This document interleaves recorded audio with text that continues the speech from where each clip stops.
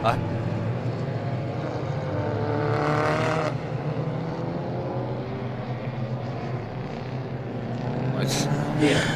good morning everyone. Welcome to Manfield Circuit Cruise Amon Glorious Day here, the first day of spring, the first day of September, and it's Father's Day, so that's a triple trick or treat, and the fourth round, final round of the Fielding Auto Electrical Winter Series. So qualifying is underway, and they have these sessions of 10 minutes going through. First out the GT Cup, that'll be followed by the RS Cup, then the Classics Cup, the SF Cup, then the first of the open wheel categories, the Formula First. The sixth qualifying session is the IB Cup, followed by the second of the open wheel category, the Formula Ford Cup, and finally the MX5 Cup. So then it goes through that same sequence with the racing, which is due to start round about 20 to 11. So when you look at the points table going into this final round, the Ernie's Engineering GT Cup, Stuart Robertson in the white Porsche number 8. He's the man topping the points on 608. Anton Cheatham in the Geartech Mitsubishi Evo 573. David Scott in the V8 powered Mazda MX-5. The number 12 car is on 546. Followed by Jeff Speeds at 543. And Richard Grant's at 387, Richard Truly 367. They are the top 6.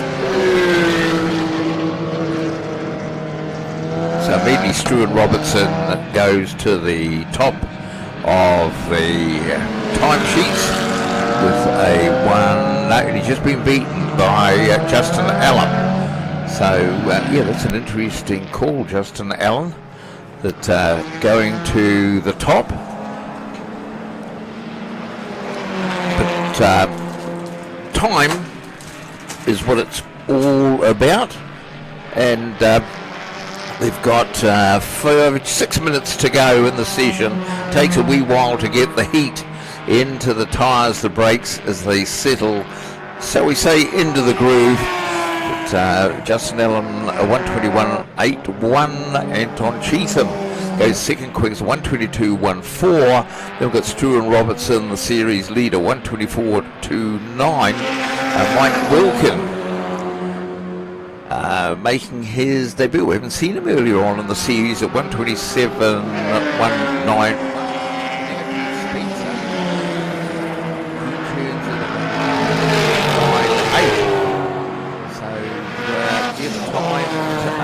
Changing very, very quickly.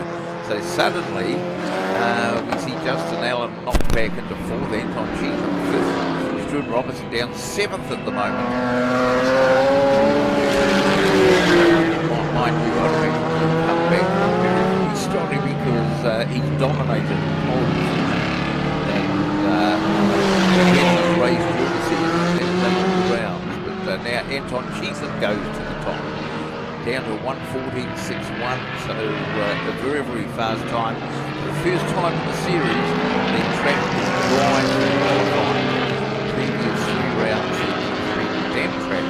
First thing, the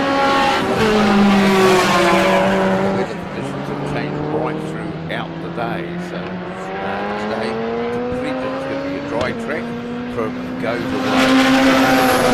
No excuses, they should all keep it on the black stuff.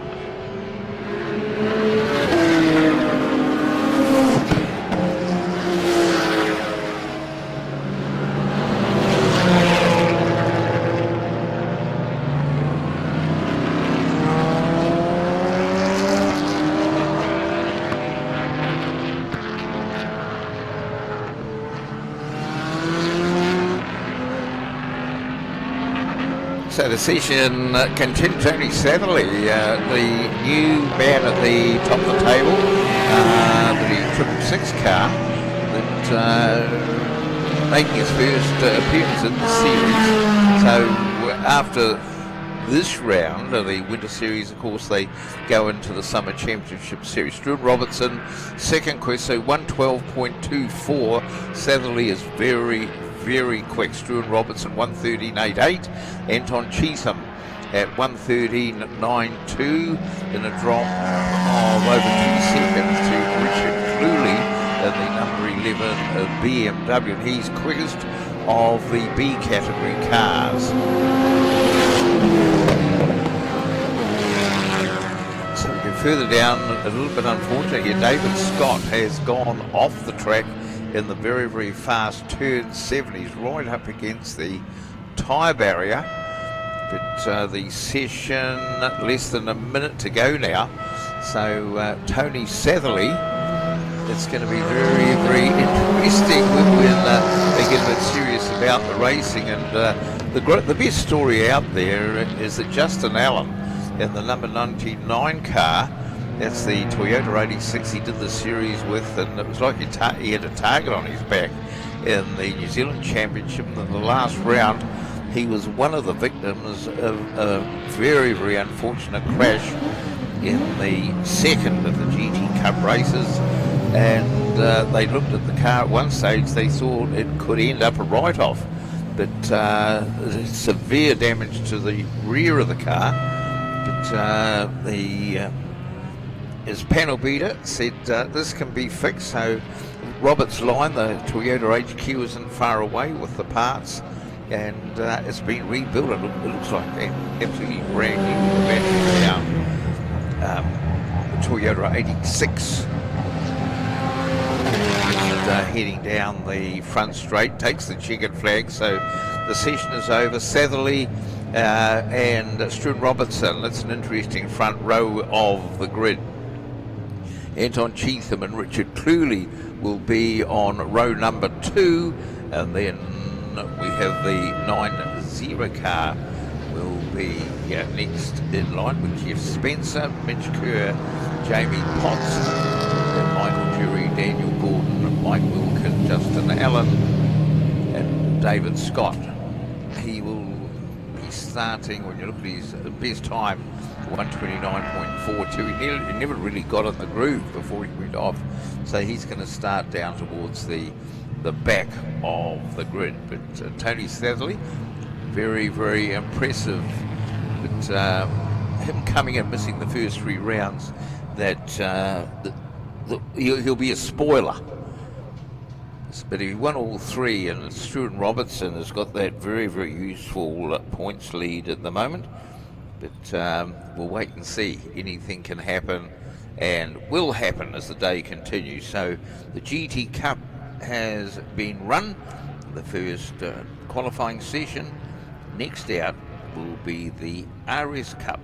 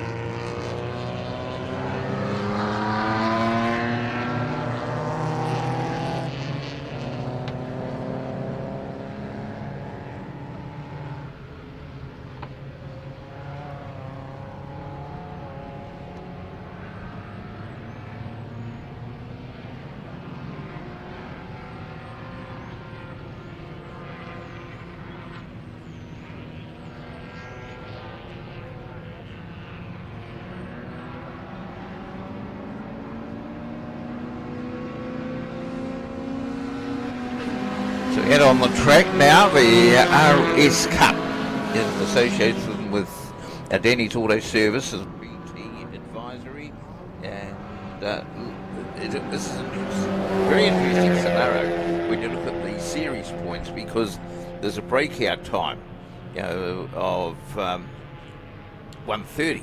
You've got to be over 1:30. So then the breakouts, because some of their races, and they get penalised. They lose the points, and at the end of the day, it costs them. So at the moment, Liam Howe is the man who tops the series with 484. Jack Fallon 28 points behind him on 446, and Ernie Greenwell near the first three. So let's see how the day pans out, because the top drivers on the points, only talk on the points, they will be driving more conservatively, because there's a lot at stake for them. And like you've got four, they're five within 60 points. So anything can happen.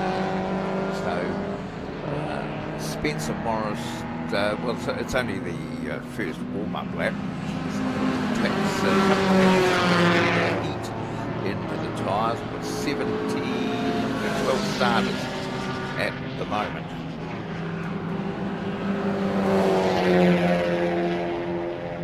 So a slight drop in numbers. They started off very, very healthy in round one with 21, then it dropped to 15, then to 13, and it looks like today we might be down to 12. But as they come around on the second lap, which is a better indicator, Jack Clellan at 130.1. He's been bit by one of the Mormons, I think it is, the 44 cars that went over around second quickest in Spencer Morris. First time. We go to Daryl Hunter in the big Falcon, who came and he's really impressed, as he's got to grips with the big car. Fourth quickest at the moment, ahead of Brett Patton and Oliver Fisher. Cam James is next, and Tammy Boyd in the bright blue BMW, who in the past has raced front-wheel drive Toyota Corolla. Tammy switching to BMW power. She goes through the S's, and tucked behind her to be Oliver Fisher. It's Alfa Romeo. Ernie Greenwell, ninth fastest at the moment. Hillary Ashworth, Joanne Dunn, Terry May. Liam Howe is down at the bottom of the timesheet at the moment. The man who tops the points table, down at the bottom of the charts with a 143.68. I'm sure he can do a lot better than that.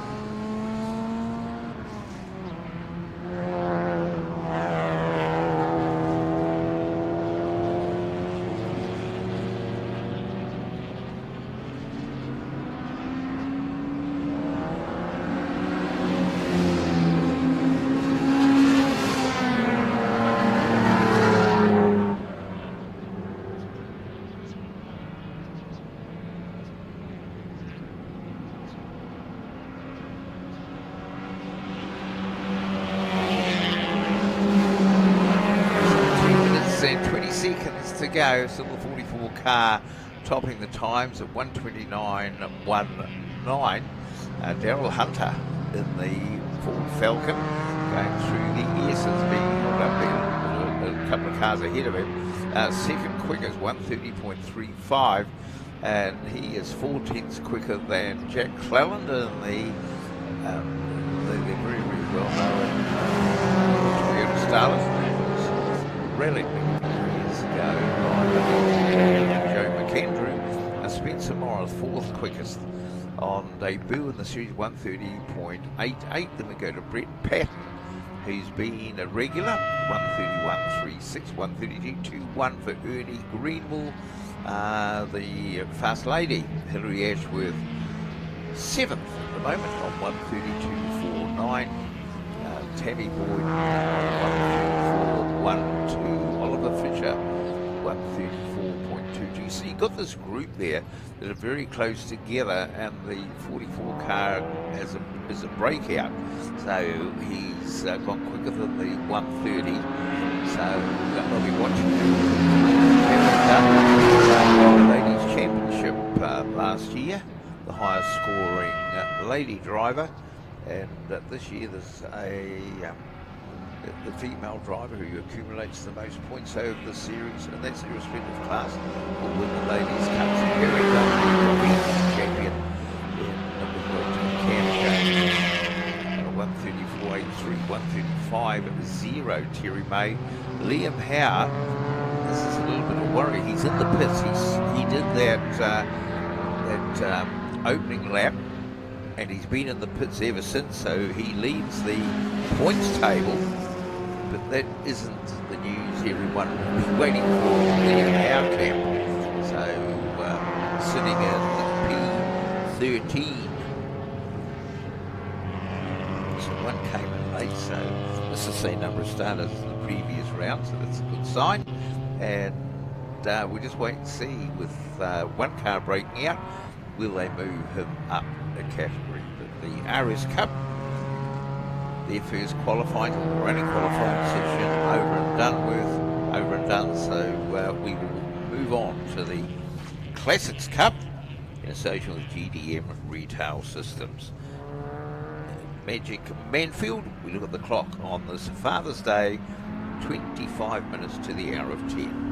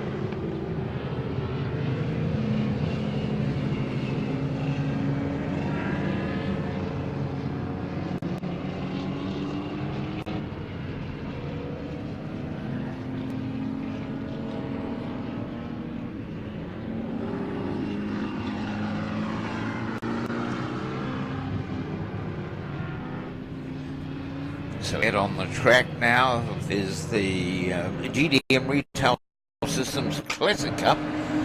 It's a big field, 15 cars show there at the moment. So that would be the best field for the series. They've been a double digits all the way through, going from 11 to 12 to 30, and now 15.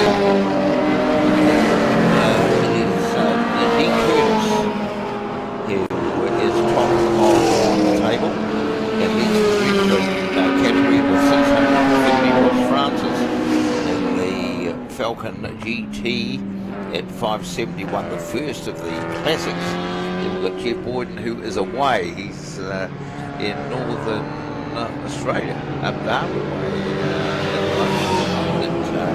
So he misses the round, and he was third on 5. Currently third on 558 at the time now. 536. Ben Boyden in the Kitten BMW 513. Richie in that fabulous little 1966 Alfa Romeo Giulia with a little bit of more modern day tweaking, rounding out the top 6 on the table at 494. So Stephen Marks 330 with his BMW. Mind you, they've only done the warm-up lap. Leighton Hammond is up here. Bill Robson in the little blue Mini, number 56 Bill. Chris Wall, Bruce Goodwin, welcome Bruce back, first time in the series. And the Camaro down from 0-90 up there on State Highway 1. Tom Lancaster, the 290.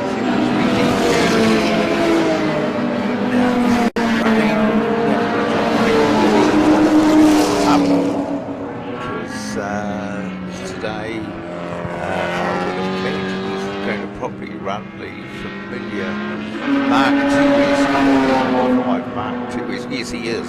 Because yesterday he was here with his magnificent Mark I Zaxby Sport. Absolutely stunning car. His first time on the track. His garage, I think, for 4 or 5 years. Had a full week on stunning car. Was here testing yesterday. Jonathan Hogg is running in the retro trophy category in the Batmobile, the beautiful BMW 3.0 CSI. Commonly known as Batmobile, the silver car in the factory BMW CSL Batmobile that was almost, you'd call, dominant in the early 70s in the European car race when it matched up against the Ford Colonial 3. So David gets to the line down the front straight. He's flashing past the Mini of Bill Robson down 208. The Gold family car. Falcon GT Sandra Eden in her BMW. Donald McIntyre will welcome him back after a moment in round 1 in a very heavy collision with the tyre at Higgins and John Clayton down the field. So it looks like it keeps growing and growing because we're up to 17. 4 minutes to go. Dean Curtis tops the leader. 117.433 leads it very, very comfortably. 119.05 Leighton Hammond in the number 73 Escort is next, and 15 Ian Williamson in the classics 119.76. XA Falcon. Ben Boyden is next, widely the little Chev, the South African Vauxhall Forenza at 120.89. Then we've got Ben Boyden in the going 122.3. Jonathan Hogg, 122.1. He produces a 122.33 in the big Camaro to go 5th fastest. so that this leaderboard is rotating a little bit in the midfield. But Dean Curtis, Dean the Machine, top of the table, 116.72. Ian Williamson, a 118.64, so that's narrowed the gap significantly. Still pretty big though. Leighton Hammond third quickest, Michael Lee, Ben Boyd, top 6 at the moment.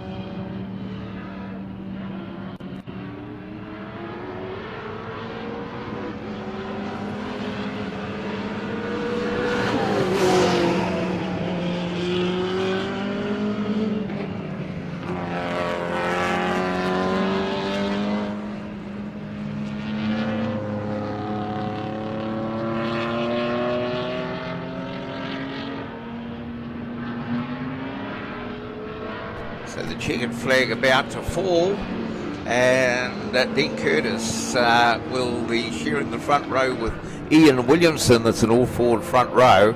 Leighton Hammond will be the inside of row number 2 with Michael Eden. So first 3 all forwards, and Michael Eden goes third fastest on his very, very final lap. So the little chef, the 5-litre Vauxhall Forenza, third quickest. And he'll, on the outside room, will be Leighton Hammond. Then we go on to road number 3, Jonathan Hogg, a big time too on his last lap, 121.76. Alongside him in the big Camaro. So this combination on road number 3, the Batmobile and the Camaro. Ben Boyd and Ross Francis, the 2-litre kit BMW up against the Ford Falcon GT of Ross Francis. Then we go back to row number 5, Chris Ward, Donald McIntyre, followed by Sandra Eden, Stephen Marks, Bill Robson, Tom Lancaster, John Blakey, Bill Ritchie, Tony Durham on his own at the back. So as that session progressed, more cars came out to play until we ended up with 17. So Dean Curtis, who leads the category in outstanding form when you look through his record, like 1, 2, 3. Yeah, he's won 3 of the 9 races so far in the GDM Retail Systems Classic Cup. So it should be the SF Cup next, which the name derived from slightly fast. The RS is really slow, then you have slightly faster, and then you have IB, which is in between. So another 10-minute session coming up for them.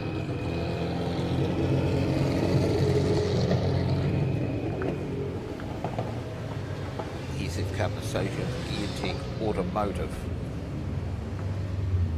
And this is the one where the breakout is 125 to 130, and the RS Cup is 130 plus, and this is a category where the breakouts have given a whole new look to the actual series points table.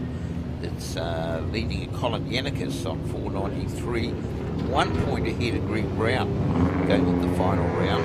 So those two will be monitoring each other. Then we go back Tessa Field, who is the highest point scoring lady going into the final round, but only 20 points ahead of Joanne Dunn. Tessa on 441, then 413 for Matt Smith, Hayley Sinkinson, 380, who in her second season, she's a very, very impressive young lady. Then Gareth Stanley with 379. So breakouts are going to dictate everything that happens here. The RS Cup confirmed that it's Tony Johnston in the 44 car from who topped the times 129.045, half a second ahead of Spencer Morris.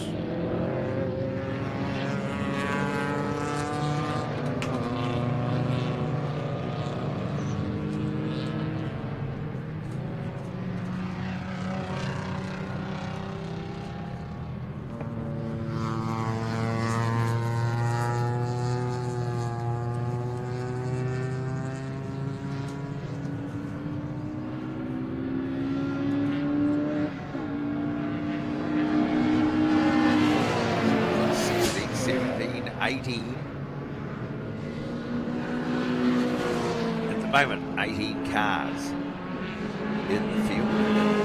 Matt very happy back as the Manawatu Car Club president Richie Arbour in the 46k.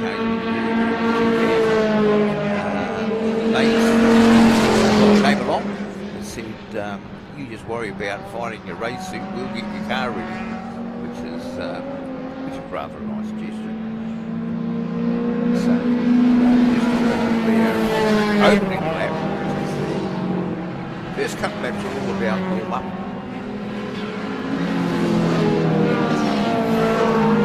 So the two who are going to be watching each other very, very, very closely will be Colin Yannicus and Greg Brown.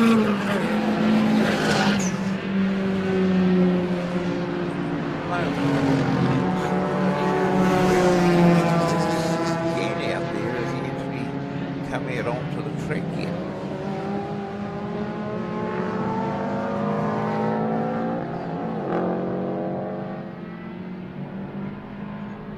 So one of the great little family jewels in this one is the stand is Samantha, the 88 Honda, the most colourful car in New Zealand, and her husband Jared,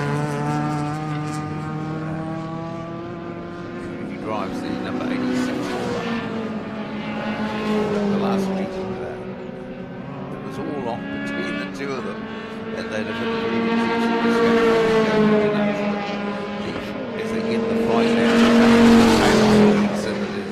who goes to the top of the table at the moment, 125.58.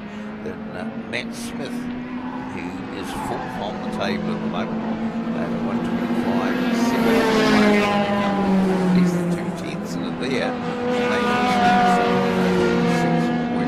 6.006 and then we've got Colin Yannicus, top of the table at the points, 6.89, and rounding at the top, 6 Jeremiah Ray, who makes his debut at this round in the 555, 127.118. So it's all very, very tight at the moment. Hopes that we'll see what happens further down, but Todd Carswell has covered the picture. Goes fifth. We've got in there, we've got 1, 2, 3, 4, 5 cars within a second, and then Matt Smith chimes in at 124.22 to go to the top. Second, certainly still second, and Spencer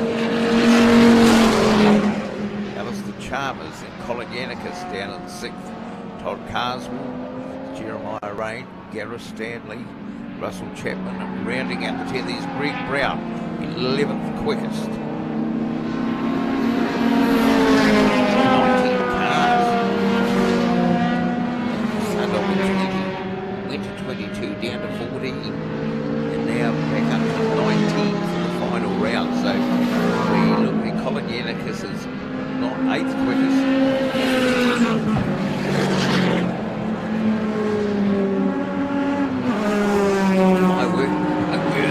The computer's going mad as the time switch.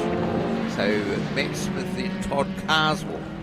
Behind him, Jeremiah Rain, who we're seeing for the first time. Sinkinson down into 4th. Richie Arbour up into 5th quickest. Then Graham Wall, Nathan Spencer, Russell Chapman, Tessfield down at 9th. Chalmers, Thomas, Gareth Stanley, Yannickas down at 13th. Greg Brown 14th. They're the two fighting it out at the top of the table for the points. Yannickas at 26, 1, Brown 127.06. So with a lot of stake of that 125 breakout. And we see Matt Smith, Todd Carswell, Haley Sinkinson, Jeremiah Rain have all broken out in the qualifying.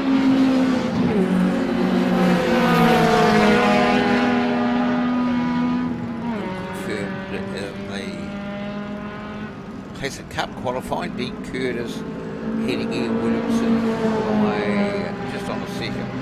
3.98. So here's the Mustang there.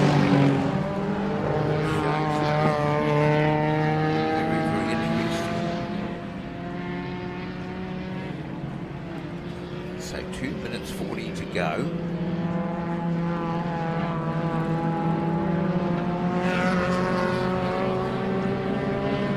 Rain goes to the top now. I think he's in to help. He's down to 122.83, so that will see him promoted into the IB Cup. We'll have to wait and see on that one.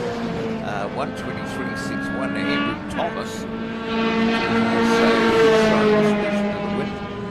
Matt Smith, Greg Brown up to 4th quickest, 124.4, but that's a breakout. Todd Carswell, Haley Sinkinson, they round out the 6. We go down to Colin Yannickas, 13th quickest at the moment at 125.69. It doesn't cost somebody for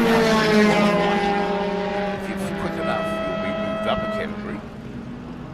If you're too slow, you could be moved down a category.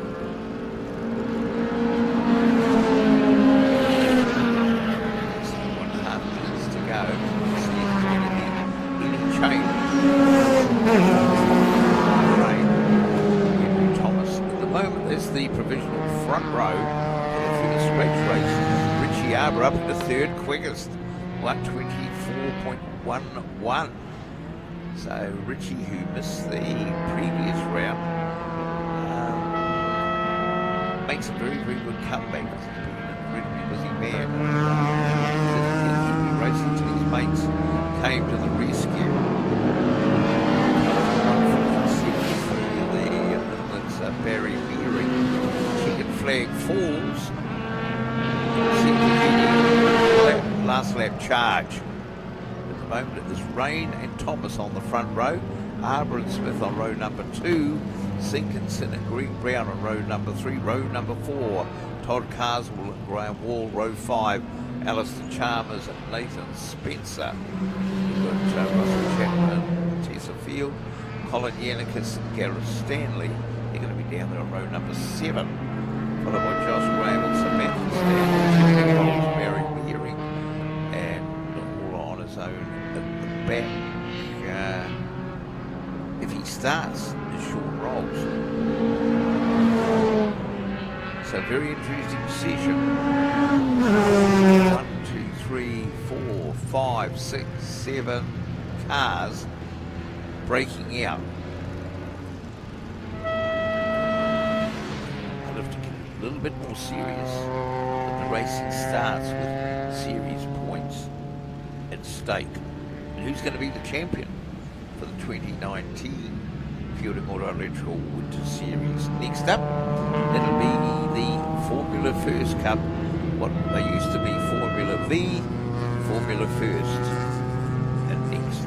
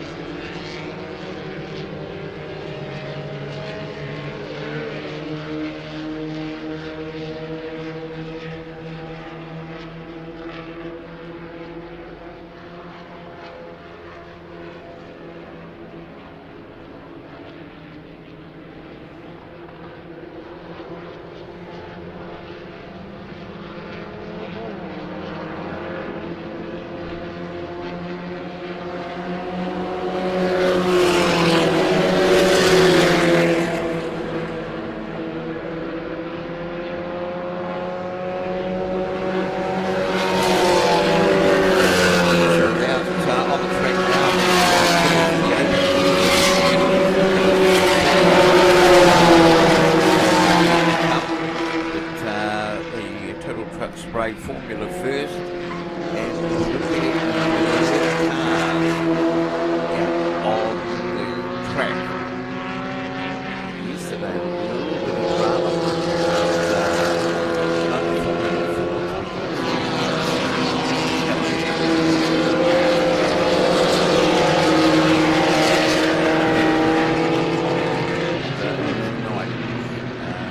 Rebuilding or installing another engine. Formula First, Aston Eddy, the man at the top of the points table, on a 555, all the fives. Kyan Davey 493. We've got Matt McCutcheon, who is the Speed Sports Scholarship winner for this year, 487, so he's only 6 away.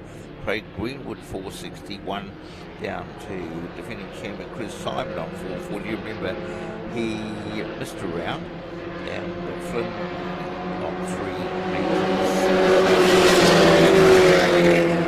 When you look at the points, right across the classes, 75 for second, 60 for third.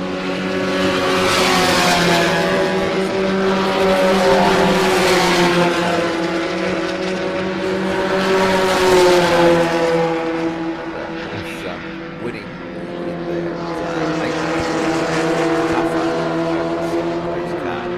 they all that up because they got 3 races during the course of the day. So Eddie leads the points table with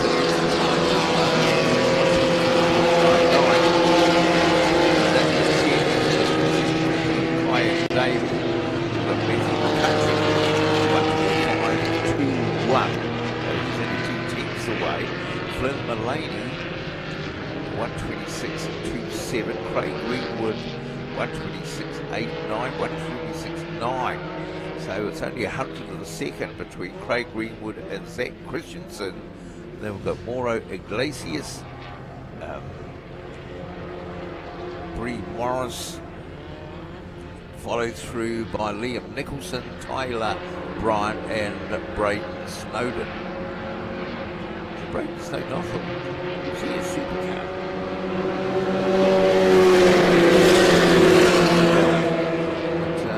We had New Zealand supercars.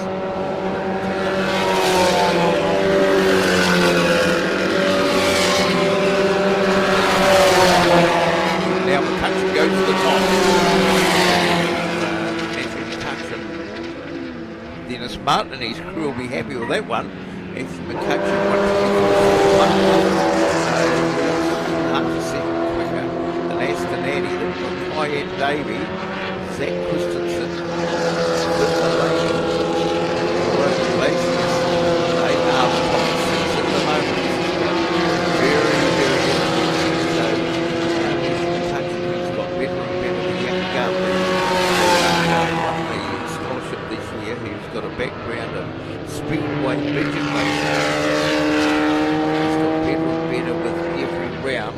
3rd on the points table at the moment, but it'll be a long shot to win it, the series. But he's got every chance of getting 2nd. But it's going to be a great confidence booster, and I'd imagine Dennis Martin down there, he's going to smile a mile wide. This is the latest discovery in New Zealand motorsport.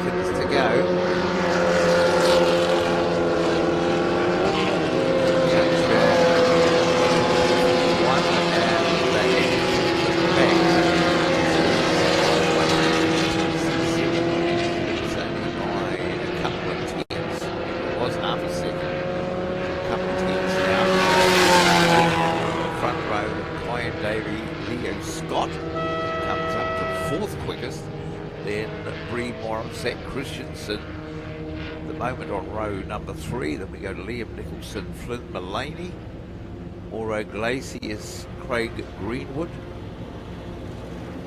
And the back row will be Taylor Bryant and Braden Snowden.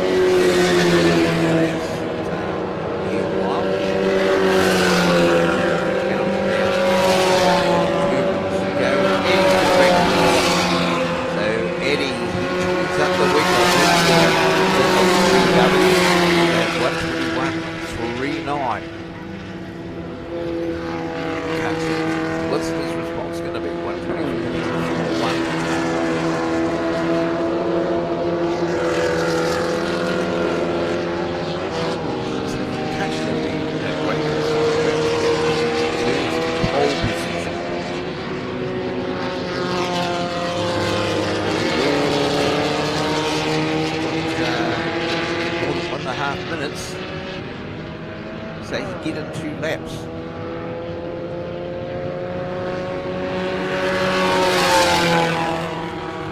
There's only a gnat's whisker between the pair.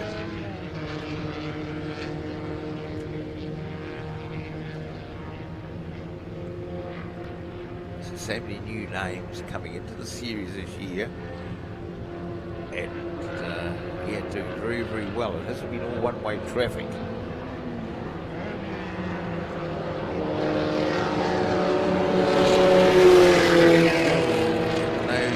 No Chris Simon. If he raced today, would have been a serious spoiler. He missed around the chicken fence. And Eddie wound it up on that last lap, 124. Matthew McCutcheon, 124.41. So it went from half a second to 2 tenths. Now it's back to 4 tenths between Eddie and McCutcheon. At the moment it's Davey and Scott sharing row number 2. They're 100 to a second apart.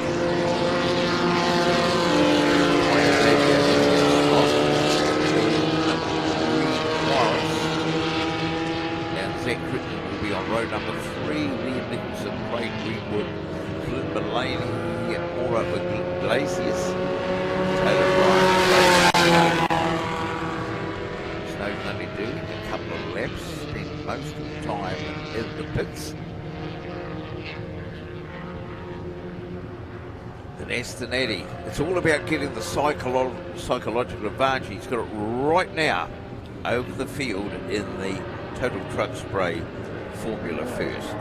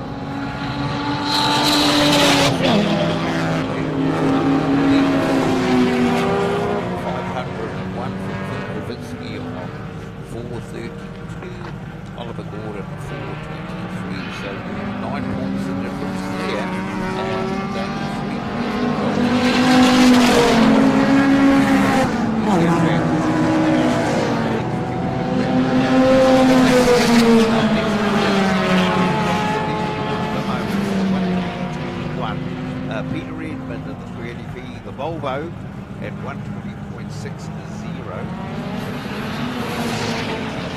There, Rossmore, number 62, 125. So next year just dipped under that. We've got less than a minute to go. 190.9. And this front row at the moment. Peter Redmond, Kieran Mormon sharing the second row, 120.45. Nothing in that one. Row number 3, Logan Morgan, the second of the twin brothers, 125.9. Alex Walker going in on row number 3. Car.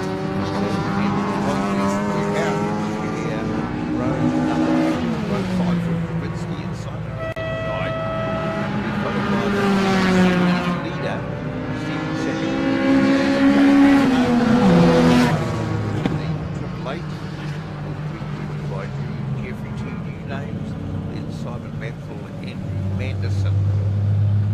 Manderson doing 4 laps in the pits. And he did the most laps. And Troy Howard did 6 laps in each of that session. That's 5. David Cohen did 4. Andrew Manderson, so that session over next year. Just Cup. So they're monitoring that.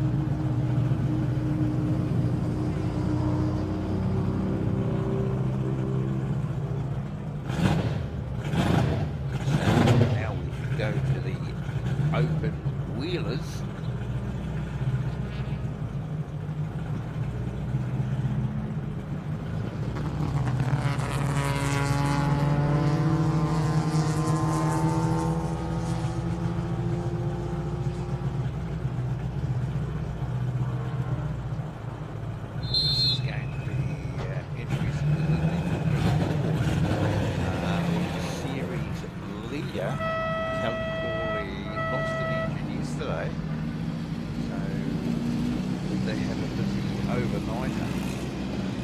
I believe it's a very small field.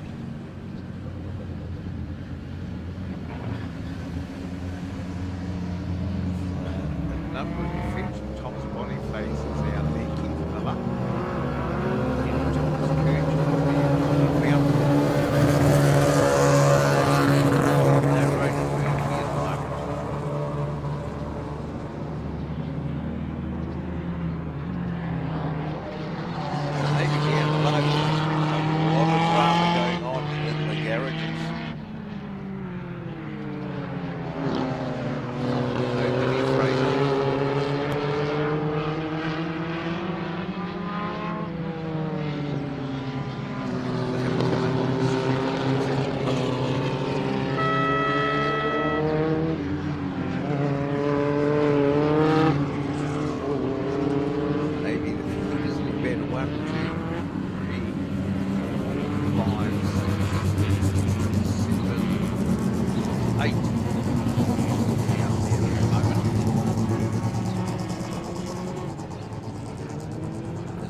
Opening round back there in June, there were 5 starters.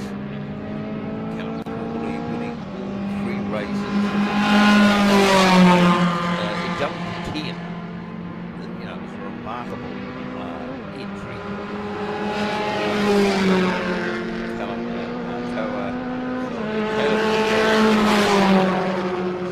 Brendan Murphy got his first win in the last race. So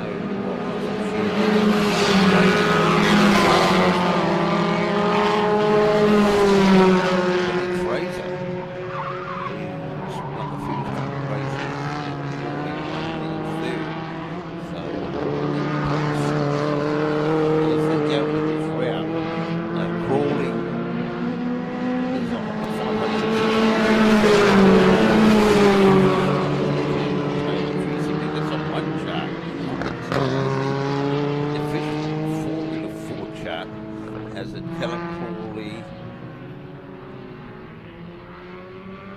is from the last round, Billy on 150, Billy Fraser on 123,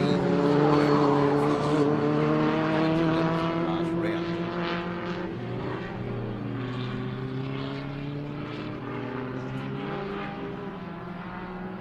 Which I thought Ronan Murphy missed.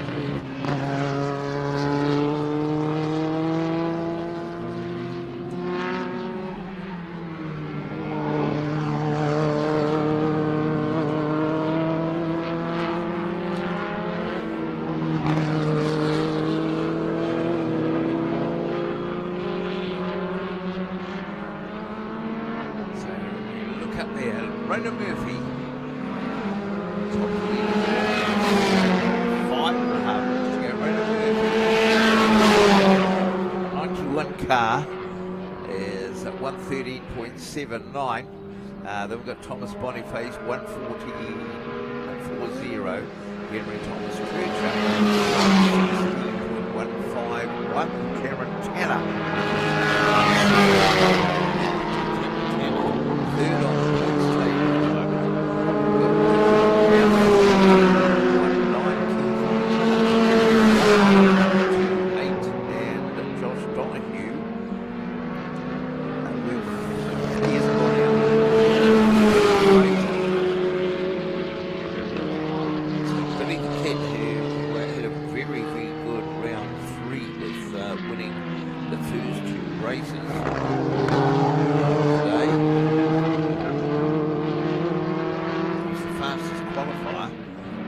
goes to the top. So Billy Fraser, 1:12.83, goes to the top of the timesheet. 1:12.83. Rona Murphy, 1:30.79. 19th the second. Quicker than Murphy, and then Murphy goes quicker than Boniface. So yeah, it's game on behind Billy Fraser. Murphy at 1:13.59.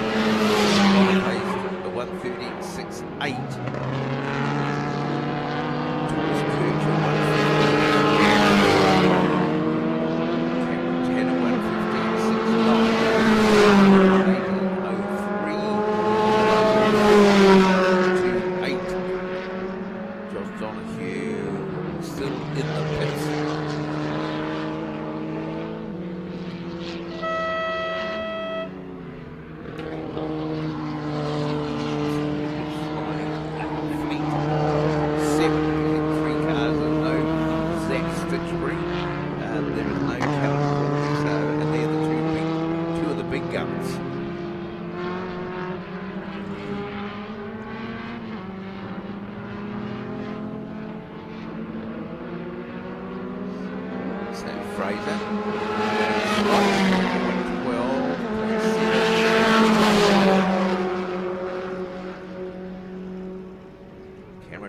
Down there in the pits at the moment.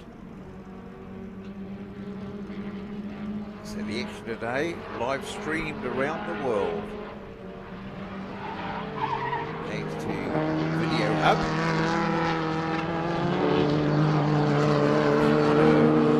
Follow the action if you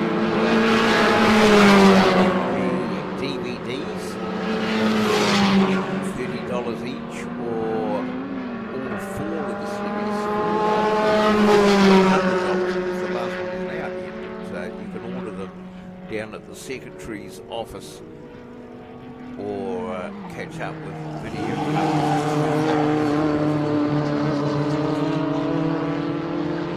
So confirmed in the Formula First, Aston Eddy from Matthew McCutcheon is the second in that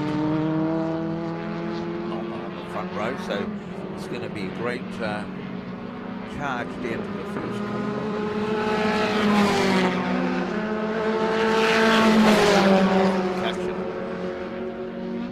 His first year is so close to snatching his first pole position. He really is impressive.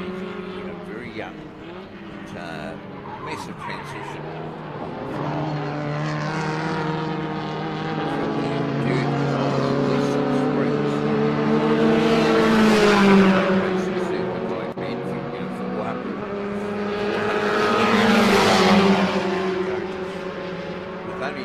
left to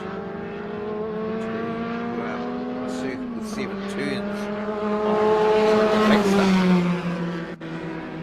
so 1:14 to go. Fraser, no change on the leaderboard. Cameron Taylor I believe Fraser 1:27.8. Rona Murphy 1:13.59. That looks like the front row at the moment. Living right there 1:13.68.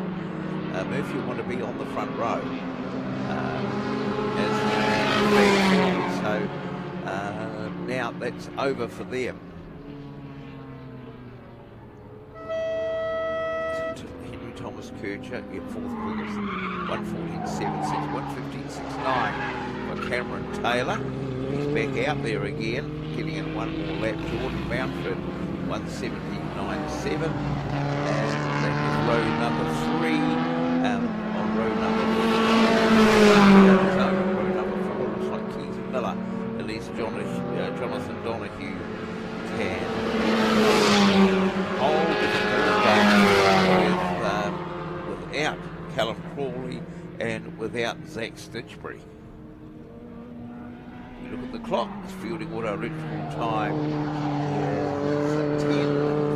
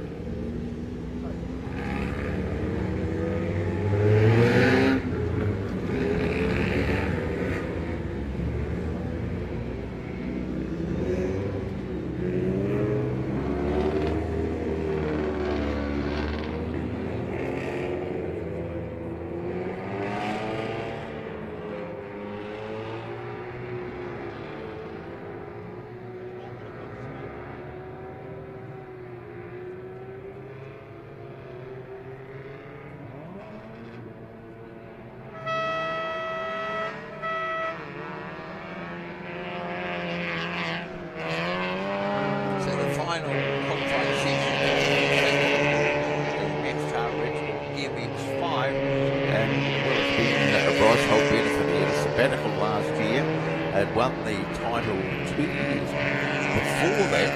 Last year, his brother won it. So to keep the family tradition going, so his brother, he's taken sabbatical. Bryce is back racing. So Gareth's car raced by Warren Clellan. But Bryce, he's only been beaten once, and that was in the handicap race in round number 1, when he lost by 9/10 of a second from a clean sweep. So he leads the series for the MX5, 667 points. Matt Dilley, the Texan, 479. Scott Topham, 450.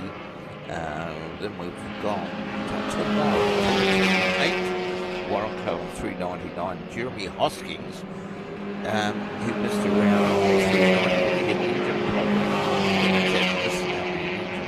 Very, very early on. So, you add up the points, consistency is the name of the game. And we've seen Matt Dilley in second place at the moment. So, big comeback further down. What interest there? Got top man.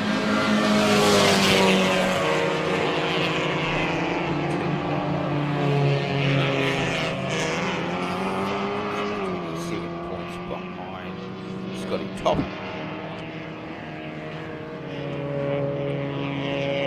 So the field looks like a field of 10. It's been consistent reasonably all the way through 14 in the opening round. Then it dropped to 12 and then to 10 in round 2. And 10 again today. So the grid is good.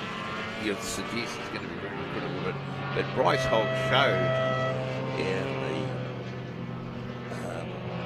in the last round that starting in the handicap from the back, that he could work his way through the field. He's absolutely brilliant when he gets into a passing area. He seems to have that ability to read where to be in the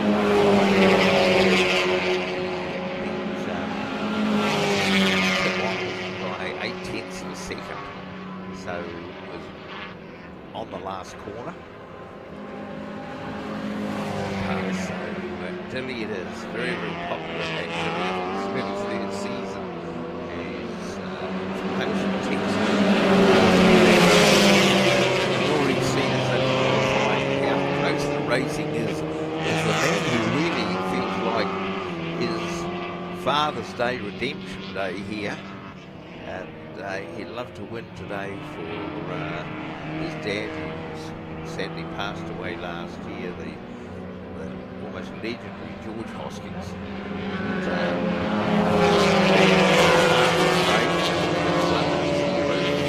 Car make his first appearance in the series. So Marky Brave, a very, very fast car. But I guess it's a matter of wheel time, that he's had no race time behind the wheel. So first couple of races might be just more to the task. So at the moment, Matt Dilley, 0-2, Bryce Holt 126, 1-2. So exactly a tenth of a second in it. Turn wild 126. So the difference there.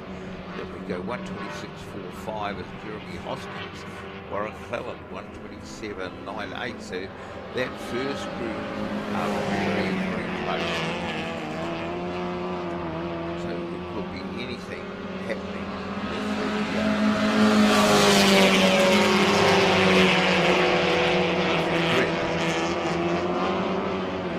Dilley with Bryce Holt.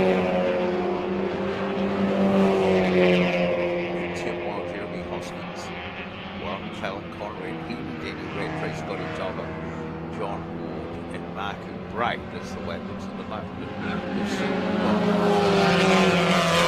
over 4 who will be on pole is the question at the moment. How far up the group Jeremy Hoskins here?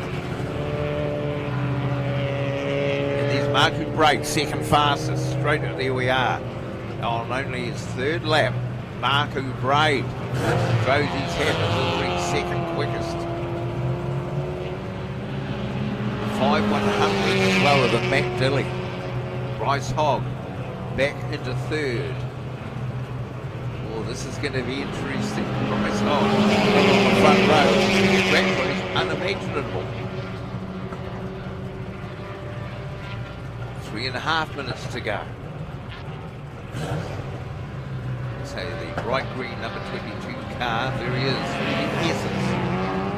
The man on a mission, I'll suggest, at the moment, looking for pole position.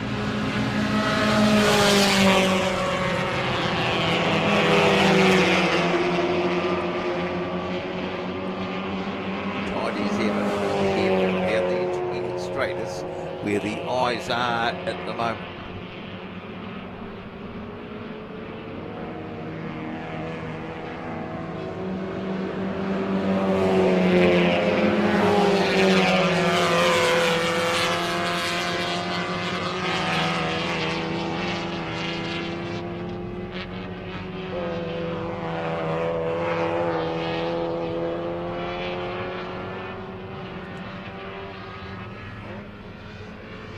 So 2.5 minutes to go. Dilly, Braid, Bryce Hogg. So that lap is Bryce Hogg 126.514. So 14 slower than his best, but just had word Richard Bosselman, who runs the number 90 car, was involved. They attacked him and destroyed his car, but he's building a new one. But apparently Jeremy Hosking isn't racing for points today. He's testing a new tyre that's being considered for next year's series. So they run the same tyre. So at the moment they're running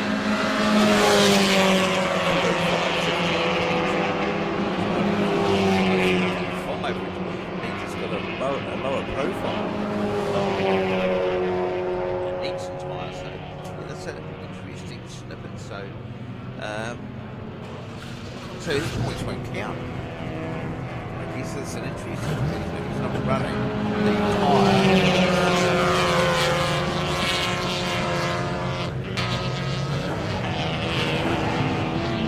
And the film will come out. Richard is right beside me now. Richard, this is an interesting move from Jeremy Hoskins.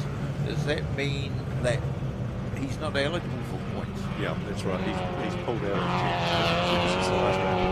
He had no chance of getting, obviously he's a chase for the title in the last years, but he's no chance of being up in the fair because he's in DPF. So, yeah, this is just like So what would be the benefit of this tyre? Oh, so it's a wider tyre, so it's a much bigger, it's obviously a much bigger, wider tyre, so you've got more grip. And it's a stickier tyre too. They were yesterday after about 5 laps. It was almost acting a bit like a slip. Quite interesting. The thickness that you get and of course the other. So in the wet, the Mazda MX-5, they're going to run that same tyre. Yeah, that's right. So that's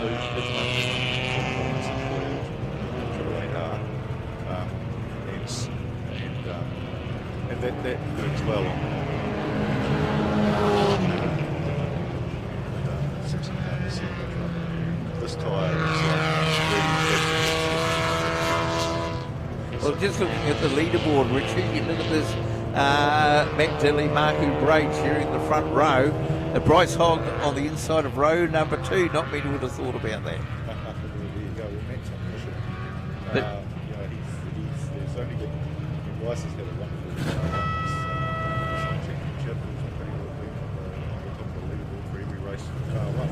Yeah, but Marku Braid coming back. That's a sort of a wild card in, but he could be a serious spoiler. Oh, absolutely. Marku's a great driver. I mean, Bryce is so far. Nothing really. But yeah, I mean, Marku would love would have every chance to get a win. Matt's going faster and faster every time he goes out. Scotty's lifting his game, so you look at how much Warren is. So, you know, it's all paid for. All the state of work might not happen. No, and how's progress on the rebuild of your car? Oh, it's no progressing. Yeah, it's going to take. Yeah, it'll be out next year. Yeah. No, brilliant. So thank you for sharing that with us. A little Pleasure. inside information on what's happening, possibly for next year in MX5 to upgrading the tyre. And Jeremy Hoskins, he's the test mule out there today. So all the qualifying sessions are over, done and dusted, or whatever you want to call it. And we go on to the racing itself. We look at the clock. It tells us Fielding Auto Electrical time is 10:47. The first race on the card, the GT Cup scratch race over 6 laps. All coming up here at Manfield Circuit Cruzamont, and they're all racing for the chocolate fish and the winner's decal, courtesy of Ray Hartley. The ultimate trophy for motor racing people.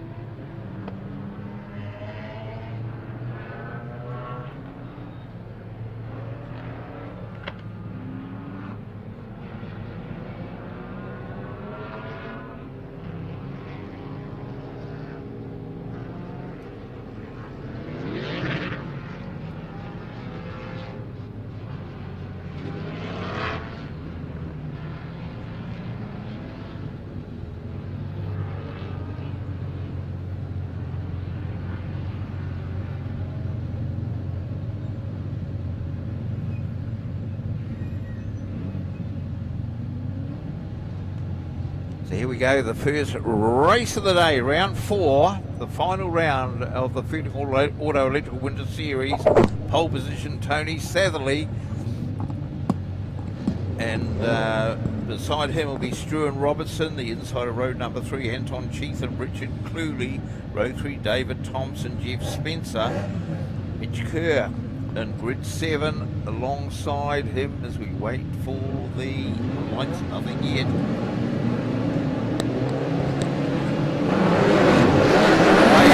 Away they go.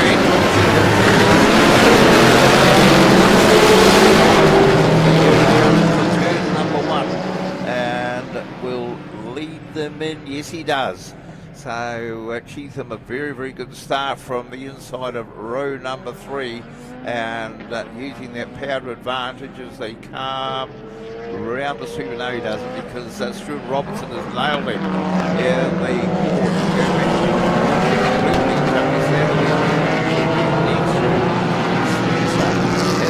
up in the hairpin for the first time. The 16 cars well and truly spread out on this opening stint.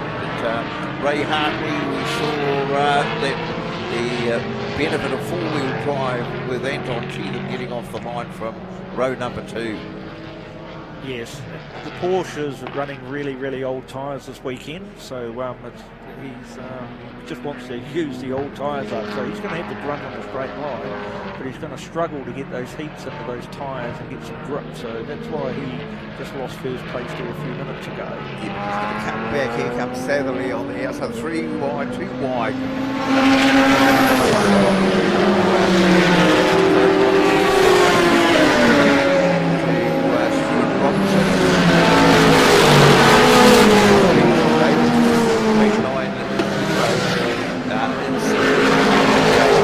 David Scott, who had the big off in qualifying, so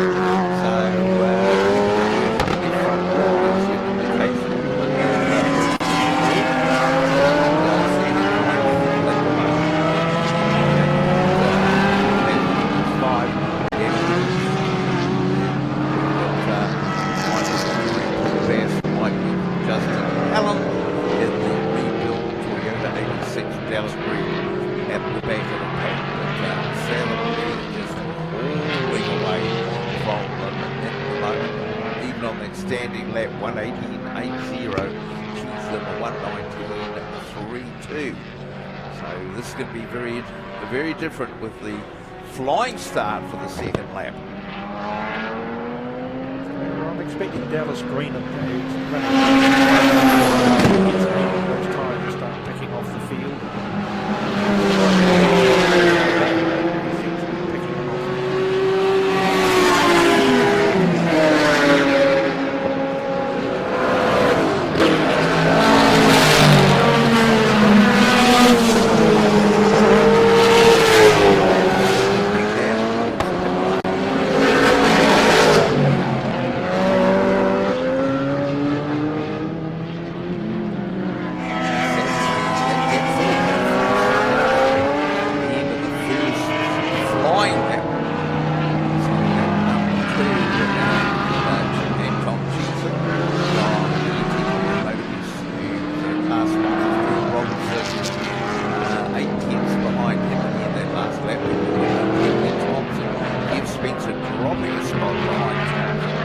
David Scott picking up spots, so too did Jamie Potts, Daniel Gore, Stu Robertson, Paul Besso, the one drifting down being Mitch Kerr, who's in the 77 car. Sadly, this is very, very quick. He's down at the 109s. Stewart's now at number 2 spot.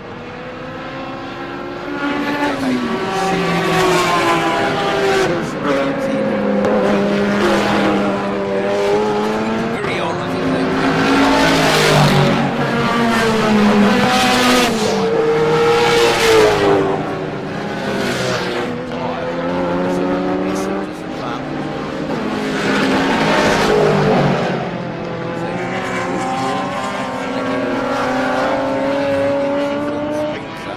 David Scott on silver, MX5 with the black roof.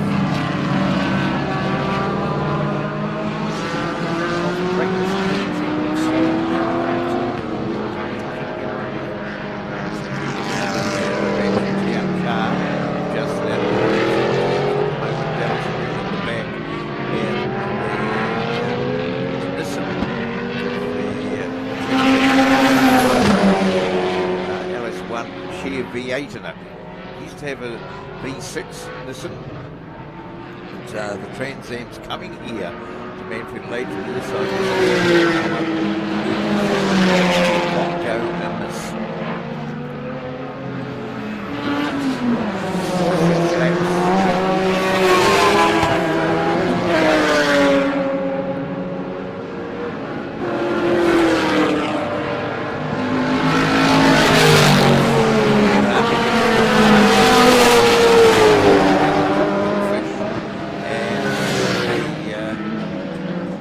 The winner's decal. So the race, the winner's decal. First over the line. The race is Robertson. Behind him. We go back to Mike Wilkin and very, very different models.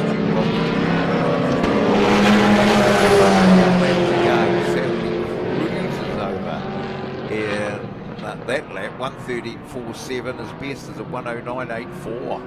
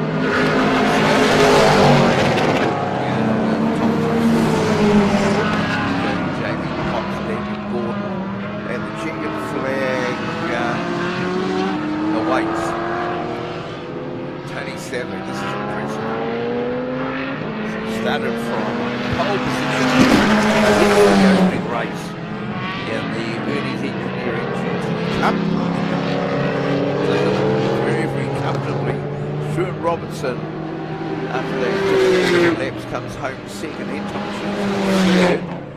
And then it should be, we've got the battle for the B category car, GTB. First three are all GTAs, and it's going to be Richard Clooney. Takes the points for the GTB class. From Core Steel, David Thompson, David Scott. David Thompson, big time.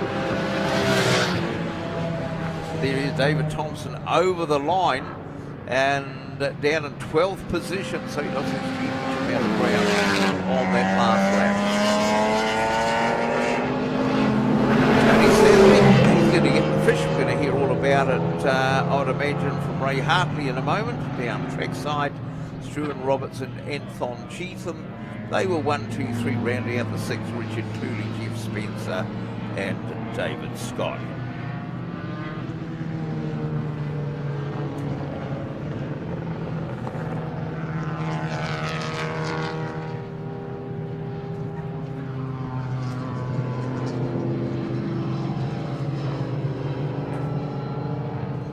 So down there will be the RS Cup. On the dummy grid.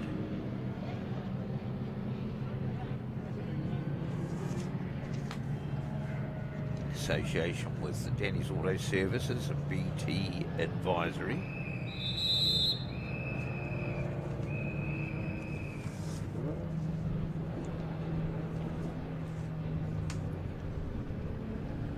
Tony Johnson will be on pole for that. Spencer Morris alongside.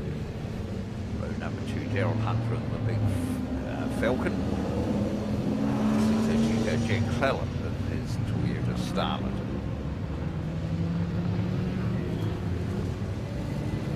So Liam Howe, the series leader, top of the points table, start from grid 13 on his own on row number 7.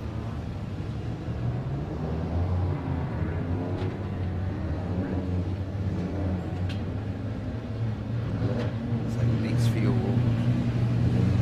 is very well organised and it saves time. One group go out and let's go track side Ray Hartley.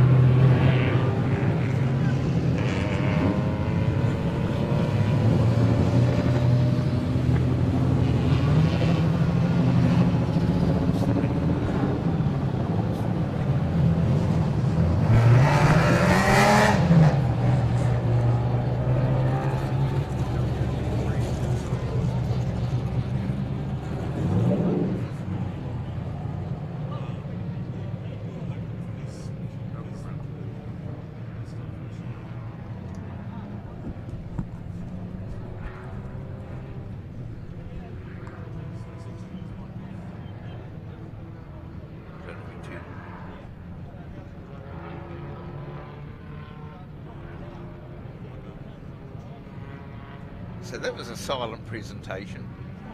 So we'll sort that out with the cars coming down onto the grid for race number 2, the RS Cup.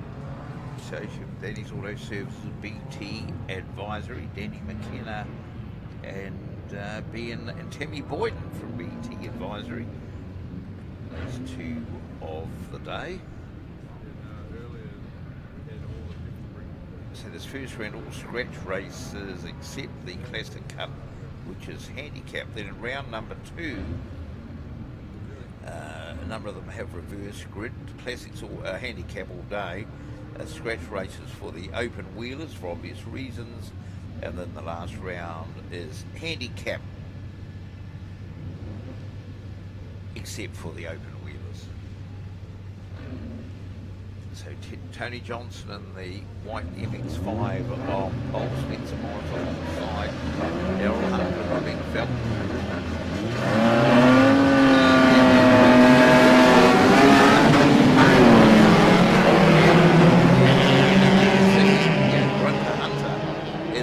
Falcon heading down towards using all the powers he got the lead. I don't think he has.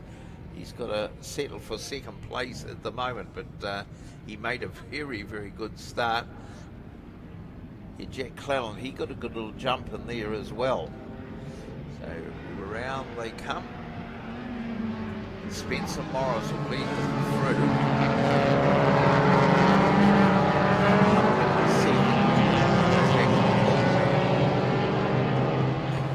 Tony Johnson. Jack Clellan will be behind him.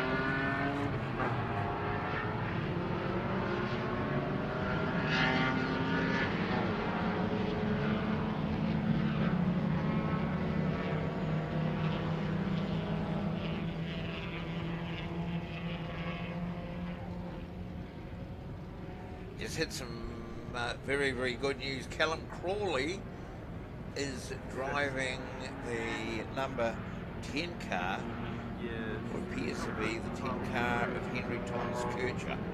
So he's in the ball game. So around they come the end of lap number 1 is 6. Spencer Morris was leading the way, he stops, but easy is.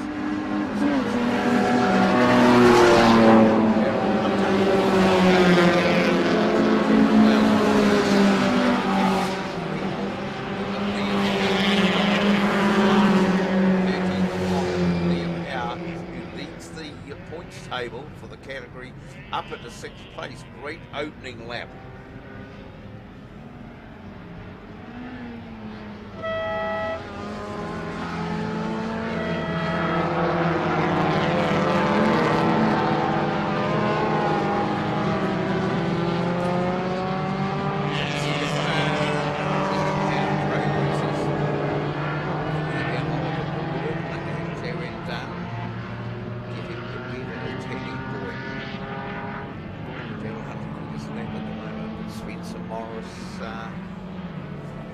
where the laps, we can tell how good they are.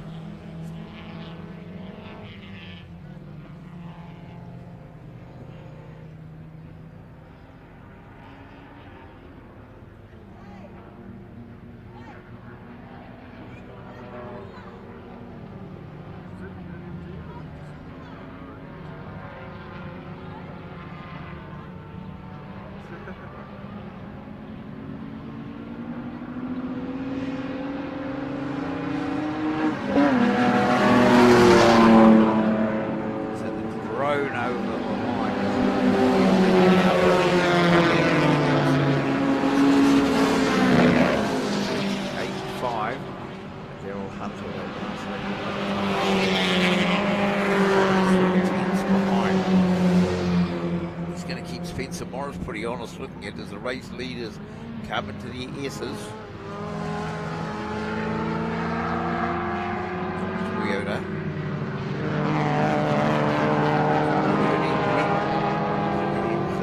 He's on the move at the moment, Tony Green. He's got to hit Tony Johnson. Jack Cleland right behind Tony Johnson. Liam Howe, he's got up to 6. He hasn't made any more progress at the moment because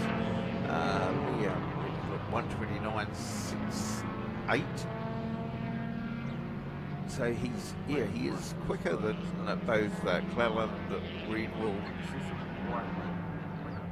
at the moment.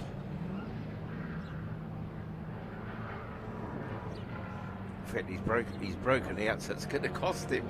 That was the last thing that he would want when you're leading the points championship, is to have a breakout. So we've got a caution down there. Where it is, a safety car is going out. As it can be for just having a round up there in the kitty litter at turn number 7. That's where the problem is.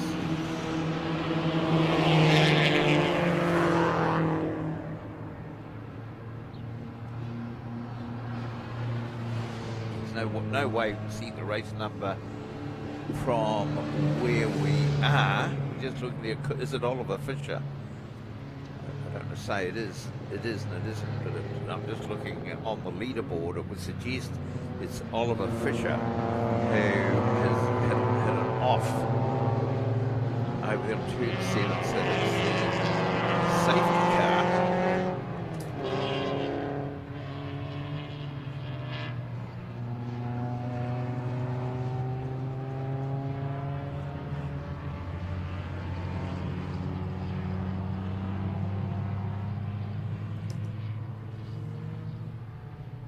So this makes it a little bit more interesting now because we have a second restart of a rolling start scratch race.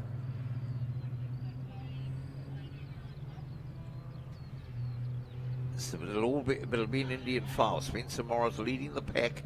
Daryl Hunter behind him. Ernie Greenwell up in third now. Then Terry Johnston, the St. Johnson, the pole sitter. Jack Cleland, Liam Howe. Behind Liam, that's the top 6. We've got Hilary Ashworth in the 45 car, Brent Payton, Joanne Dunn, who leads the women's championship. No, she's in the women's championship, only 20 points behind Tessa Field. Then Tammy Boyden in the bright blue BMW. Behind Tammy, we've got Cam Jones, Terry May, Oliver Fisher. Looks like he's been extracted. And we just wait for the pace car into the pits. Let's go racing again.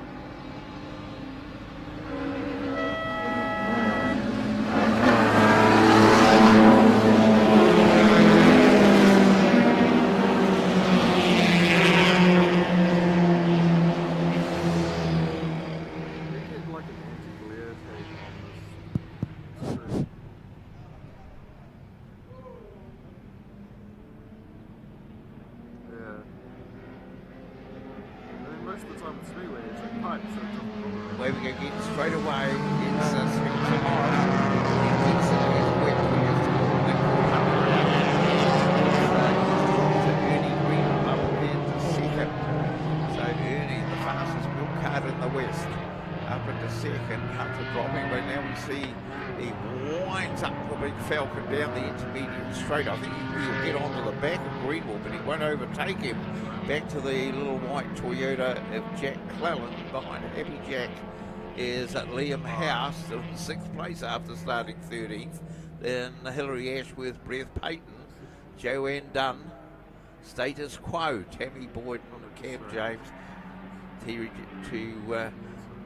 Terry May. So looks like Hunter, is he putting a move on Greenwell? Yes, he has, and he made it stick this time.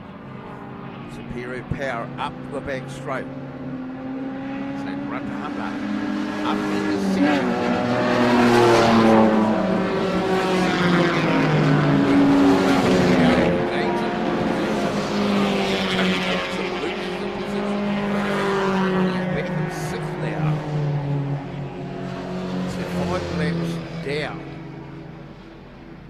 With that safety car, that changed it all. You know, those a couple of laps tick away, you don't even notice it. So they're on the final lap, and they're on Jack over any Greenwell at the moment. Make this is because they end up leading the way. Hunter, Greenwell, Clellan, the points leader is 484 going to today's round. Clellan 476. Then we've got Ernie Greenwell 438, so those positions, we look at the points, 75 to win them, 67, 60, 54, 49, 45, the first 6. It's going to be an interesting outcome after race number 1. So little Jack, he'll be pedaling as fast and hard as he can and slowly winding him in is Liam Howe, but that gap's too big before the checker is going to fall. As they come round the final bend, race number 2 on the program. Spencer Martin is going to open the victory. Daryl Hunter, second across the line and fastest lap. Ernie, he holds on for 30. He did get then fifth, Ashworth, a very, very good 6th. Overtakes Tony Johnson, the pole sitter on the last lap. For the 7th of the 44 car in Brent Payton, Joanne Dunn. She picks up valuable points in the ladies series. Tammy Boyden, Cam James, Terry May, Oliver Fisher. Well, he had that moment up there in the turn number 7, and it was a DF.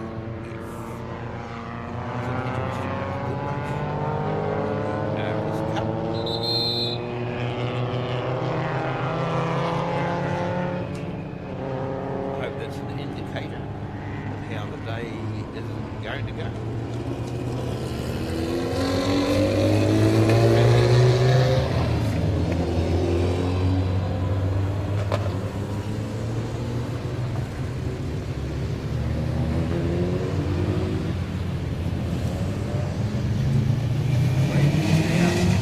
Already getting them out there, the classics is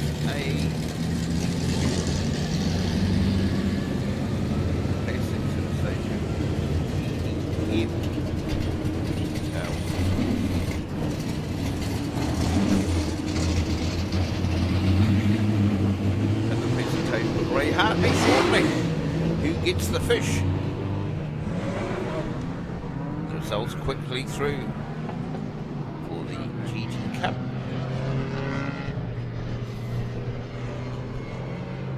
Confirmed Tony Satherley from Struan Robertson, Anton Cheatham, David Scott, or David Thompson rather, 4th, David Thompson 4th, then David Scott, Richard Truly rounding out 6th, Satherley, Robertson, Cheatham, Thompson, Scott, Truly, first 6 and the opening GT. We are back at Mighty Manfield and a win for you. Yeah, first up for me in the RS Cup, so very pleased with that. Yeah, well, congratulations. There's your chocolate fish and your bragging rights sticker. So good weather out there? Oh, brilliant, yeah, nice to have a dry track. Yes, they tell me the track grip's pretty good today. Yeah, well, there's a bit of temperature in it, so I feel like I'm under control. Did you like the restart? My first ever restart as well, so yeah, that was a bit nerve-wracking, but yeah, I did all right out of it, I reckon. Yeah, no, you did very well. Thank you, and we'll see you at the next round. So he's a happy camper. Good way to start. Yeah, they're all loving the dry track, but they've got to realise, for goodness sake, that it's a winter series that we're running. It's quite true that in the previous rounds they had a lot of everything during the course of the day. No two moments were the same.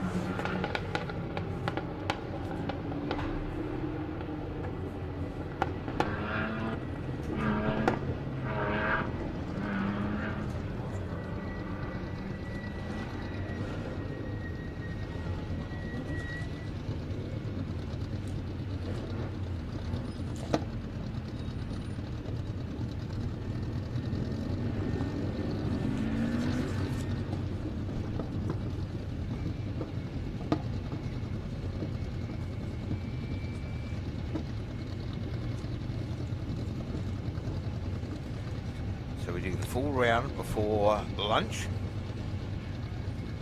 18 minutes past the hour of 11 at the moment.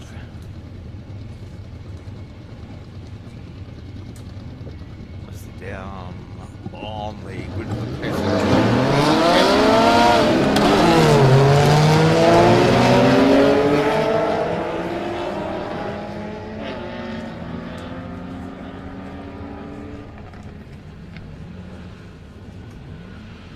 So they're underway.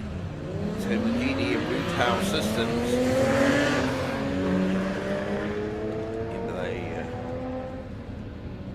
They block up. So as the race progresses, the first few laps.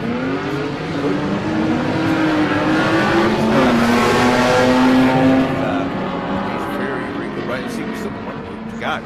He's a quick Tom Lancaster. That was one.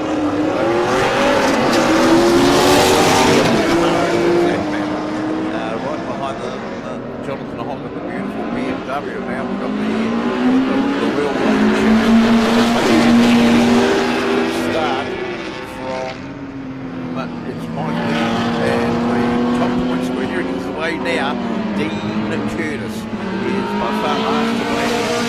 His 2-litre Ford Escort. So when you look at the race leaders are halfway up the back straight as he goes into turn number 1. And it's only 80 kilometres of racing. So he's got a huge amount of work out at Curtis that he hasn't won a handicap racing in second. Last round, beaten by a 12-second gap at the end. But there's going to be some very, very good races within races. At the end of lap number 1, Bill Ritchie in that group, but he's been overtaken by Bill Robson. Bill Ritchie in the 1996 Alfa Romeo. Behind him, the 1996 Tony Durham.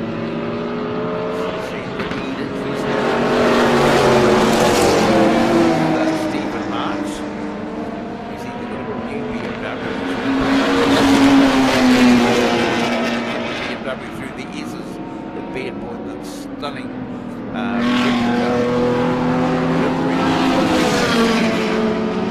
Behind Ben and Chris Wall, Ross Francis in the big gold Ford Falcon GT, and then this fascinating trio, the Camaro, Ford Capri V8, and the BMW CSL Batmobile. Very far behind them now.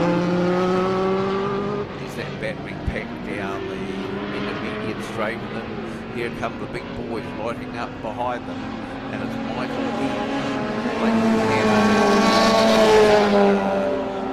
Ian Williamson there, and Dean Curtis at the end of lap number 1. 8 seconds, 8.5 seconds behind that group. Williamson making the move on Leighton Hammond. Seconds the gap. overtaking Durham. So you go through the ears, he's heading up towards the hairpin. It's the lead. Only done 2 laps. Stephen Marks head of Sandra Eden, red, blue, black. Curtis across the line. Curtis 1:16.19 by far the quickest lap. Williamson done 1:18.50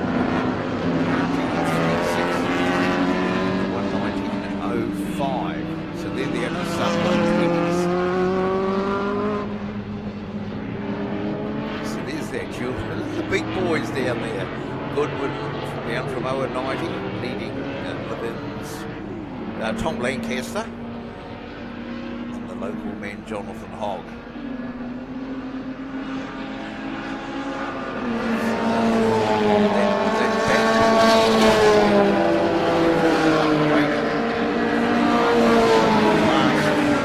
So here we go. Here goes Michael Eden. He's going to get in among them now. Eden's shed. Oxford friendly with the 5-litre Chevy 80 engine and stunning great concept. Conceived to take on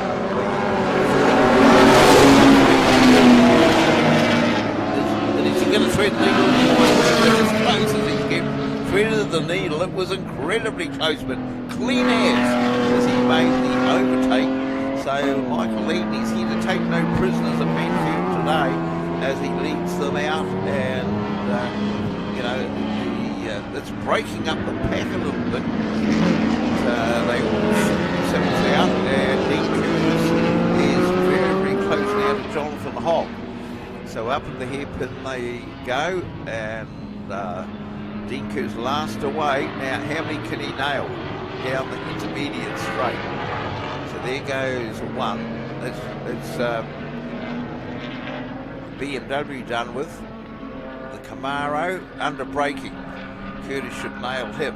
Dive down the inside into Higgins, exactly what he does. And then up the back straight as the race leaders over the line. Bill Robson.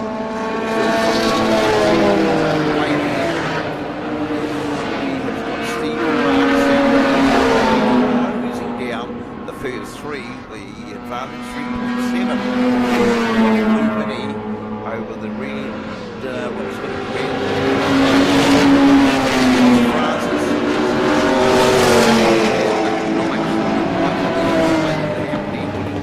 Curtis. They all swamp him.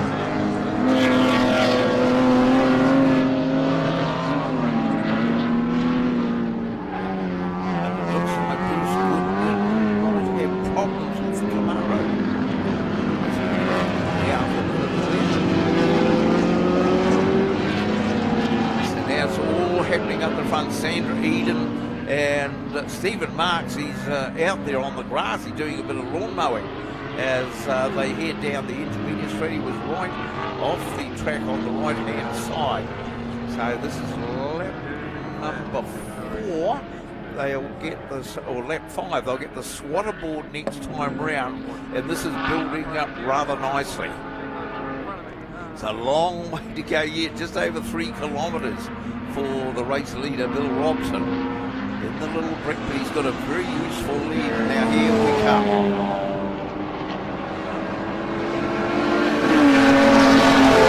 This is where Michael Eden is in charge of the big man.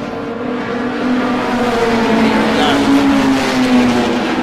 goes. Over the line, and what's he getting? Over the line.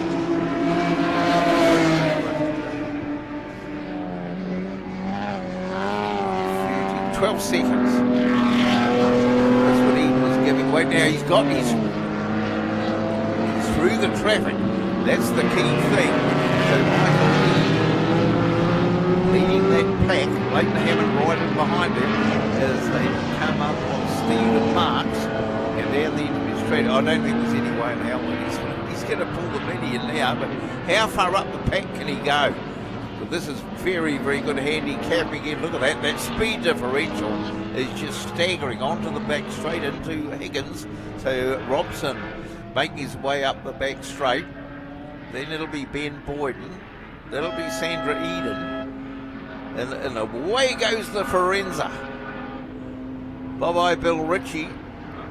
The Friends have been chased all the way by Leighton Hammond, but they come out the final corner on the run to the flag. Bill Ritchie hanging on from Ben Boyden. Sandra Eden is home third. Then there'll be a great ride from Mike Kelly, and then Ian Williamson, Bill Ritchie, and a retirement there. Ritchie, you've got Dean Curtis up at 8th of the flag. Stephen Mark, Chris Wall, John Blakey. 12th is Tom Lancaster, then Tony Durham, Ross Francis, Jonathan Hogg at the tail. Bruce Goodwin, it's a DNF. Great stuff. Brilliant stuff. Bit of a teaser of what's to come.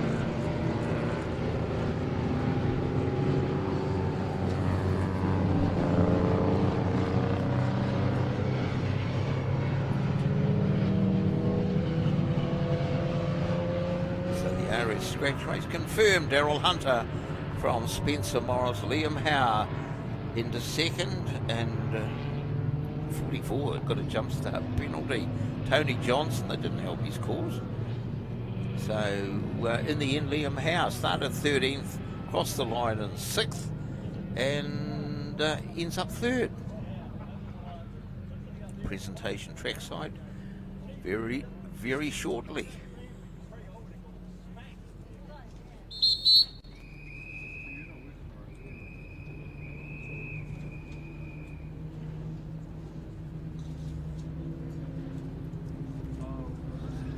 Ray Hartley chocolate fish and the winner's decal.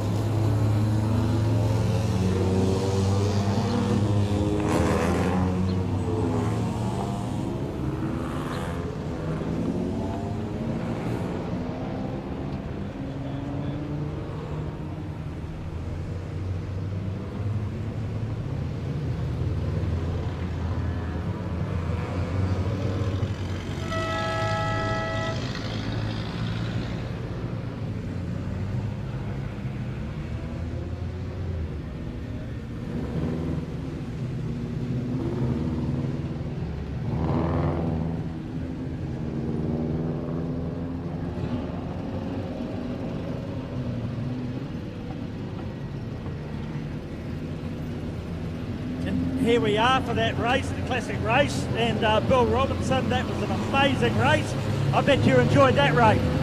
Yeah, I did really, Bon. Just a part-time classics. It's been a while since I've seen the crowd give you a big standing ovation for that one. It was obviously very public.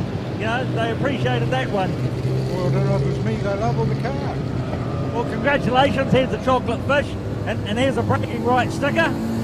And we'll hope for you to see you in the next race. Thank you very much.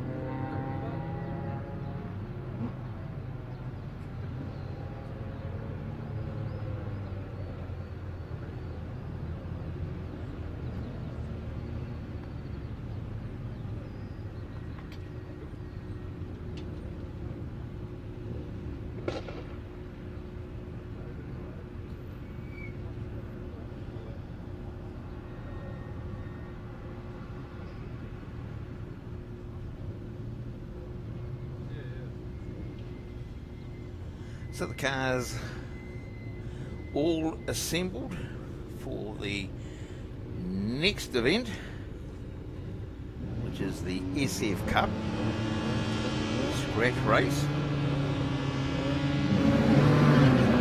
Away they go.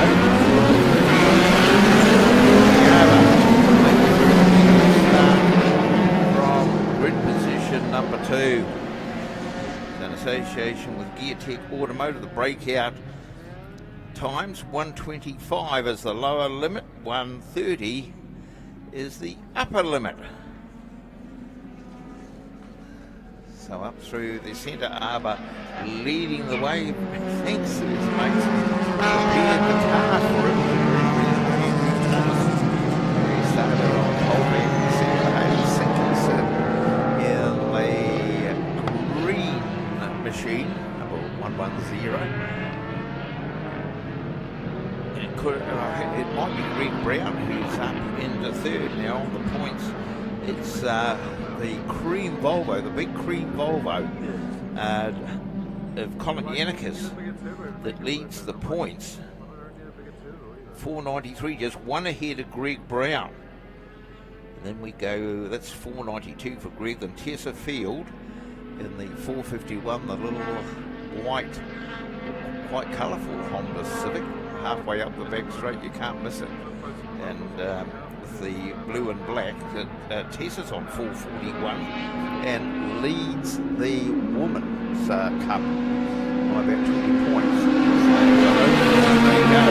Thomas Arbor, Greg Brown, second is Nathan Spencer. Rail is next in line, Tom Carswell, Colin Yannickas 10th. In the big Volvo, Gareth Stanley behind him. So Tessa at the moment down there in 14th place. Jeremiah Ray is the fastest qualifier. He may well have been double category. Jeremiah Ray did a 122 and the breakout is 125, so I think he might be in the IB Cup for the rest of the day. So Thomas Arbor Brown. So this is the man who, in second and third, this is the Manawatu Car Club president in second against one of the committee members, so we'll see how much respect there's there. And now we've got a big move, Nathan Spencer. I think it will be.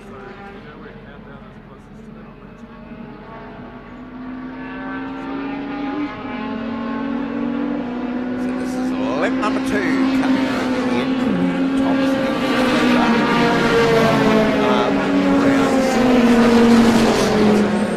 then Matt Smith, Graham Walsh, Tom Carswell, Alistair Chalmers, Gareth Stanley, Russell Chapman rounding out the top 10, and it's a dozen at the moment. Ahead of Josh Graham, Tessa Field, Samantha Stanley getting ahead of Aaron Geary.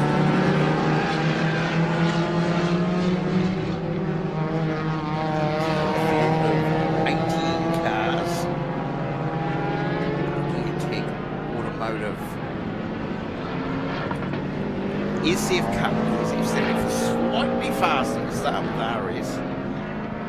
That's really slow. Then you have the SF Cup slightly faster, the IB Cup is in between. But that 125 breakout, and Andrew Thomas, he's in a lot of trouble here. 123.64, that's going to cost him dearly.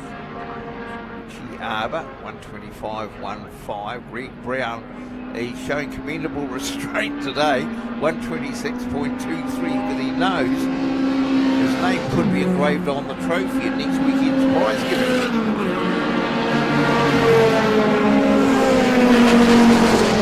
93 is Nathan Spencer. He just might have no, he hasn't. He was making a big charge, Nathan Spencer, but he's pulled back. He's 25.191. He's okay.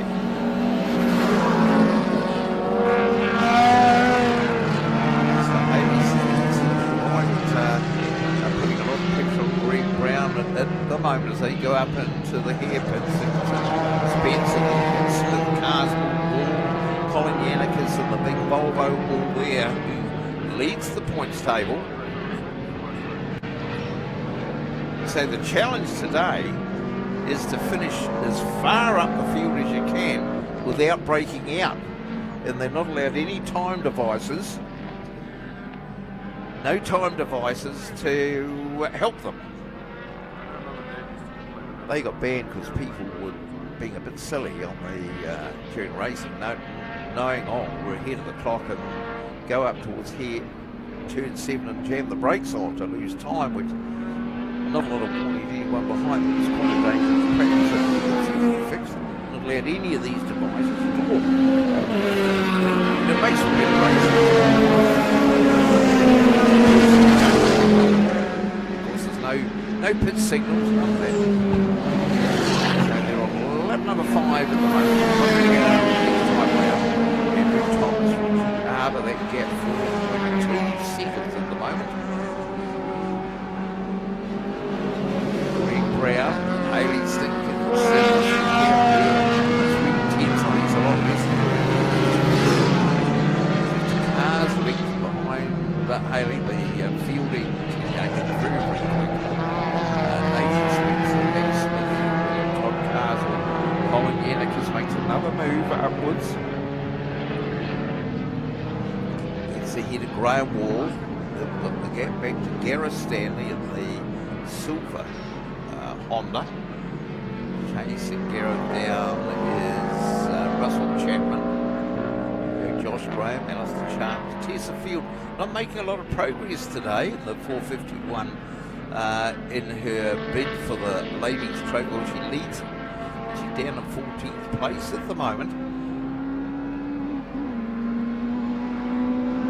Smith standing right behind her. The gap there is just on a second.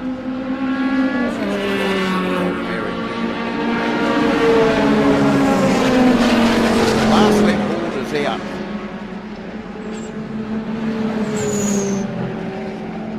So remember, who takes the checkered flag is called first over the line. And they're the ones who get the Ray Hartley chocolate fresh in the deck. The official results come out, the time penalties taken into account. It can be a bit of a different story. Maybe Simpkinson or Brent Brown, he's got a couple of places. This is not good news for him. And when we look at the series, overall again, because Colin Yannickas started the day 1 point ahead of Greg Brown. Greg Brown, who has a chance to make considerable gains, like he's 1, 2, 3 positions ahead of Yannickas, and that might only be 2 positions ahead. So it's going to be even closer. So Yannickas goes to attack mode on Nathan Spencer and will nail him, but he doesn't want to go too quick.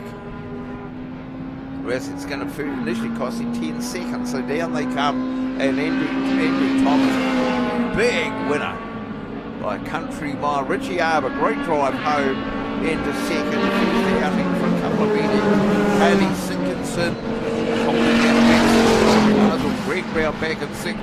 Colin Yannickas right behind him. So there you are, Colin Yannickas, great last lap. Greg Brown dropped a place. And when we look at, there's a 3-point difference. So Greg Brown would have picked up 45. Colin Yannickas would have picked up 42. So, but that's 3 points. So Greg Brown, going 2 races to go, will lead Colin Yannickas now by 2 points. Boy, that's good racing. So the SF Cup. The Classic Cup, Dean Curtis, Leighton Hammond, Michael Eden.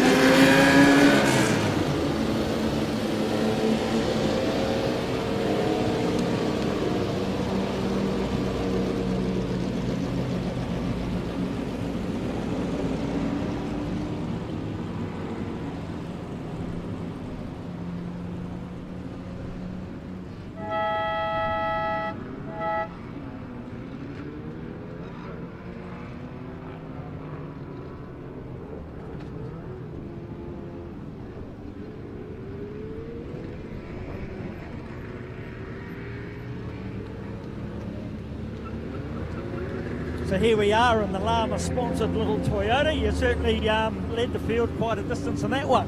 I just gave it everything I had, really. Go out and have some fun.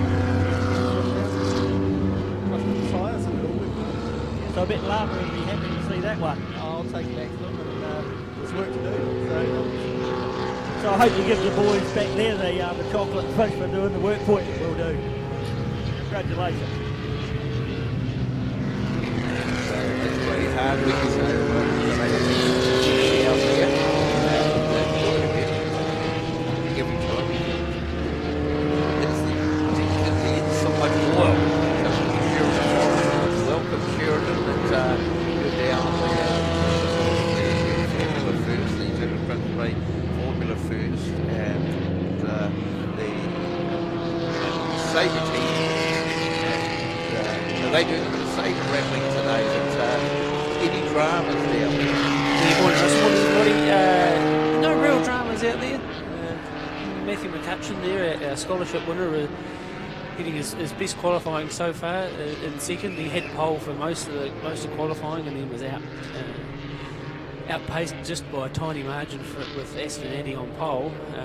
But certainly some promise from down at all the drivers at Sabre Motorsport. Were PBs all round for the series. So looking forward to the race, really.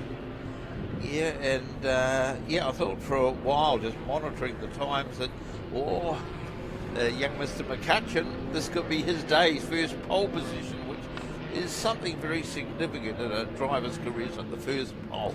Yeah, it's like anything, the first pole, first podium, first race win. It all sort of leads to hopefully some championships and furthering their career. So he missed out by a tiny margin, but we'll see what happens in the race. We've got 6 laps to hopefully sort out a winner in our own race this time without the Formula Fords. They've got their own, and we've been separated. Just with numbers wise, they thought it was a better idea. So well, there's no distraction, is there? No. Because they're lapping and that's no disrespect for Formula First, but the Formula First are lapping them to probably untrained eye people don't know visually, and there's a bit of confusion. But now, answer this number 12, right? There's no tennis supercar. yes, I was right. The big business is better.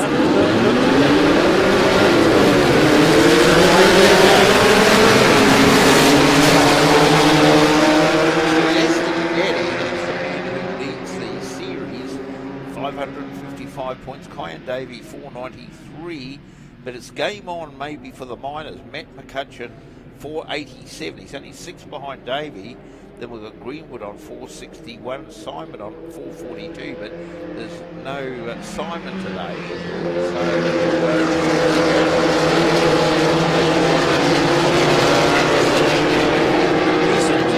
to play for.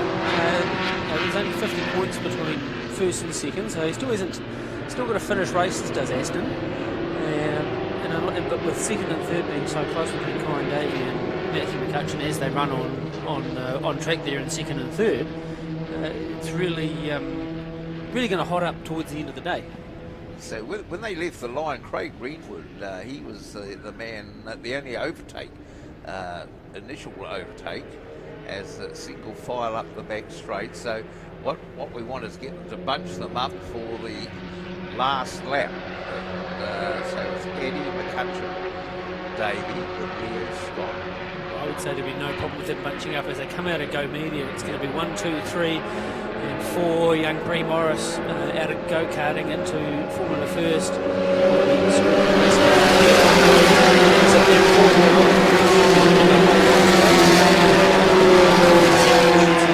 Leo Scott in the ex-Thomas Boniface car just in behind, so they'll close up by the end of this.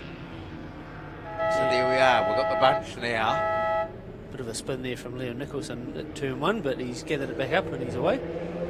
So the number 19 car,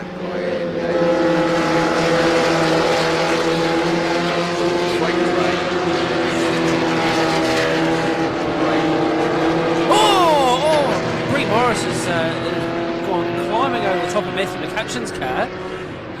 Matthew might have braked a little bit early and Bree hasn't been awake up to it and gone straight over top, but She's away going, so it's good to see. And Matthew McCutcheon, hope there's no damage to that car. Shows how quick it can happen. That all happened within an instant. Now it's good to see this really close Formula First racing. We've been sort of robbed of it with the weather through the Winter Series, having really ugly looking weather most of it, but beautiful fine day here in the Manawatu Rangitikei district, and we've got some great racing to go with. Yeah, well, you've waited 3 rounds for this one. It's a Winter Series, and when you analyse it out,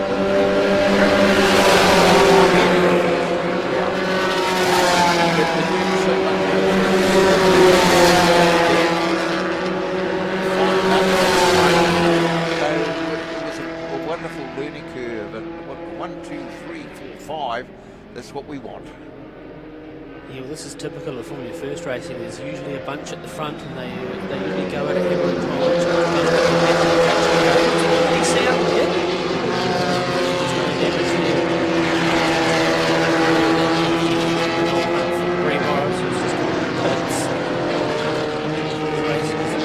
Possibly. Would it be a bit unsettling because you wouldn't be expecting it? You focus on There's too much damage to it, but he might have got out of jail on that one. I think he might be lucky. Getting smart, and he'll be hoping that he's lucky with it, but it's definitely hauling the mail in the straight line as it tries to drag him behind Aston Addy using the draft, and here he goes. So Addy, when you look at the series, he's very, very well positioned, isn't he? Because he's got 62 points on him. He's got a bit of a buffer, so doesn't he? If he wants to go for the series, he can just cruise along and he knows this. He wants to win. Just down the outside of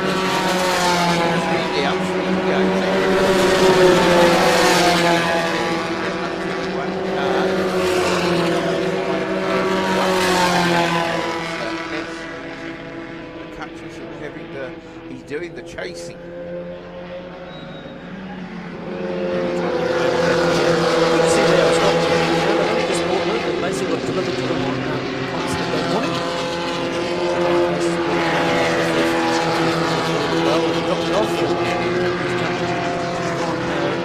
Pretty quick straight off the bat, so it's good to see him up in the top 5. So what's his background? I'll find out for you. He did a round with Craig Greenwood. Greenwood. To hang out to dry. I should come up with all the answers before I turn up here. Call a friend. Be allowed that. I want the 50-50. So up the back straight they go. That gap when they crossed the line last time round was only 5/100ths of a second. So they come round. This is lap number 4, so they've got 2 to go.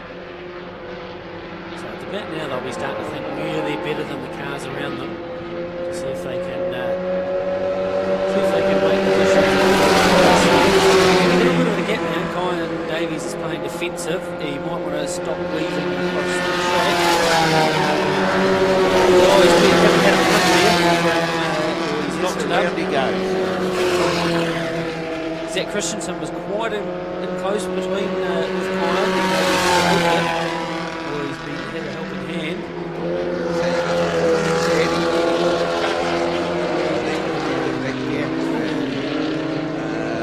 Davey and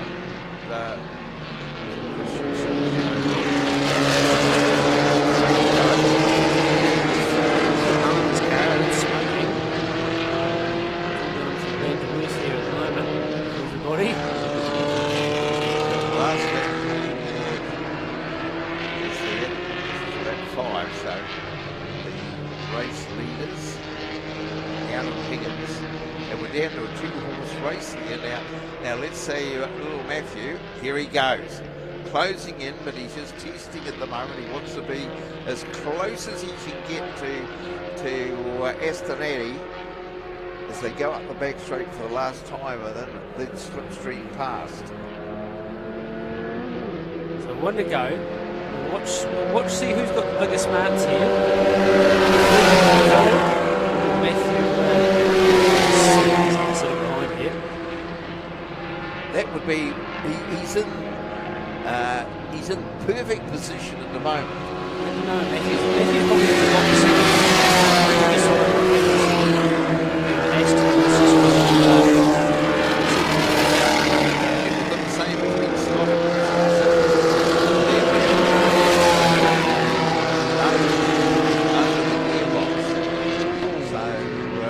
and great dice going on for the lead and just as good a one for second and third. It may be a bit of bad second and eight guys on the leaders at the moment, touching right up Aston Eddie as they go round Higgins. Now it's game on. Right, so let's see what happens. Matthew's going to tuck him behind here, tuck him behind Aston, and it'll be a drag race. Matthew will try to use the draft. Look at the car go. Gets sucked in behind Aston. Aston has sent him. Matthew's just blown past him. Aston's let him go. Unbelievable. We might have a drag here to the line. That was superbly judged as they come round. Matthew will send him around the outside. Here he comes. Look at the joy down here. Dennis Martin, that's my boy. Brilliant stuff. They're right on the money here. Not too bad, eh? Money. It's for Matthew McCutcheon, that would be great.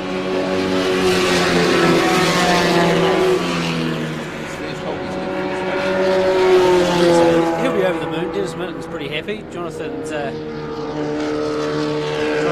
happy down there on the pit wall. Yeah, Leo Scotland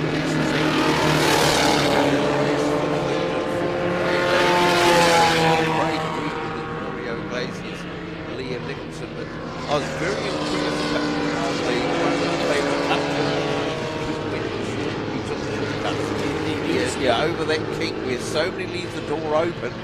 But no, he got it absolutely perfect, and yep, that would be the happiest camp. So it indicates his selection as the 1960 winner was seen in progress since he made debut in the beginning of June, and like he's a dirt tracker, but his progress has been quite remarkable. Oh, it's been great to see, really. He'll be over the moon. I know Dennis Martin looked over the moon there on the pit wall, so it's great to see a bit of recognition here. I'm sure when he comes in and has a bit of a yarn to our man down there on the pit wall, he will be completely stoked. He's Dennis Martin. He's picked another champion. Well, it could be, and of course he gets a chocolate fish for lunch. Yeah, well, hopefully that. And a winner's decal on his car. You never know, he might share that. It's a big moment. Ray Hartley. That was a very well won race, that one. Did you enjoy that race? Oh yeah, that was a lot of fun. You know, we're being patient right to the end and managed to get the win. Going to go to plan? Yeah, good. We're over the moon. Congratulations, here's your chocolate fish. And you'll see you're running the scholarship car. How are you enjoying the scholarship? Yeah, we're in a very lucky place, you know, to be running with Dennis and the team, you know, and I can't thank those guys enough, and to finally get a win is awesome. Very good. Well, I hope to see you in the future. Yeah, it's a magic moment, Sheridan. Absolutely. I think the biggest word I heard is patience. He showed a whole lot of patience that whole race. He just sat him behind Aston, sized him up, led a couple of laps, but then decided to sit him behind him for that whole last lap until down the back straight, and away he went past Aston and showed him the outside of the track coming to the line. It's just astonishing how he got such an advantage. When he did draft him, he just kept pushing away from him. Yep. Now I think Aston might have been lining up for a bit of a drag to the finish line, but ended up being that he wouldn't have just quite enough, really. No, so there we are. That's the first. You've got two to come. It's going to be a magic day at the office. Sheridan Bonner, thank you. Go down and make sure you grab a bit of fish.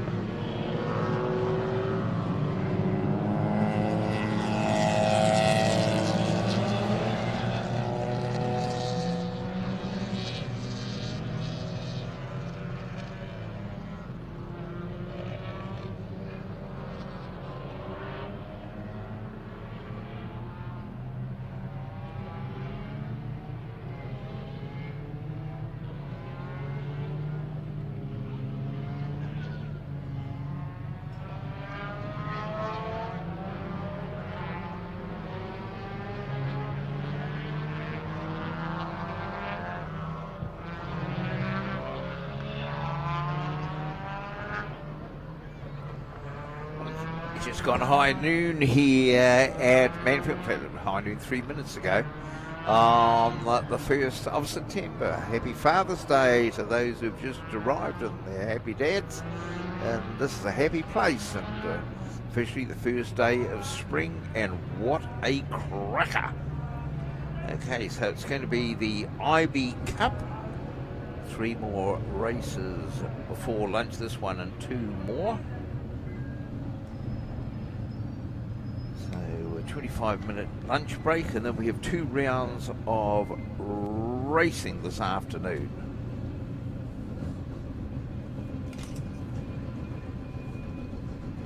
So pole position will be the 16 car. Or will it? That's sitting down there. 16 is it's quite different to the printout.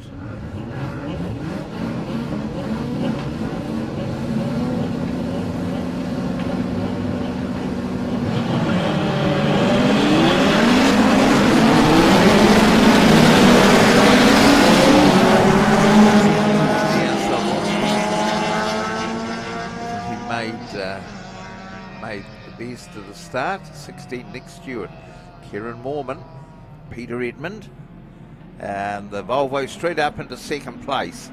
So Peter Edmond, a typically stunning start.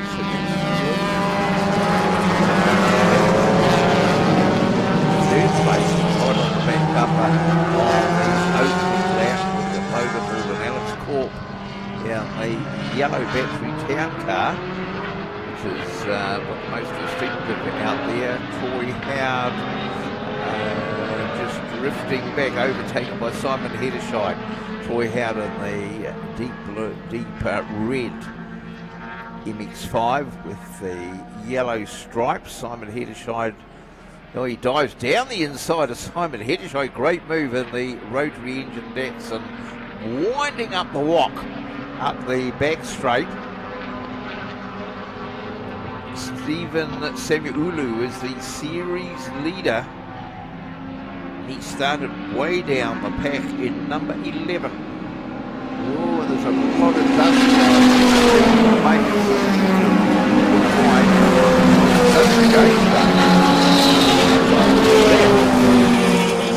Stuart Edmund, Kieran Moorman.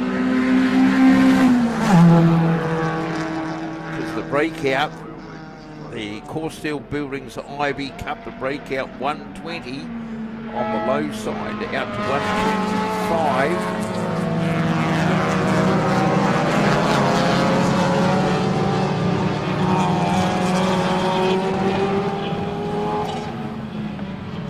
So Nick Stewart, Peter Edmond, or Peter Edmond nailed by Kieran Moorman. Go back to Alex Corp, Andrew Wosley, then Ross Gordon getting alongside Andrew Wosley and gets ahead of the Woz. So Ross Gordon is on the back of the Alex Corp car, the Battery Town car, and we're doing a bit of swapping down the back because Peter Edmond got ahead of Kieran Moorman again on the back straight, but Nick Stewart, he said, oh, you fellas go and play, I'm out of here.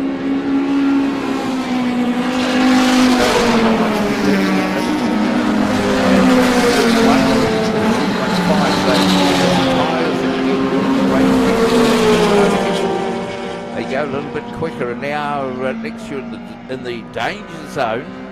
If we can't break one, if we can, the penalty comes with it. So with the final round, a lot of strength. The championship in the state. Even Samuelu on 501, 460, 432. On 423, you've got Andrew Wosley on 420. Alex Corp 317. Right down. Nick Stewart on 406.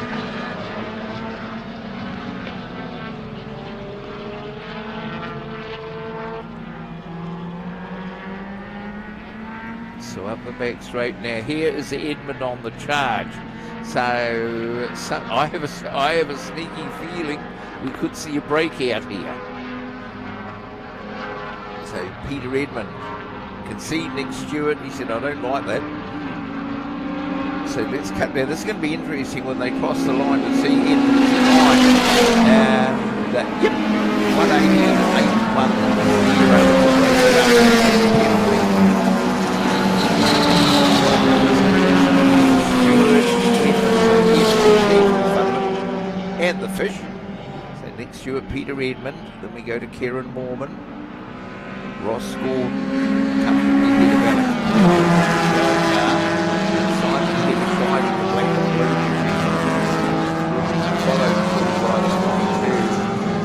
Logan series leader in ninth at the moment. And Ross Gordon has broken out, 119.36. Jeffrey in the pits now. He did 2 laps. Jeffrey in the pits, started from grid 14. And change for the lead. That Peter Edmund takes over now. He broke out with 118.81. I reckon this lap is quicker. So let's have the fun. Let's go for it. So down he comes. Really surprised me.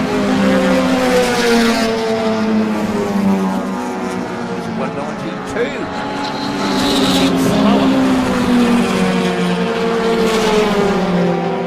So the results coming through. Nathan Spencer confirmed that the winner of the SF Cup from the round John Brown.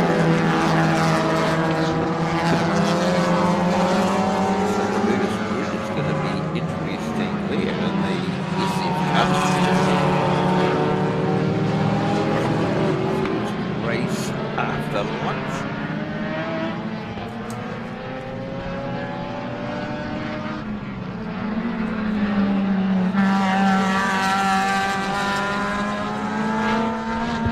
So they're on lap number 5 at the moment. Swatterboard will be out. Peter Edmund, Nick Stewart, they've left them to it. But she's a great ding-dong going on at the moment. Ross Gordon ahead of Kieran Mormon. So Mormon's broken out. So the only honest one at the moment of that leading group is Nick Stewart. Who hasn't stayed within the time bracket. So no. Any come Ross Gordon on that leg getting ahead of Kieran Mormon. Logan Mormon again and that it was back. As the Master Power Datsun.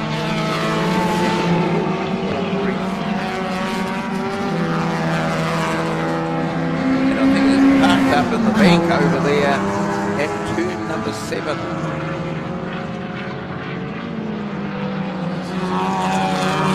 Pretty sure it is straight head on into the time wall.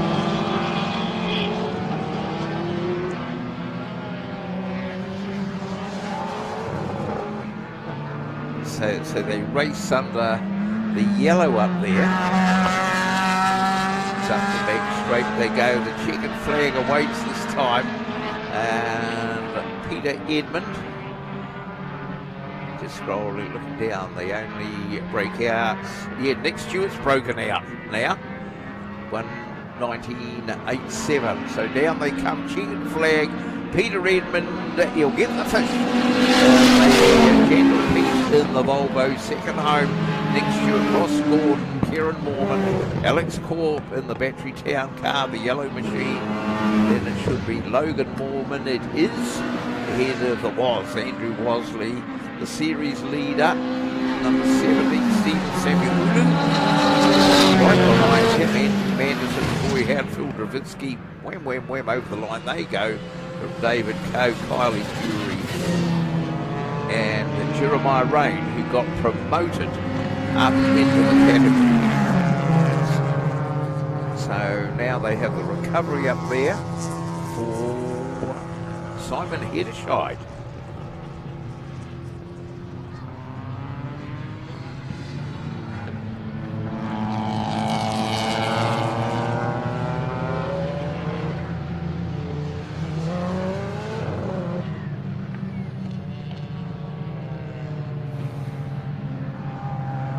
Simon Hederscheid, that happening on lap number 5.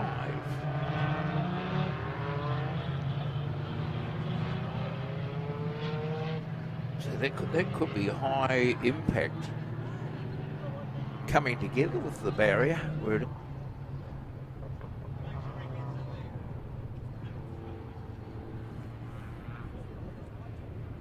So Peter Edmond, the winner, on the track. There's a few penalties here, a few time penalties.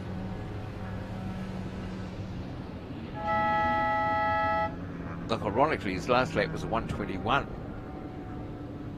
His best of 118.8. So Peter Edmond broke out, Nick Stewart broke out, Ross Gordon broke out, Kieran Mormon Here we broke are, out. with Peter Edmonds, the man that made Volvos famous and convinced Scott McLaughlin to go Volvo racing. You won another race, Peter. Did I? Yeah, well done. Yeah, well done. You won a race here last meeting and you nearly ran me over and you didn't get a chocolate fish. Sorry, what was that, mate?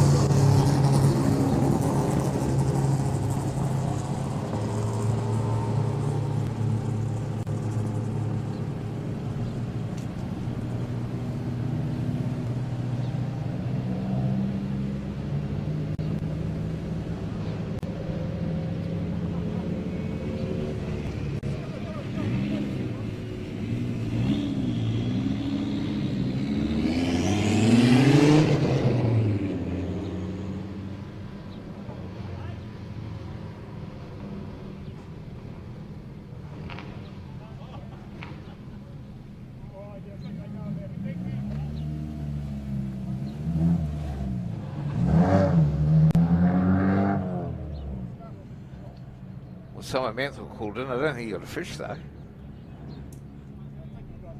So Peter Edmond, the element of surprise there. Top man, Pete. Loves his European cars, loves his Volvos. So that was results over the line. Peter Edmond, Nick Stewart, Ross Gordon, Kieran Mormon, Alice Corp. The final result will look nothing like that, I can assure you.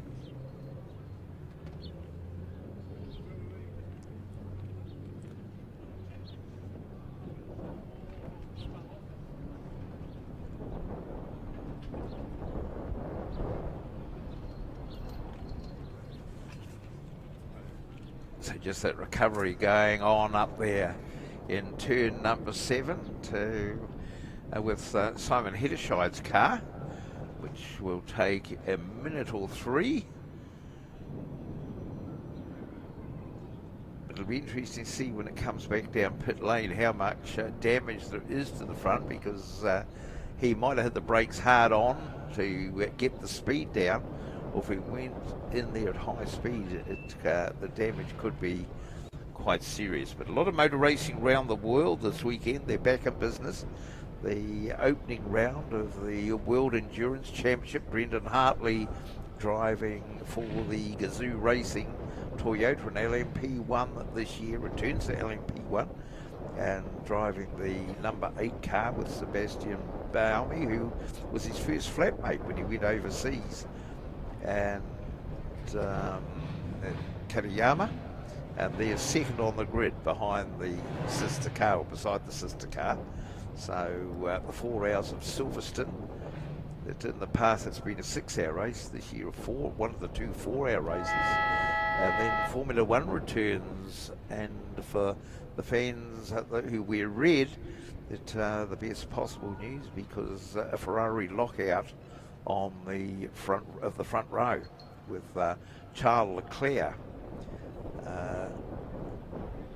comfortably ahead of Sebastian Vettel. It's Leclerc just in phenomenal form right through the whole practice sessions and qualifying. This immensely talented young Frenchman. Tragedy, unfortunately, in the support Formula 2 race with the young French driver who had won 2 rounds being died as a result of a terrible accident. In the fastest, coming out of one of the fastest corners in the world, Eau Rouge.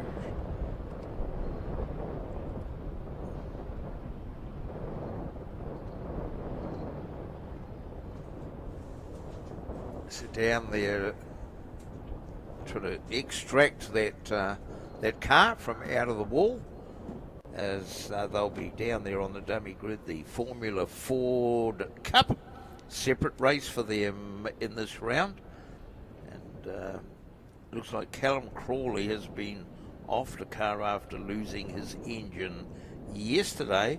Then we'll have the MX5 Cup to take us to the lunch break.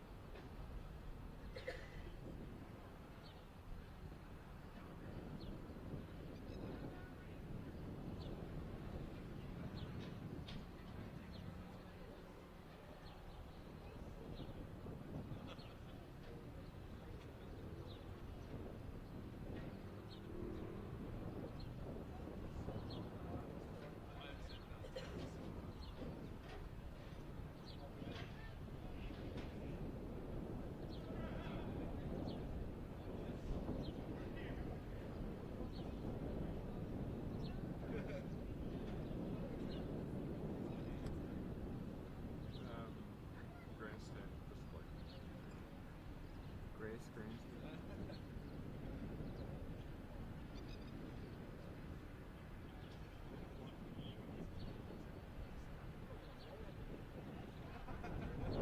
And a black hoodie.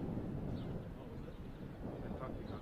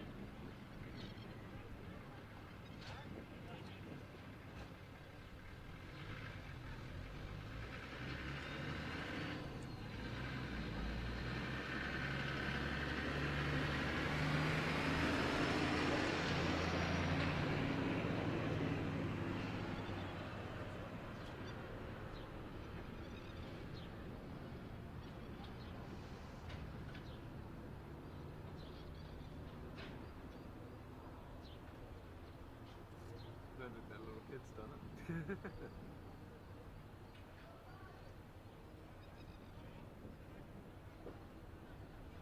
can hear the fire alarm, fire station alarm.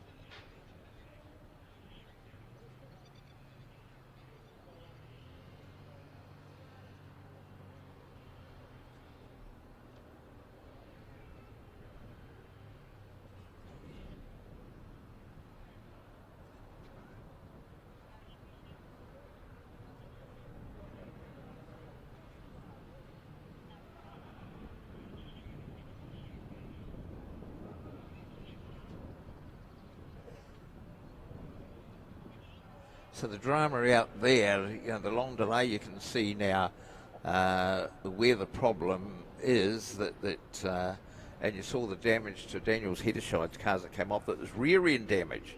So there's oil being spilled around the track, and that's why they're laying these cement dust, and putting two and two together would suggest that Daniel might have hit the oil, if it was out the entrance of turn 7, that turned him round, and it's been a very, very heavy impact with the back of the car. So that's this delay. It's going to be quite a few minutes yet.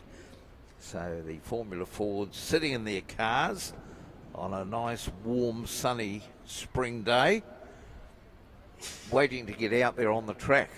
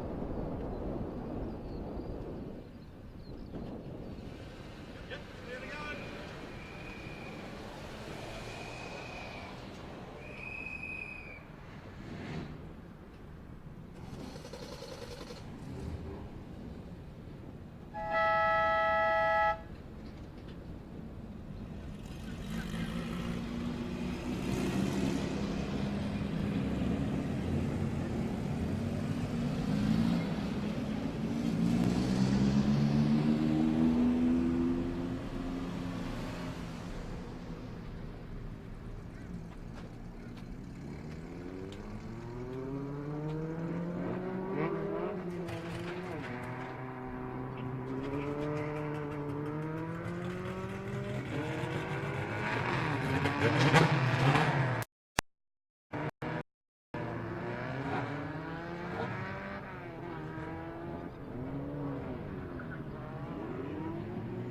it's action time again, thankfully, and the Truck Rentals Formula Fords come out, and there is word that we've had is that Callum Crawley will be driving the number 10 car.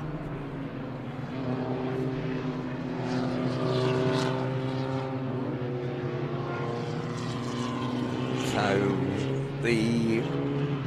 where it looks at the moment, Billy Fraser will be on pole position. He was hot in round 3. He was red hot in round 3. Ronan Murphy alongside of him, and then we have Thomas Boniface, Cameron Tanner.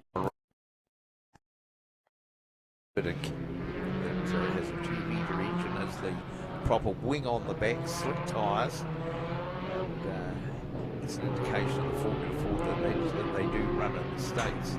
And Henry Thomas Kircher, if the word is correct, has loaned his car to Callum Crawley, the series leader, who had an engine let go yesterday.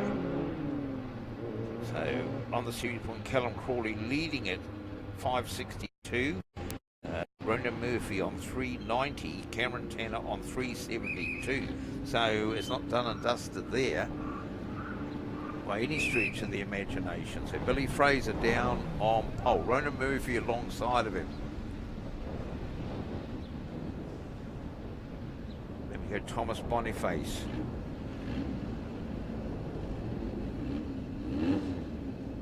Then as they come through, so Callum Crawley going to the outside of row number 2. Well, he really should start from the back, because I'm not sure if he drove the car early on. We got word that it was going to happen afterwards. So the lights are on, 5 lights on, 5 lights out, and away they go.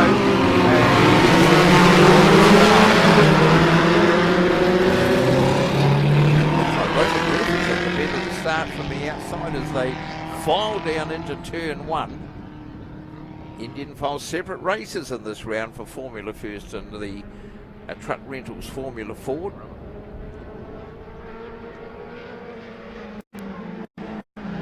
So Ronan Murphy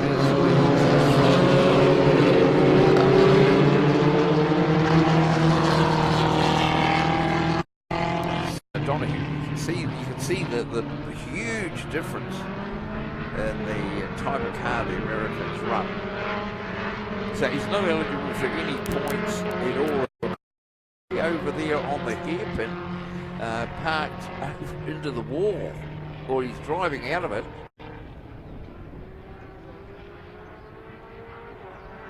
No, he's spun up there at the hairpin.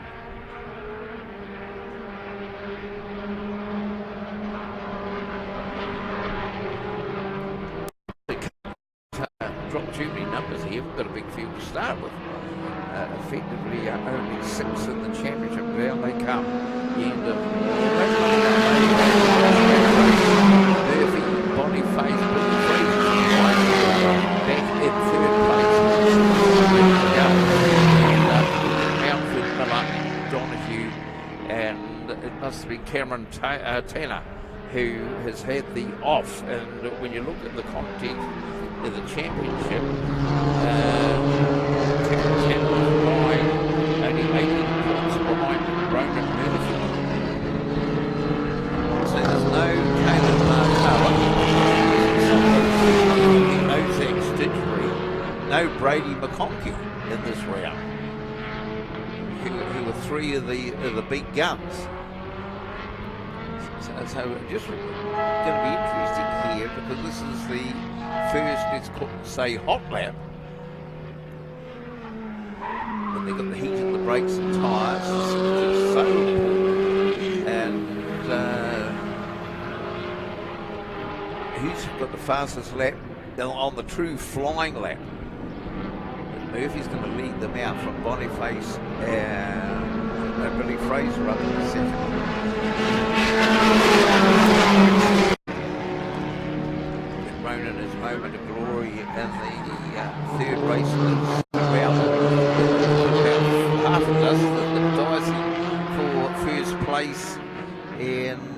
coming out of turn 1. There's a bit of coming together, looks like. There's authority. A change of lead in the truck engine Formula Ford.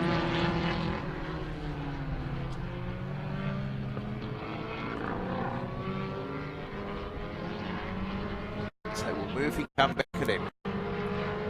The spectrum, yep, down the inside. So Thomas Boniface getting a good view of this.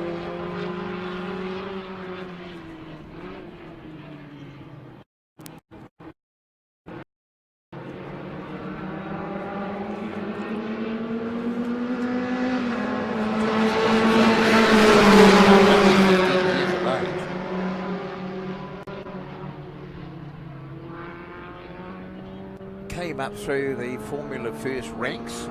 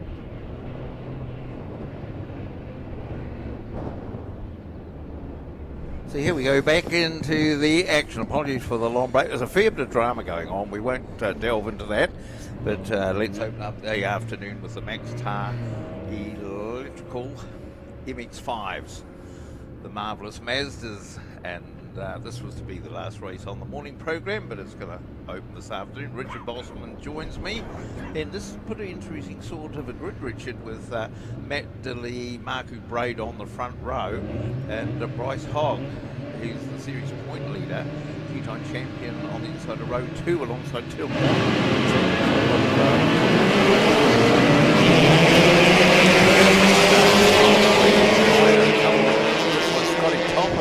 Has made a ripper too down the inside from grid number 5 on row, is on the inside of row 3, and he might have made a good start, but it's going to be game on here because Marku Brader's first appearance in the series. He saw the wild card in the pack, could be the spoiler, and it's meant to be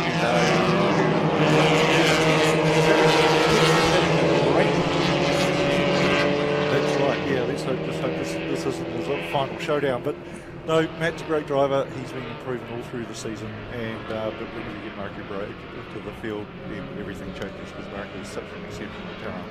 Yeah, so down the intermediate straight, they go too wide. That's the cement dust from the oil spill. Apparently, the Subaru a couple of races ago, the sun plug might have come out positively. And Bryce Hogg into the lead, makes the big dive over at Higgins, and Bryce Hogg, who was only, or surprisingly, only third fastest qualifier. He's only been beaten twice in the series in the handicap races. So, yeah, everything else, the other 7 races have all been wins. Yep, that's right. And watch Tim Wild too. Tim will be trying to push pretty hard. He's got a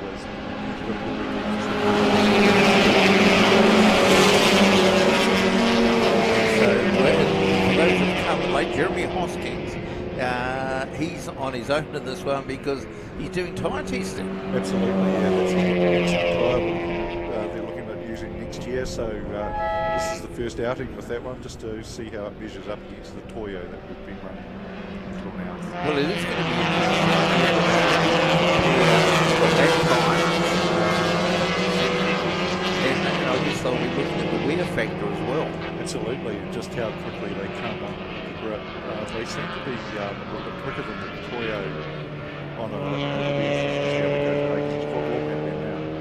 So down the intermediate straight, and Marku Braid keeping Bryce Hogg very honest at the moment. Mentally not very far away. It looks that gap, but it's only in reality a little more than a tenth of a second. Behind him, Tim Wild, and we've got Scoppy Topham is in there as well. Then Jeremy Hoskins in the big 777 car behind Jeremy Conrad Healy. Then we go back to the green of Warren Cullen, Danny Rattray, and John. John's in his very first race, so is it? This is all new for him. He's just bought a car that hasn't raced for about 2 years, so he's just going to go now. Yes, this is a great looking little freight truck. Great fast lap. 125.63. Bryce Hogg 125.98. So it's only a Nat's whisker, isn't it? Absolutely. You'll see how Matt's charging up on the inside there. Whenever he gets any opportunity, Matt is always there looking to make a break. There he goes. Nice fight between those two. Game on Matt Dilley. Carney mentioned while getting a very good view of the action happening immediately ahead of it.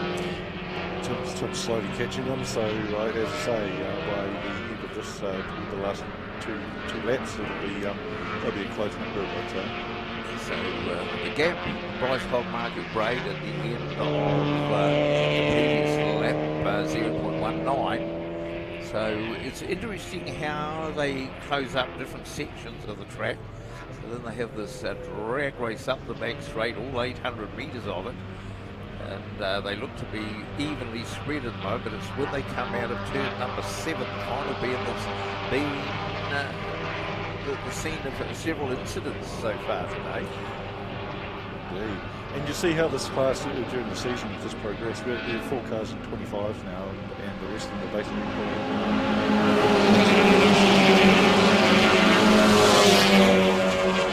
And Matt Dilly diving down the inside of Marku Braid as they go into turn number 1, and he makes it stick. Oh, he has a wee tank slapper. And round he goes. So it caught him out in the end. He had it all gathered up, and or appeared to have it all gathered up, and then he went across the track. Everyone missed him. He's a Lone Star Slater. He's Lone Star in the bodies on his own. Absolutely. That's Matt's style. It's all or nothing. It's all it is straight. Often when he ends up with nothing, unfortunately, he just pushes it a little too hard sometimes. But you've got to commend the guy. He's a fantastic bloke, and he races really well. He's an awesome guy to race against. The man comes from America, comes out here. Why would he race an MX-5? You think there'd be V8 men? No.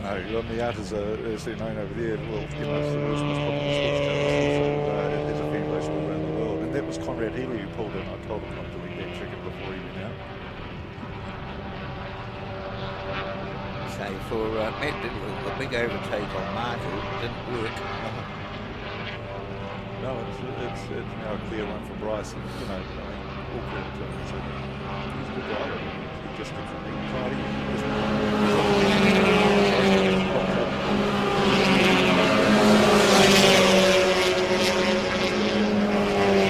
So shown who's the boss, 125.67. 125.62 that last lap. Marku's best lap 125.75. They're the only two lapping in the 125s. Conrad Healy in the pits.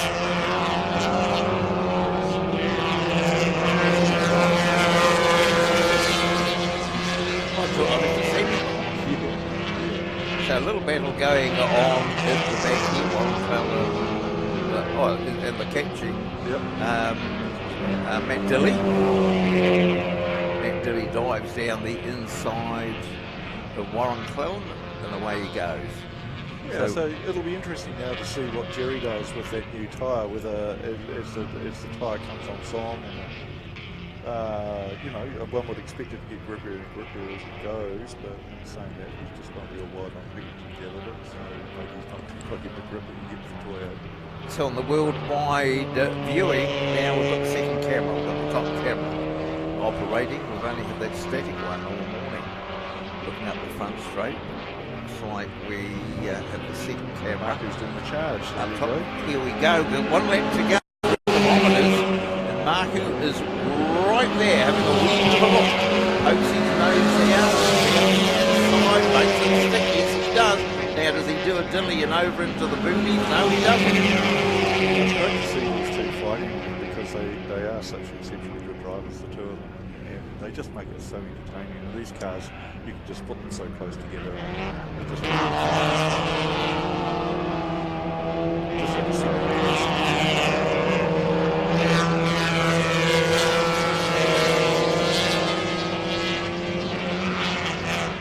A beautiful passing move. So now Bryce Hogg, what can he find? Where can he find it?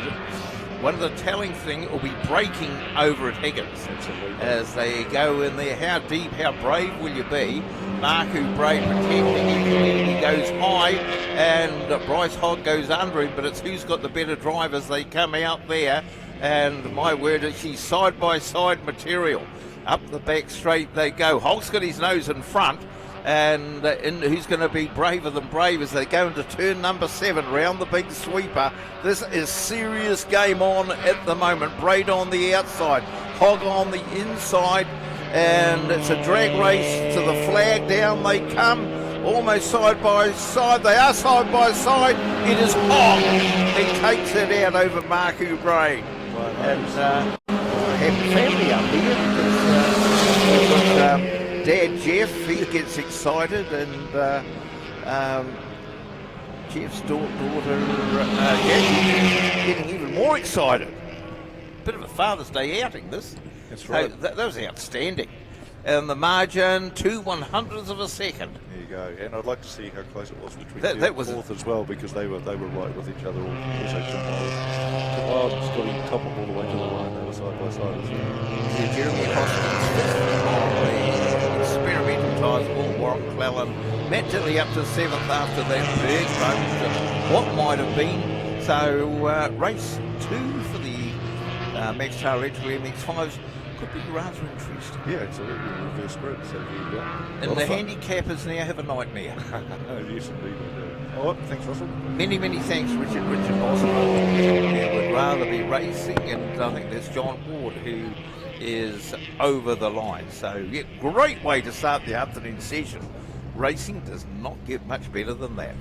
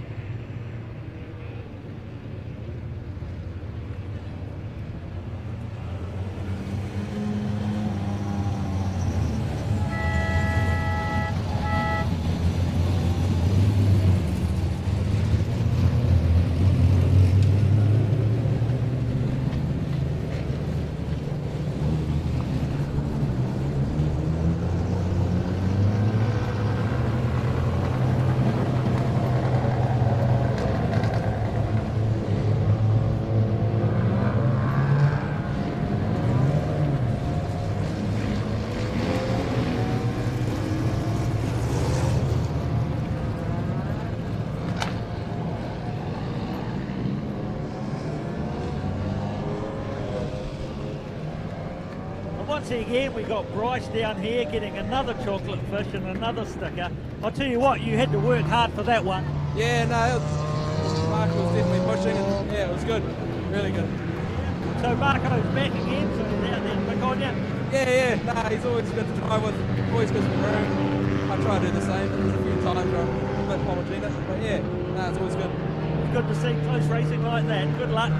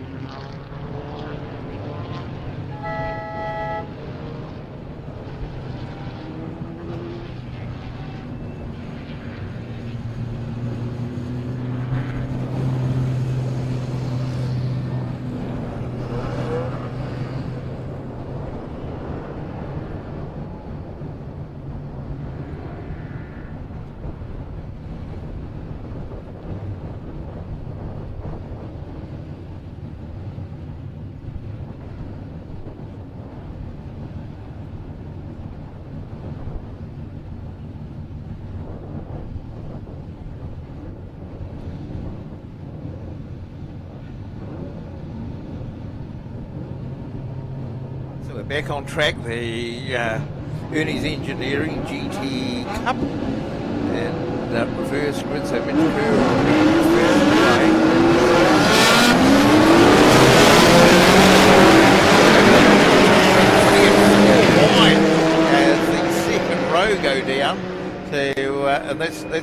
because that's where we saw a terrible, terrible incident at the previous meeting. But they all survived that one. No one moved.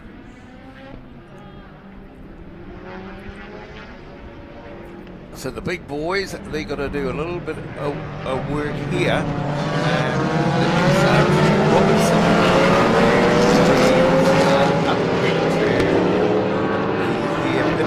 David Thompson will be behind him. So head out there, then down the intermediate straight they go. This will be the big boys can stretch their legs. And Tom Chisholm making a very, very good start, and away goes the big V8 powered Nissan, the Trans Am car.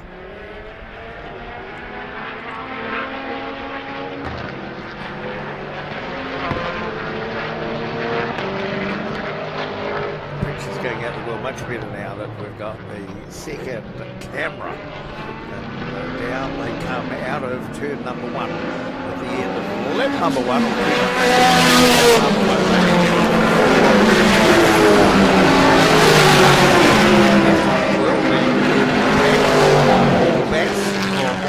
Go to Struan Robertson in the white Porsche, David Scott in the V8 Mazda, Tony Satherley.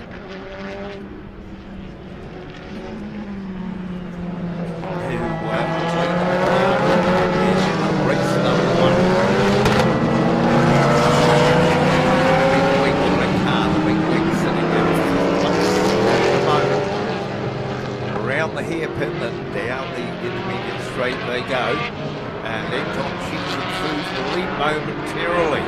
David Thompson grabs it back, and Cheatham uses the obviously superior braking. He went in very, very, didn't really just powers away. It's almost like a wake-up call as they head up the intermediate straight. Now away they go. There goes Satherley. Stuart Robertson should be the man chasing him.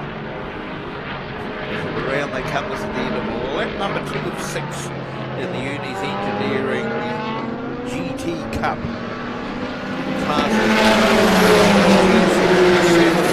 Robinson.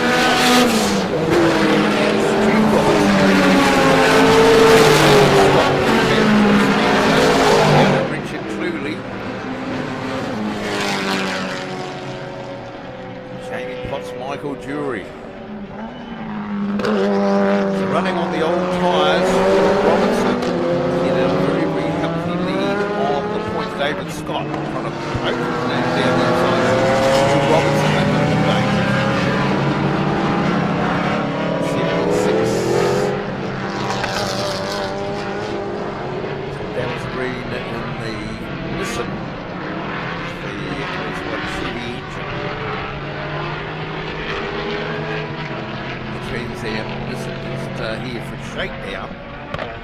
Away they go up the back straight. Satherley just hauling off into the distance. He won the scratch race by 3.5 seconds from Struan Robertson, with another 3 to get back to Tom Cheatham.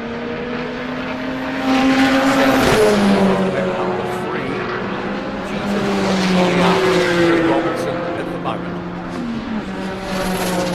David Thompson needs to over the line.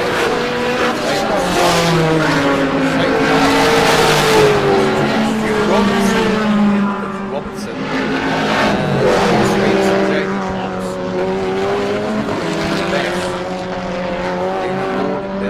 Justin in Ellen.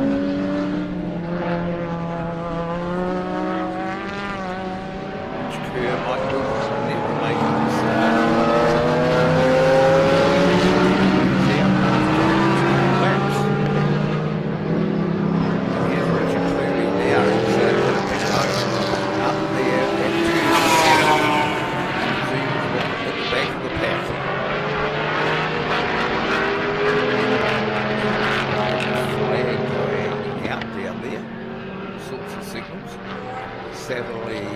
That last lap in front by 3.1. So that has certainly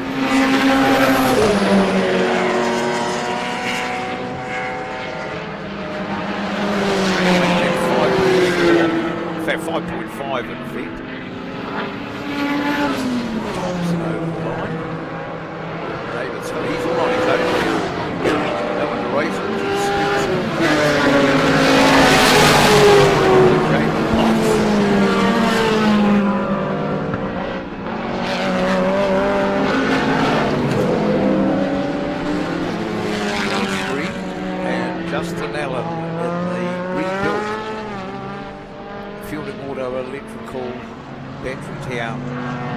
Toyota 86.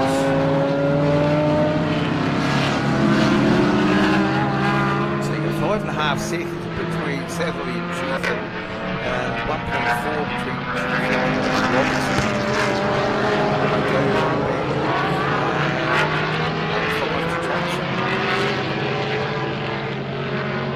So we're on lap number 5 at the moment. There'll be 1 to go this time round.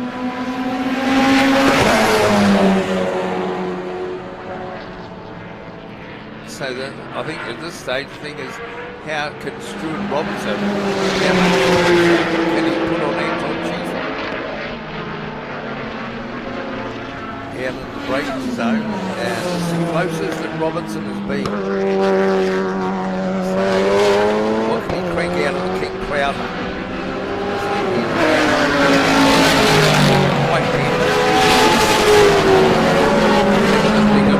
Ahead of them, and they've got a slow car, and Richard Clooney's been around a long time. He'll get right out of the way. So it's obvious Richard Clooney has a problem with BMW. It's about driving on, scoring points in the series. See, here comes Robertson winding up the board down the intermediate straight, closes up in the braking zone. So it's going to be a man dash up the back straight. Meanwhile, Tony Satherley has disappeared, but on the old rubber, it makes life too. Well, here comes Robertson now, winding up the board. He's going to get a good advantage. So round they come, round the big sweeper. So we've got the Porsche versus the Evo, the drag to the flag, and away they go. And Stuart Robertson made the right move on the right lap. He comes home in second, 13 seconds behind Satherley. Anton Cheetham 3/10 away in third. And we have, there goes the 4th place car now, David Thompson, will come home in 4th. Further back, followed by Jeff Spencer, James Robertson over the line. Paul Bass has clicked it off. Daniel Robertson completed his 6th. Justin Allen is next home. Battery Town Toyota 86. And have we lost Dallas Green on the last lap? The Nissan Trans Am didn't pit as the P sided. So there we are. Tony Satherley, the master of the GT Cup in association with Ernie's Engineering. And so in the 2 categories within the car, GTA, GTB, GTA was Satherley, Robertson, Cheetham, 1, 2, 3, and they're the first 3 home. In GTB, David Thompson takes the maximum from Jeff Spencer, Jamie Potts.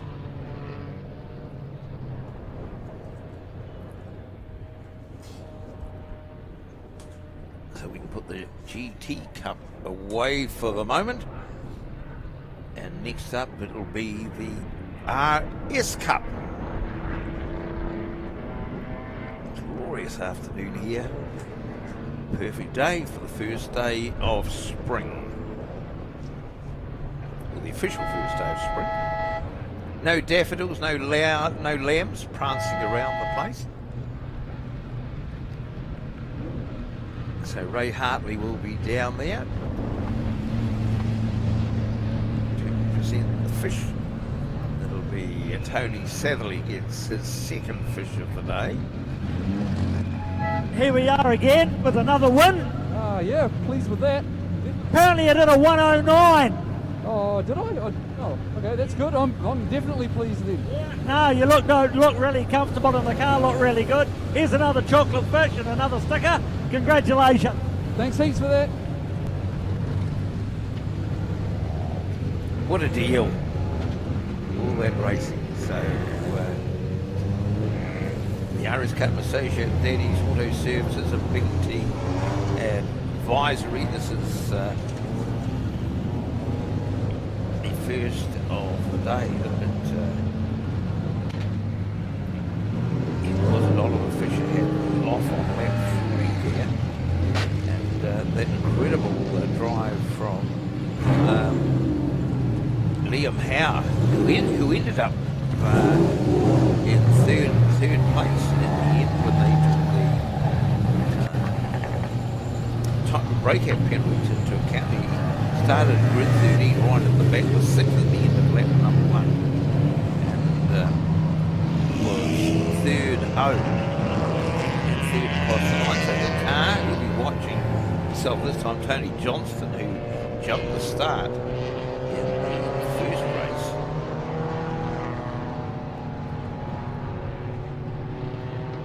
So car 35, Ernie Greenwald, he got a 20-second penalty, 128.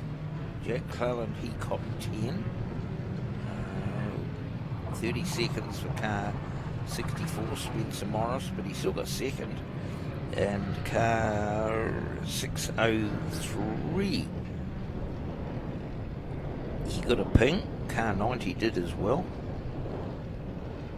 So Liam Howe and all that, he picked up a penalty and still got third. So Daryl Hunter in the big Ford Falcon was the official winner from Spencer Morris, number 64, Liam Howe 90, then Jack Cleland in the 128. So the battle on further down, 9th position points Joanne Dunn, because she's locked in a huge battle for the ladies' trophy. She's the defending champion, but she's locked in a great battle with Tessa Field, who had a very low finish in her first race. So this is the reverse grid. It'll be Oliver Fisher on pole in his Alfa Romeo. Alongside him, Terry May, number 70. Then we go back to 145, Cam James. 28 is Tammy Boyden in the blue BMW.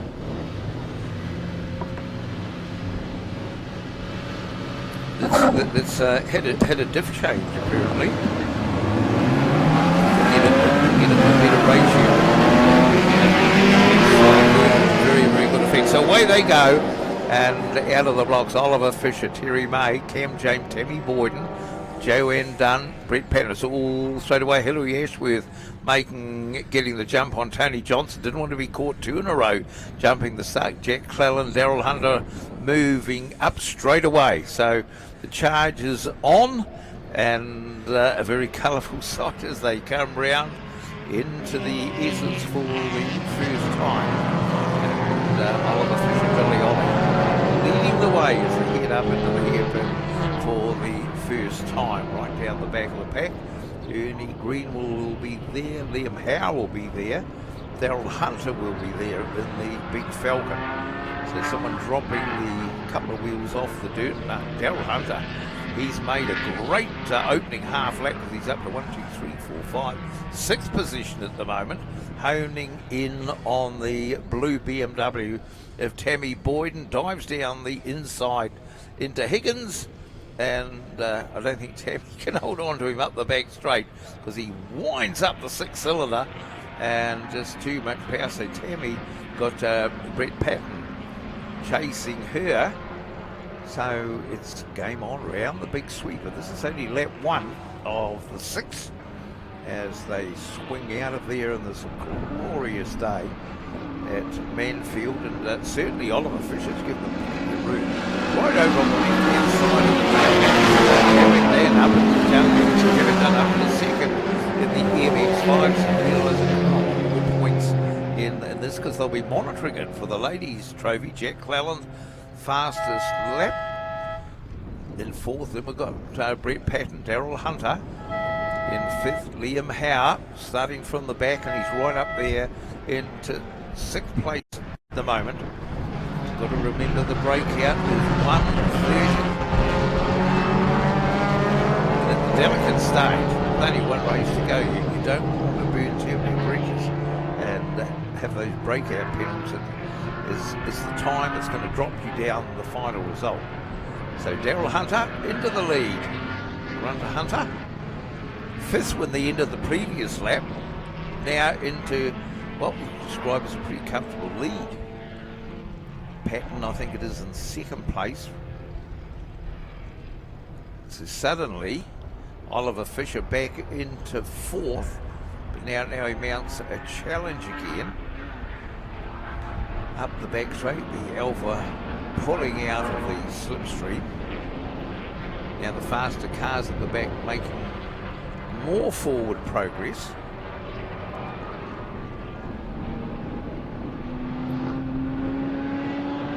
You can hear the howl of it. Everything else as they go over the line.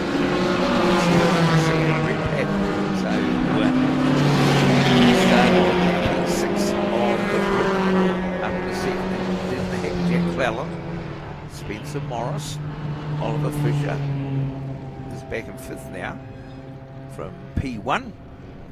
Ernie Greenwell, Liam Howe, both getting vital series points at the moment if they stay clean.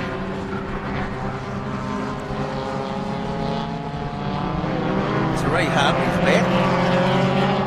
Yep. They enjoying the fish. Oh, absolutely. Oh, perfect day for fishing. Oh, absolutely. Yeah, they definitely want the first to sit in the trophy, half of these guys. Yes, so Daryl Hunter, he's broken out. So he goes 129.18. The breakout's 130.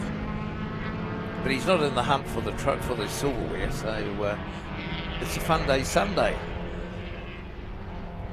for Daryl Hunter.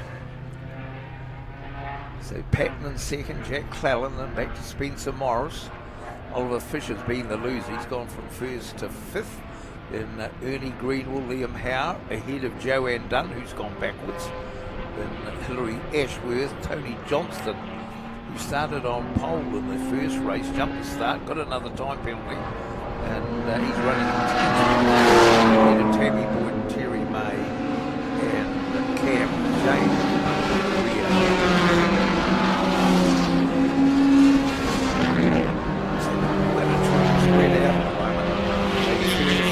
Halfway around turn one, as the last car is just about coming out of turn number 7. That's the 145 of Cam James. It's interesting looking at the times. The cars from 7 to number 2. There's only a second between them all. Just like bunched up with them at the time. And of course the time there in Pukekohe for the ITM Auckland 400. People can't wait. No, I've got my tickets already. I'm going up as a spectator. Then I'm off to Bathurst to watch it there as well, the following month. Yeah, and interesting, Bathurst, they got the two American IndyCar drivers. Yes. Lining up, Darrell Hinchcliffe and Alexander Rossi, which is going to add a bit of colour. Because whilst they're IndyCar drivers, both have had significant experience. Rossi in sports cars, and Hinchcliffe, who raced in the Gold Coast 600 a couple of years ago.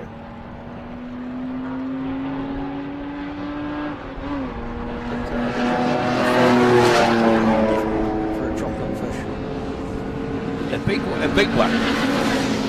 So Patton seems so the first three there at the moment.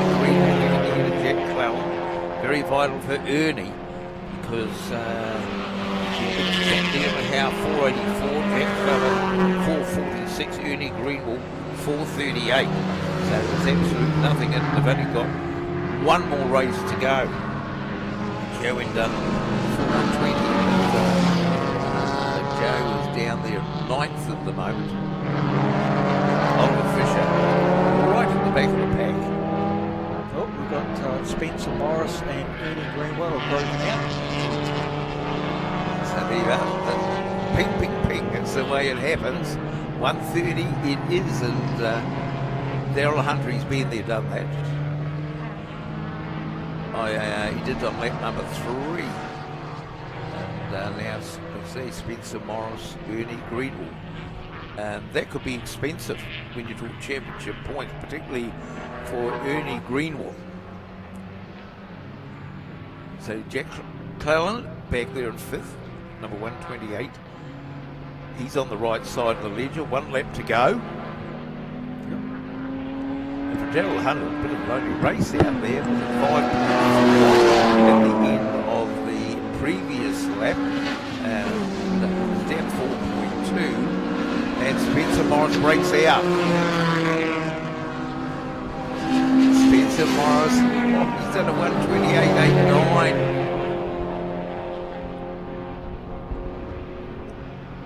He's in 2nd place. It comes at a cost. Daryl Hunter, Spencer Morris through the S's. Then we go to Ernie Greenwood, Red Pat, Jack Cleland, and the little white Honda Starlet. Followed through by Henry Ashworth and Tony Johnson in the white 44 Mazda MX-5.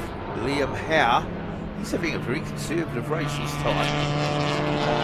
Joanne Dunn, Tammy Boyd, and Terry May, Cam Jones. On Oliver Fisher in the Alfa Romeo, coming up through the S's now. Little box car, they were in 1966. They were the gear. Very, very high performance. 1600cc Italian machines. Alfa Romeo, one of the most famous factories in the world. Race about to end. Chicken flag is out. Daryl Hunter getting towards the flag, takes it. Gets the flag, gets the fish, he gets the decal. Spencer Morris 2nd home. 2.6 seconds in arrears. Then Ernie Greenwood 3rd. We go back to Red Pat. Jack Clinton is 5th. Henry Ashworth 6th. Tony Johnson will be 7th.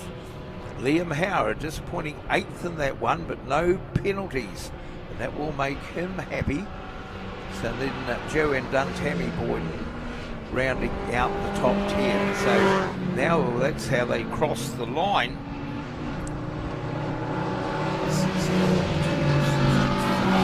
35, 57, 128. This is they cross the line. And Ashworth, what will it be when the final results come out and the penalties are imposed? So the breakouts, 130 is the breakout. Daryl Hunter has been caught. Spencer Morris has been caught. Ernie Greenwald has been caught.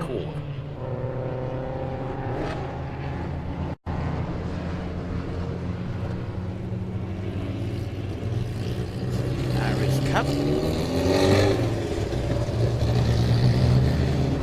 That one away. It'll be the Classics Cup next. This is they're always a handicap. Most races are stretch races, but they are handicap because of the large variations.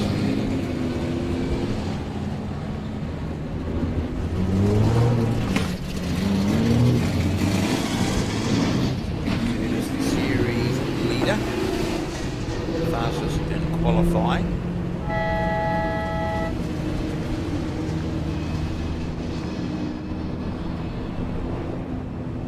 Officially the winner of the handicap race. It wasn't quite by my reckoning, but Dean Curtis, Leighton Hammond, Michael Eden were 1, 2 and 3 from Ian Williamson, Ben Boyd and Tom Lancaster rounding out the 6. Here we are with Daryl Hunter, who won that race. How are you, Daryl?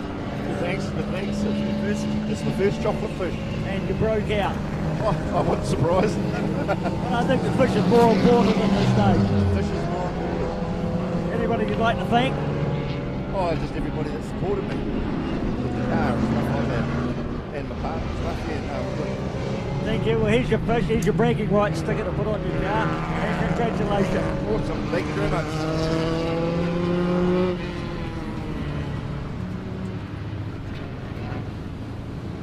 So he's a happy chappy, Daryl Hunter. A driver in his first season in the Fielding Water Electrical Winter Series. Next Saturday night they have the prize giving, and always a very good night in the Mandatory Car Club rooms, which is over there on Kawaka Road under the well, the Higgins sign is on the roof. So the long-time home of the Manawatu Car Club. That in a couple of years' time celebrates its 75th anniversary. I think 3 years' time celebrates its 75th anniversary. Wonderful history. When you look back, members have done extraordinarily well overseas.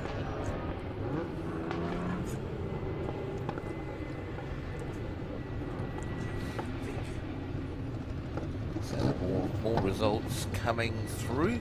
GT Tap all confirmed.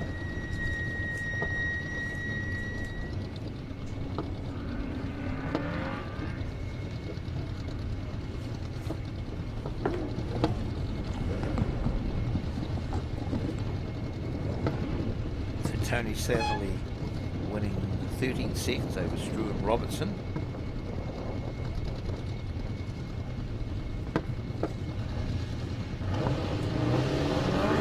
Ready, setting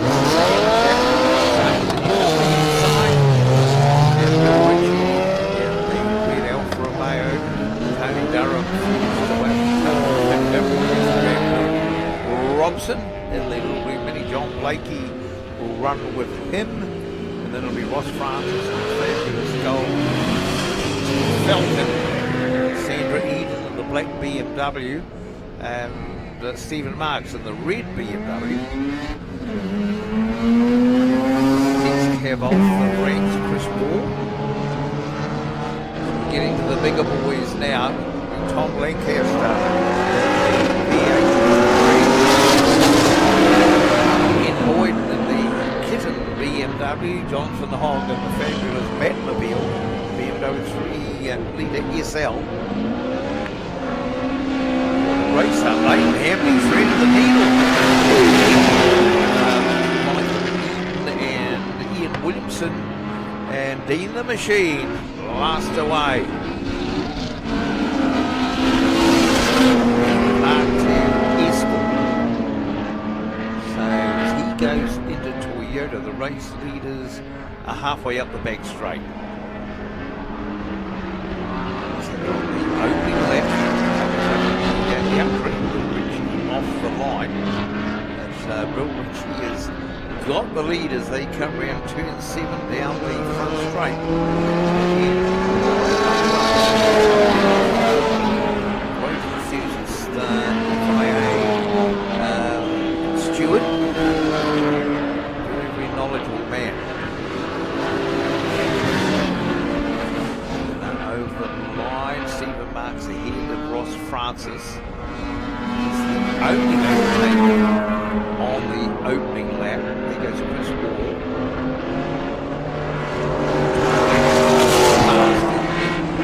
Mustang down green. Ben Boyd and Jonathan Hogg. Should go back to Leighton Hammond and Ian Williamson side by side down the straight. It's high horsepower. Michael Eden as he thread the needle as they go down into turn number 1. Tighter there, that's busy. And he just drifts a little bit wide, so Leighton Hammond comes back down the inside of him. Ian Williamson leads them out in the big blue Ford.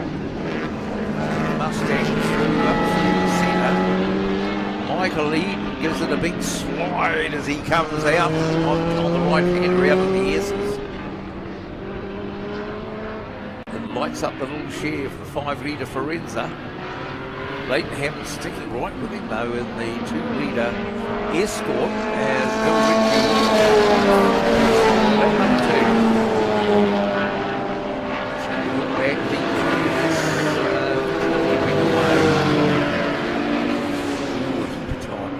whole bucket of time. So all over the line. Completes the lap. Charge. Ben Boyd. Jonathan Hogg. And here comes the Express. Leighton Hammond. And in between the Michael Eden.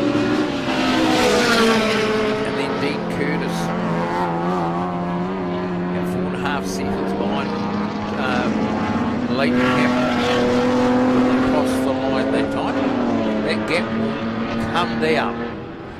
With every turn of the wheel through the S's, Hammond right on the back of Blakely. Change his line. The right line is the head up towards the hairpin. We're going to see a dive bomb. Down the inside, there goes Hammond. He gets a good drive coming out of the hairpin at 5 litres versus 2 litres. It's game over.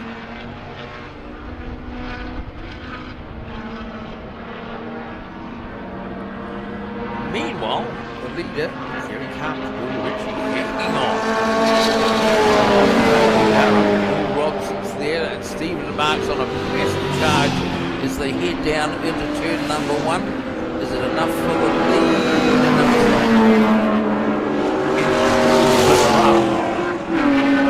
Now he's through to the race. Stephen Marks.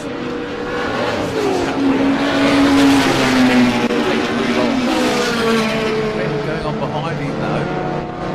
Stephen Marks and the red BMW, the race leader up to the hairpin. Behind him you've got Bill Ritchie, Tony Durham is there, and Bill Robson will be around for a very, very long time. Black BMW. Chris Wall. Now here comes Tom Lancaster. He's just overtaken John Blakey. Here comes the kitten BMW of Ben Boyden. Back to Jonathan Hoggy and Williamson in the Mustang, closing in on the Batmobile, and Dean Curtis as he slides down the inside under braking of Leighton Hammond. Through he goes, now up the back straight. He lines up the Forenza next. Matter of cubic inches as they go up the back straight, and Michael Eaton's got more off them. Into the big sweeper. Down to the side. Change of position.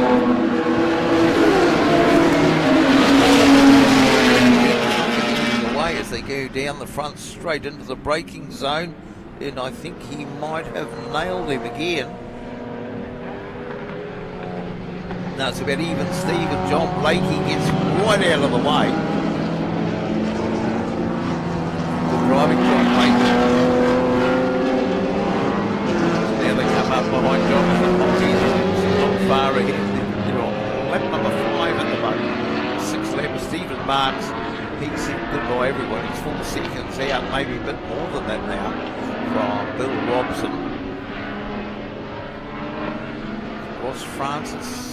He's up in the mix there for the Miners.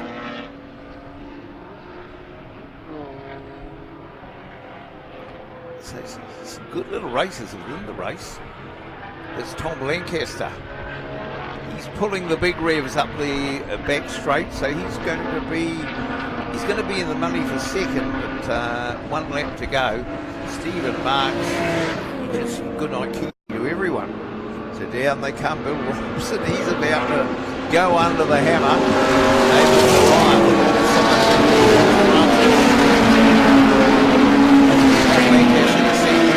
to Bill Ritchie, Ian Williamson, Tony Durham, Dean Curtis, all there together. So Stephen Marks, he's gone. And now just watch the magic of Dean Curtis. Around Robson, right, Williamson, and then Francis, and then Lancaster. How many could he haul in? Round the hairpin. So away goes Williamson. Here goes Curtis. Whether they can cash Lancaster, we'll wait and see. Into the braking zone. This is the critical one for Dean Curtis. Dives down the inside of Williamson. Now we'll see the acceleration as they head up the back straight. Initially, away goes the Mustang. Still away goes the Mustang. So Tom Lancaster suddenly relegated back 2 places as Stephen Marks out the final corner heads towards the checkered flag in his first fish. So Stephen Marks wins it in. Second, Dean Curtis is third. Tom Lancaster. Then late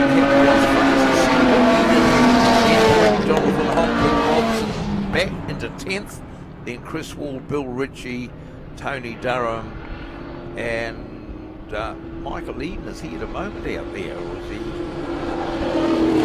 right off there. He is over the line. Obviously, a problem with the little Chev. So well driven. Stephen Marks wins it by 1.4 seconds, 4/100ths back to Dean Curtis, and 3/10ths to Tom Lancaster. So very, very good handicapping. Very good handicapping.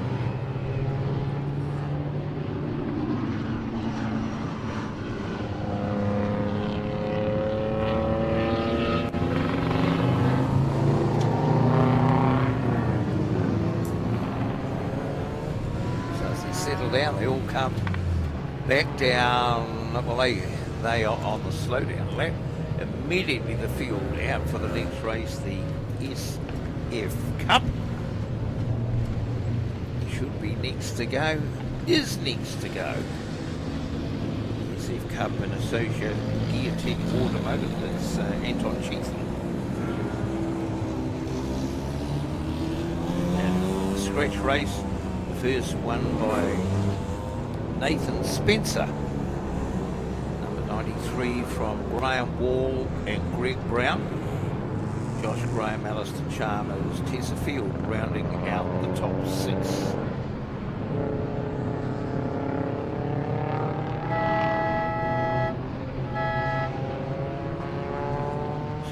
Here the breakout time 1:25 to 1:30.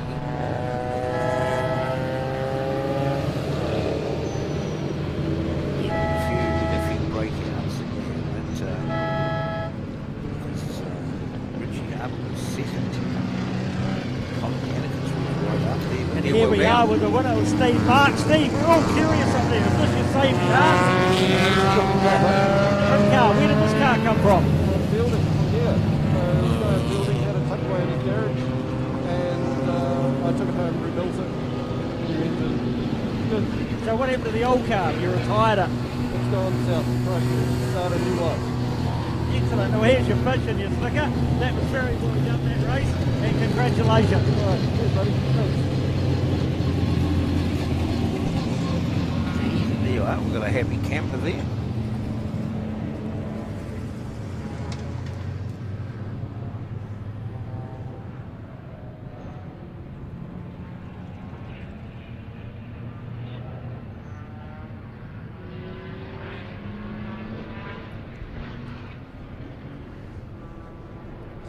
So this is going to be interesting setup here in the SF Cup, GT Automotive SF Cup, because Jeremiah Rain and Barry Meary sharing the front row. Jeremiah Rain, he got promoted because he was too quick on his first appearance. Right at the back, Andrew Thomas, Haley Sinkinson, Richie Arbour.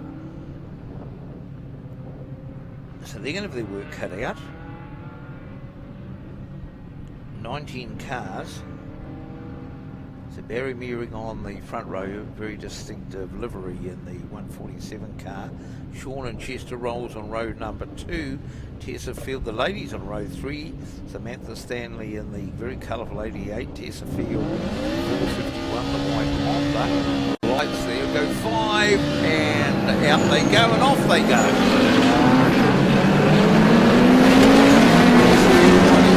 Outside as they head down into turn 1.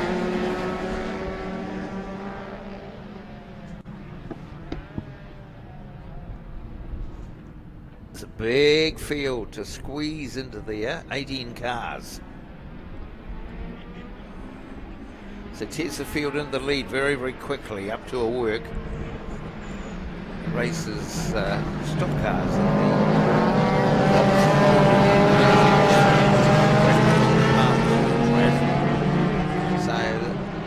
when you look at the series points, the men to watch are number 96 Greg Brown and number 584, the very distinctive cream Volvo of Colin Yannicus.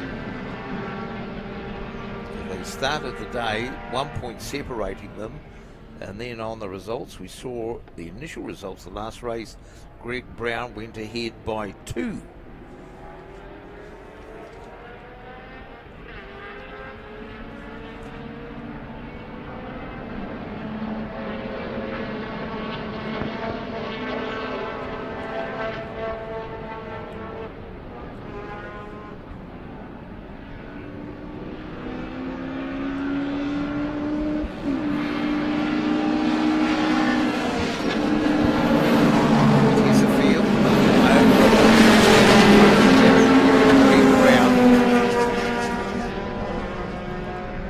Breakout here is 125, 130 is the top limit, 125 the bottom limit. That was the standing start though.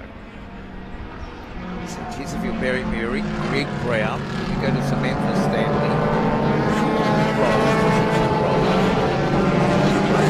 Stanley in 8th. We go to Alistair Chalmers, Richie Arbour. Started 18th up into 10th at the end of lap number 1.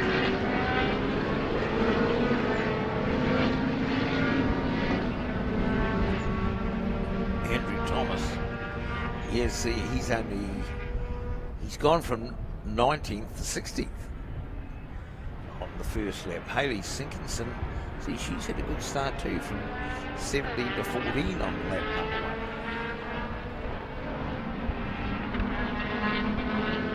Colin Yannickus from 13th to 12th. So lap number 2, Tessa Field. Chase is on from Greg Brown.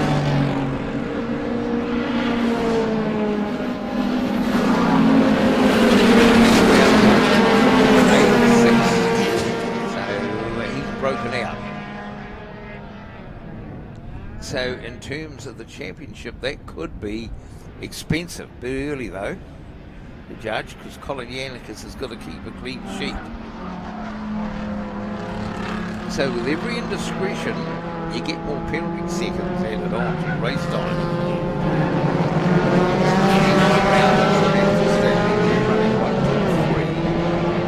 They're out ahead. You go to Mia Chester Rolls, Richie Arbour, up into 6th now.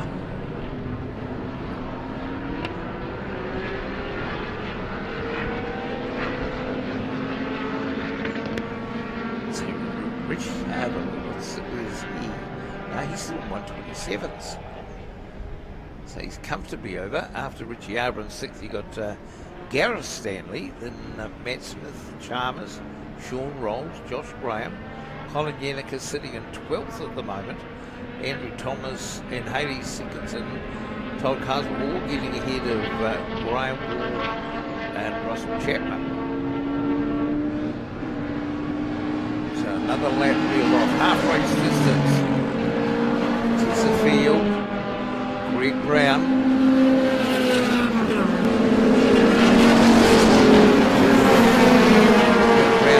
Easy back to 5.8, so no time penalties on that lap.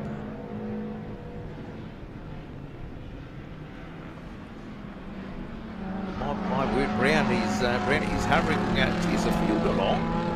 She's responding well, so he's a lead in the ladies' sandwich at the moment. As the head up, it's the head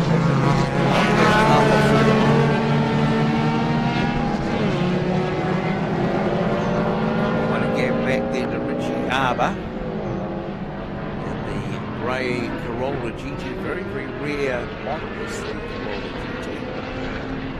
And then we go back to Barry Meering. Here comes Colin Yannickus, putting a move on Chalmers.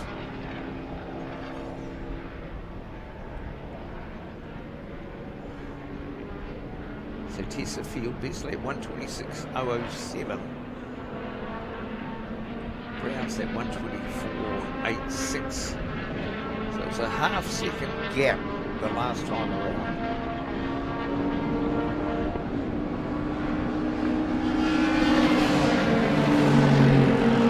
Down to 18, so tennis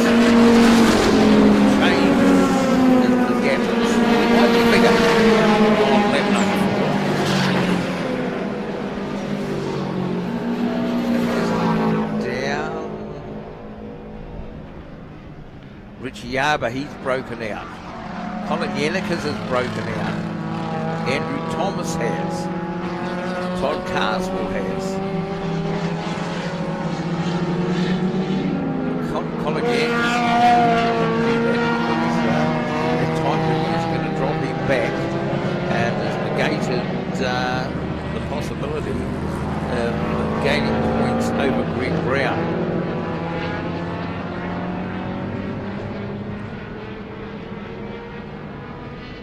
So the one to go after this one.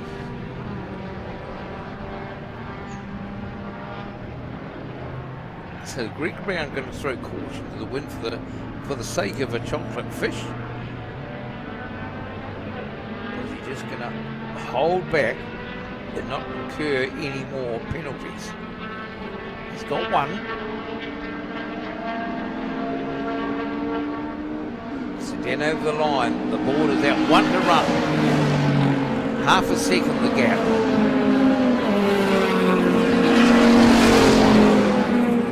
And Thompson's broken out again.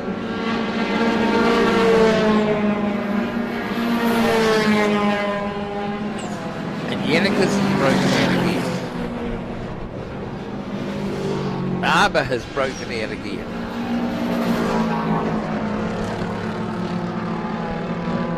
So too is Todd Carswell.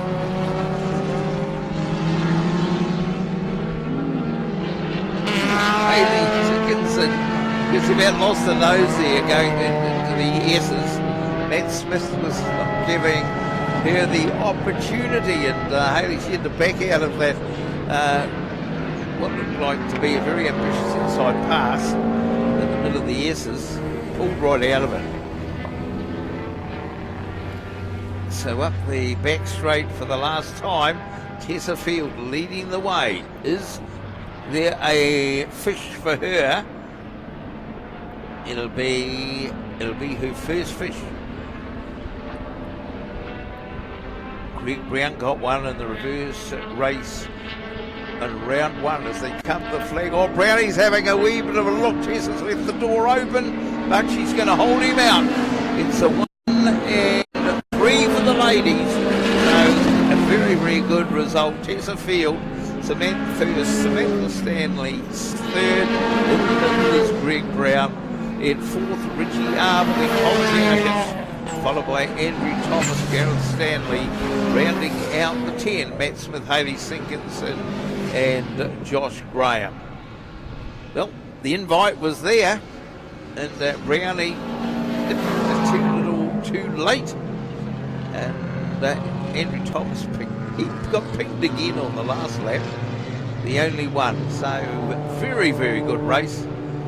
Yep, the ladies prevail in the reverse grid for the SF Cup.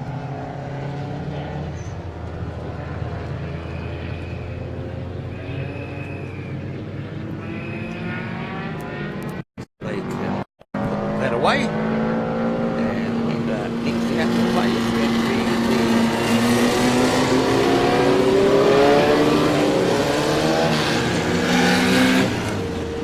not wasting any time, because after a long delay there during the lunch break, the right call was made. They've gone into fast forward mode.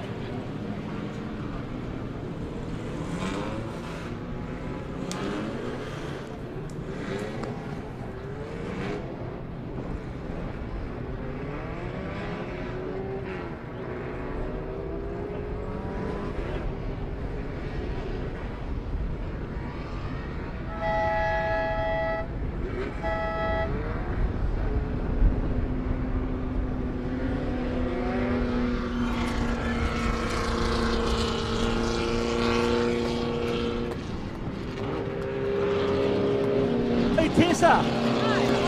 Did you enjoy that?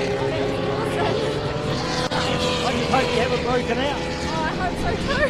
I really hope so. Yeah, well, here's another fish. Here's another bragging rights, and you did really well, and the crowd enjoyed that one. Thank you so much for that.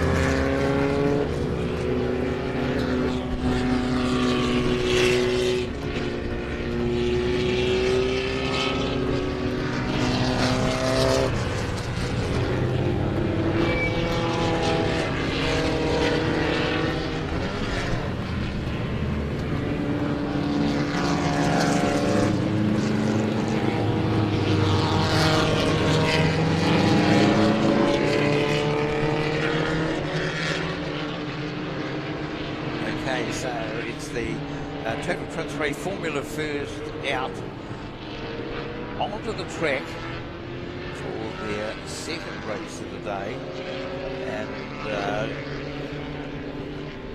I'm joined again by my very, very good friend Mr. Bonner. And what's been happening down there in the break? Any dramas?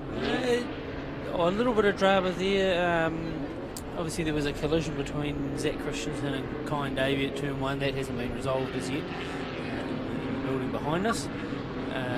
Flynn Mullany, that sounds like its engine's expired. And we down at Save Motorsport, myself and Jonathan, and did an engine change in about an hour 20.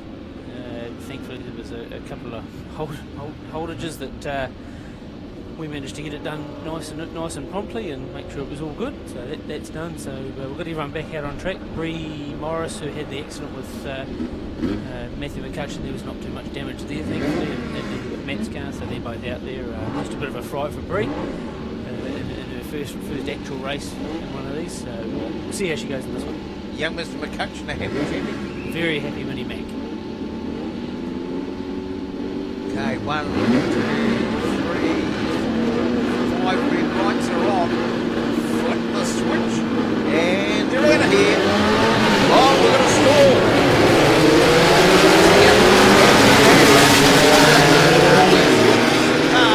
Number 13, unlucky 13. Oh, that could have been drama, Sheridan. I tell you what, I'll applaud everyone for managing to miss Aston. That could have been a massive, monumental accident for everybody, but they've all got around him, and he's at the back, and we'll see what he can do from there. Well, no pressure. So when you're back there, all you can do is move forward, and he's already on the move.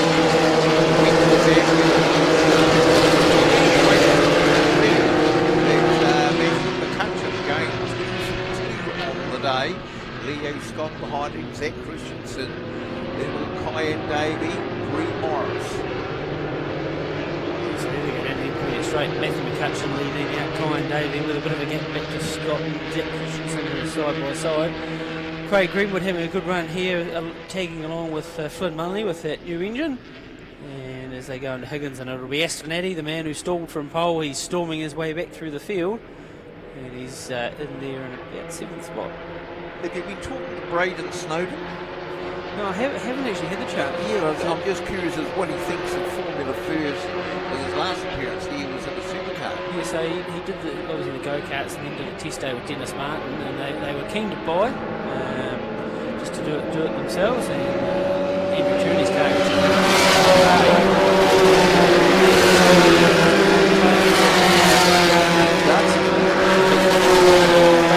Old man Zane has had a fair few cushions for Dennis. Being the sort of guru here at the Winter Series, but Dennis is more than obliging, helping them along. Yes, Kyan Davey into the lead now, got the change. Matthew McCutcheon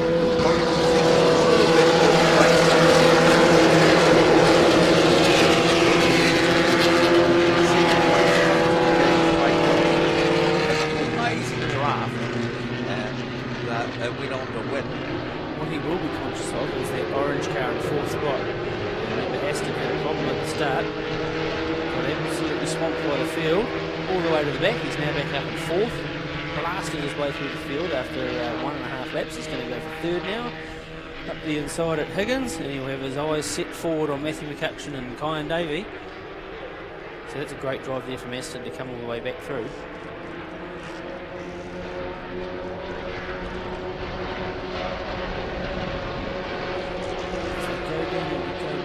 Behind the wall, and you pop out and be Kyan Davey and Matthew McCutcheon.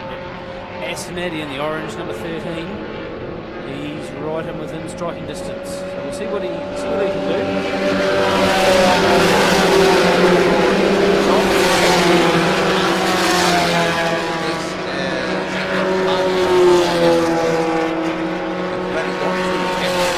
Now he's up in the second. He's long side by side with Matthew for the lead, so he's right back in it. Just shows the nose as they come into splash, but Matthew's got that all covered. We've got a 5 train cars.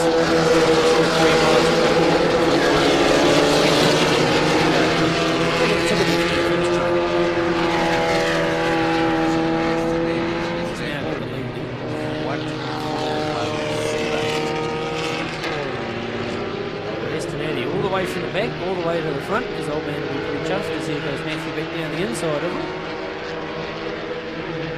So when you get a scenario like that he, you know, that he stalled at the start or something was not quite right, and he gets away clear last, that he's really had no benefit in any drafting, where does he find that pace? Is it just because he's angry with himself? It's probably a bit of patience. I mean, there is a draft that he's basically blasted past everyone using the draft, but just a bit of patience to get through, not to get angry with himself. He wasn't half a lap behind. He was only just off the back of the pack, and he's just picked them off one by one.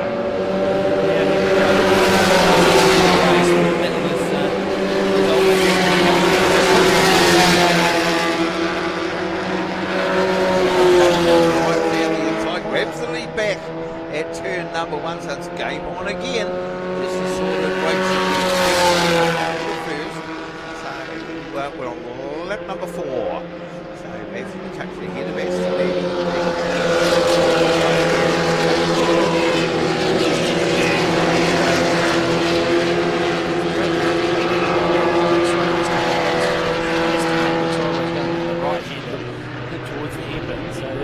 Definitely on the ragged edge, these guys.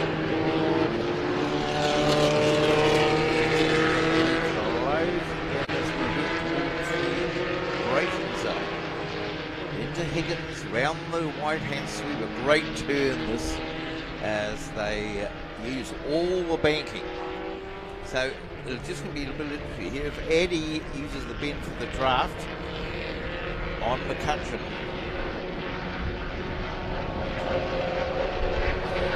Sorting themselves out now. We've still got 2 to go as they come across the stripe this line. So as they come through go media, they'll be sussing themselves out. Look, Fine Davey just got a bit of a watching brief. He's sort of half quite dropped off the back here, but he'll catch that back up.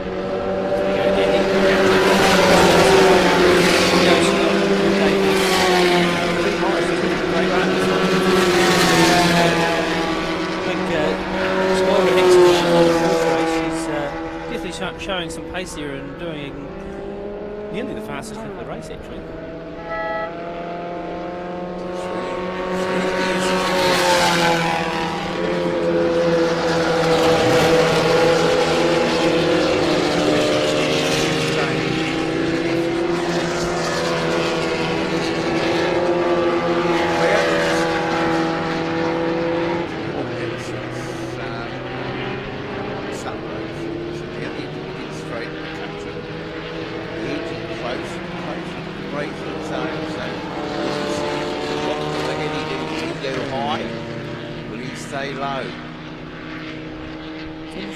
They're sort of sizing each other up now. There's a bit of a gap between Aston Addy and with Aston Matthew McCutcheon and the rest of them.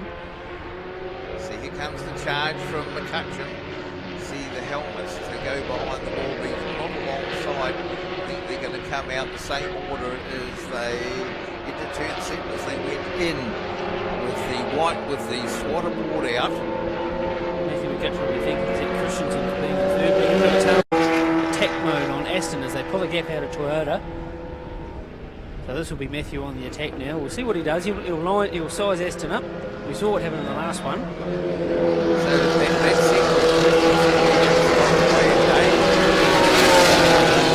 given the bottom set of the podium.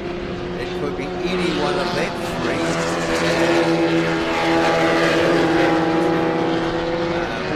Bree Morris all on his own. We see that gap between the first 2 opening up that little bit. McCutcheon having to close up under braking because it's his call where he's positioned as we go up the back straight again, and he's right where he was in the first race when he won it. So here we go. So this time Aston's taken the inside line. Matthew's going to have to go all the long way around the outside. So just up alongside now, and he's given Aston the inside. He'll keep him down low as they all fight for third as well. And we'll try and get a good run out of here, perhaps to get him by the line. And there's a spin and an accident in the background. Oh, 2 of them have collided, so drama here on the final. So Aston Eddy wins it from Matthew McCutcheon, the cuts.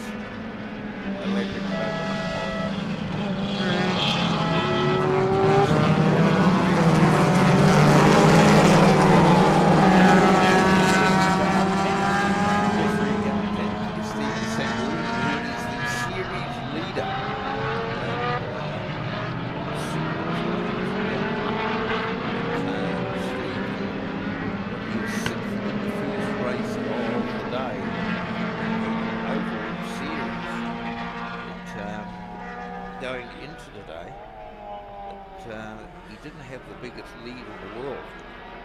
Peter Edmonds has come from last and he's coming fourth at the moment. He's really pushing the pedal down on that Volvo. He must have turned the boost up.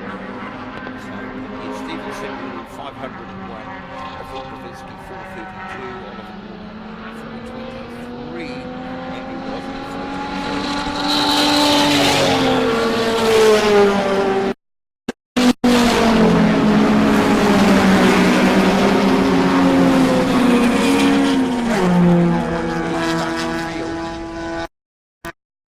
Taylor, Core Steel Buildings IB Cup, breakout 120 to 125, and Peter, you just copped the time penalty.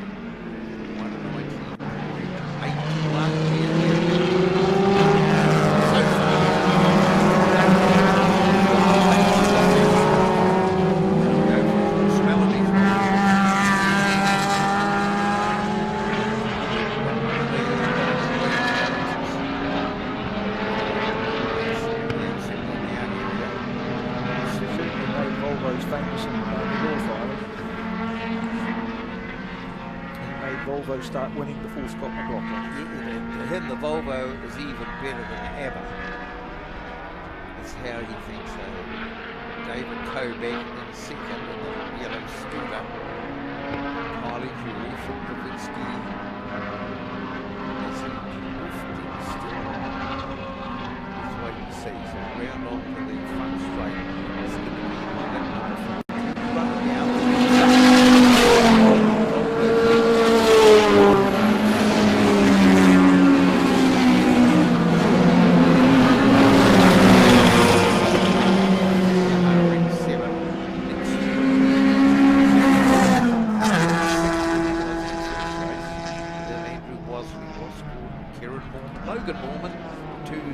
Brothers from Townhope.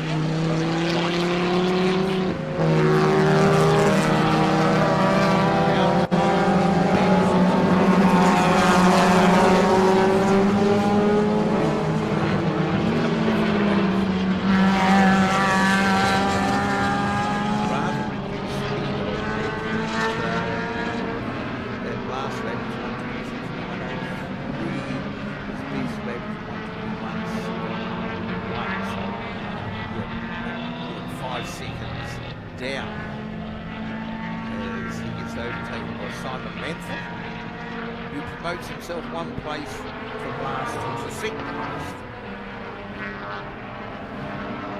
Meanwhile, the race leader swinging round, the swatter borders out, indicating last lap. He's still the other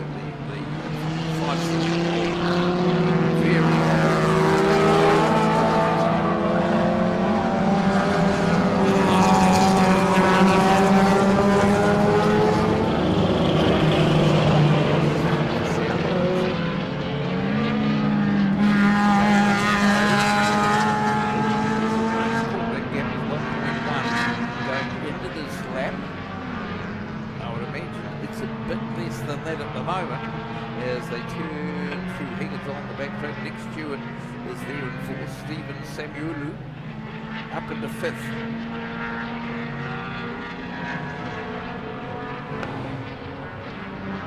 So Samuel, he won't want to break out. This point in time, one race to go in the championship would be the last thing he wants to do. So Peter Edmonds, he goes first over the line. Second, Nick Stewart,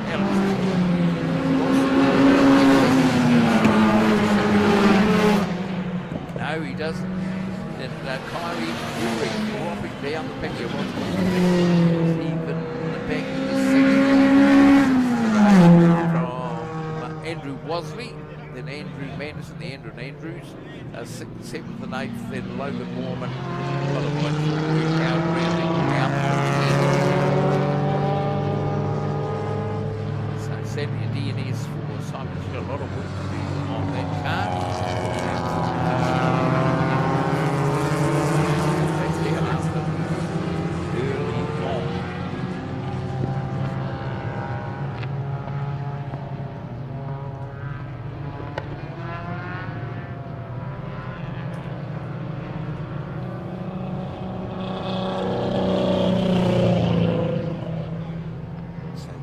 IB Cup is run and won. So that one is over, and next up it will be the Formula Ford Cup. Formula Ford Cup. The open wheel is back out very shortly. Ray Hart will be the fish.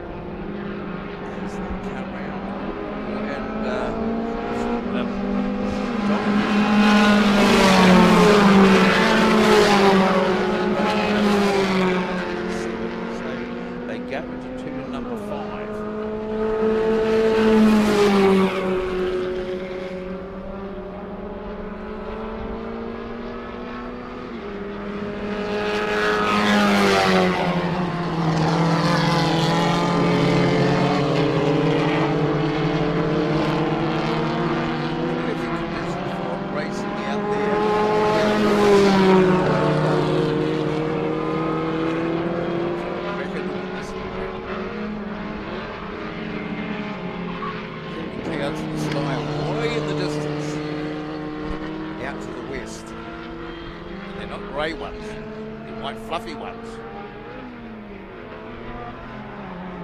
So Josh Donahue leading the way, though he's not a championship contender. Which is interesting that he bought the car out here in the first place, because there's no real category for him except Formula Libre.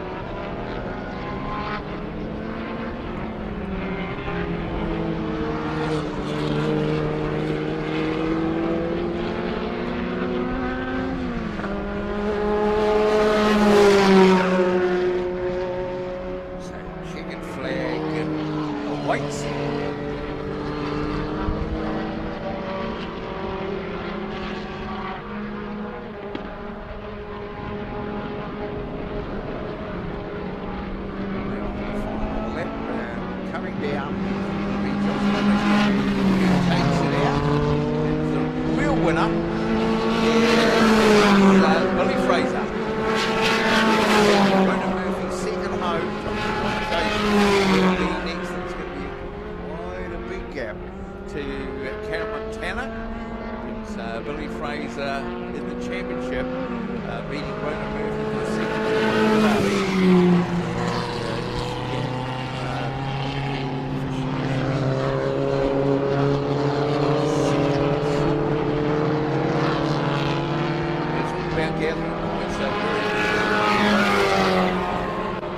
To cement second, and with everything he's doing so far today, that he's narrowing the gap, albeit possibly. We've got to remember, Ronan did not compete in round number 3. He did go in practice on the Saturday, on Sunday, and despite not picking up any points, is second on the points table going today. But Callum Crawley not racing, had 562 points going today. Ronan 390, so that's a deficit of 172. And today he's picked up 154 points. So this last race could see a change in the championship. That makes it interesting. Very interesting.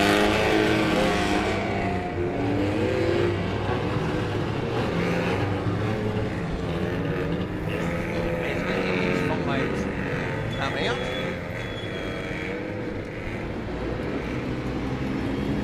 You enjoyed that race? Yeah, it was good. The car finally managed to last an entire race. So tell us a bit about this car. It's different to the others. So it's a Formula Swift 2000. It was raced in America in the 1990s. It's pretty old these days, but it goes well. It looks like a lot of fun to drive. It is definitely, with the low horsepower. Congratulations, here's your fish and here's your chocolate your sticker. Congratulations.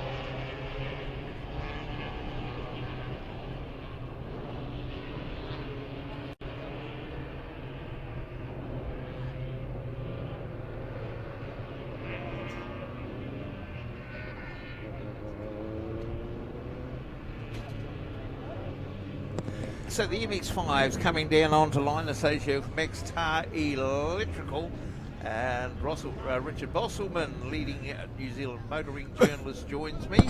And what's the news from down in the pits, Richard? Okay, well, we haven't got Conrad Healy on pole because he's blown his differential, so he's finished for the day. So John Warden is second ever motor race in this class. He's leading off.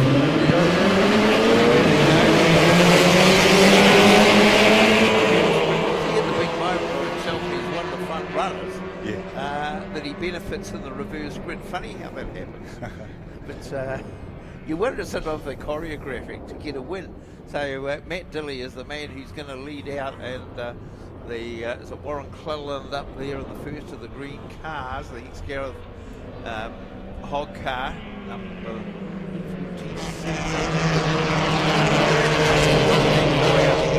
Bryce Hogg is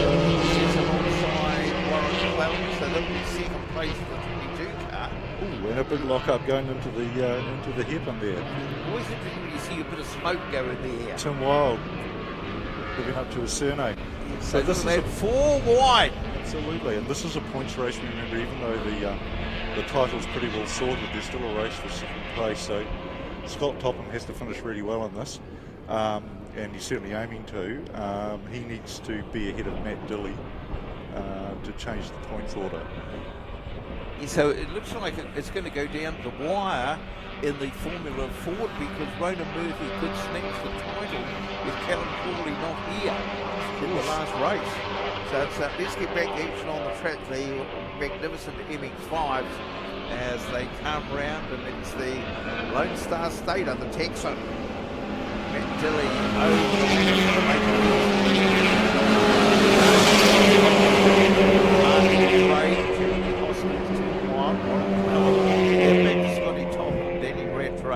and the newbie John Ward at the back of the pack. Yeah, that's right. And I mean, it's remarkable, isn't it, to see Marku back into the fight again, because he's been away for the rest of the series and now he's just back. That's probably the oldest car out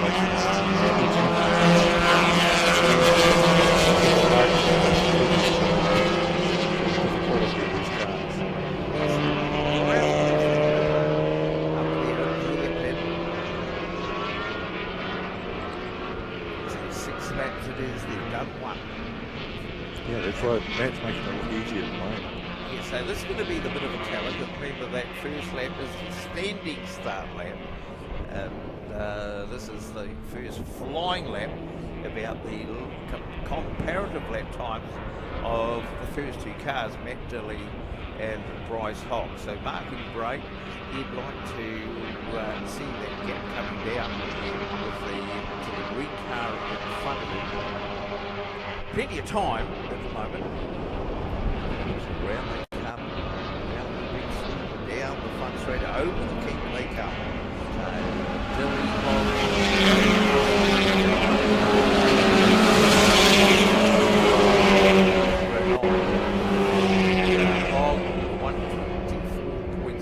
124.75. Matt Dilley at 125.08. So that's his good dice going on now here with Jeremy Hoskins testing tyres and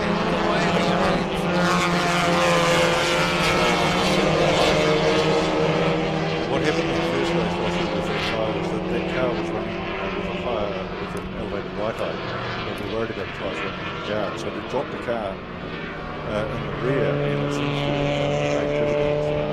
That's an interesting tyre in race one. He found he had 4 laps with really good grip and it just started to let go. So count the laps and see how he goes this time. Yeah, well, it's all part of the evaluation process, and you won't make the MX-5 group, they won't make change for the sake of making change, I'd imagine. Okay, so here goes Tim Wild mounting an attack on the Pink Panther as they go up the back straight. Pulls, he dives down the inside, he's on the favoured inside line, so that pays dividends when you come out of turn number 7, but he just right out.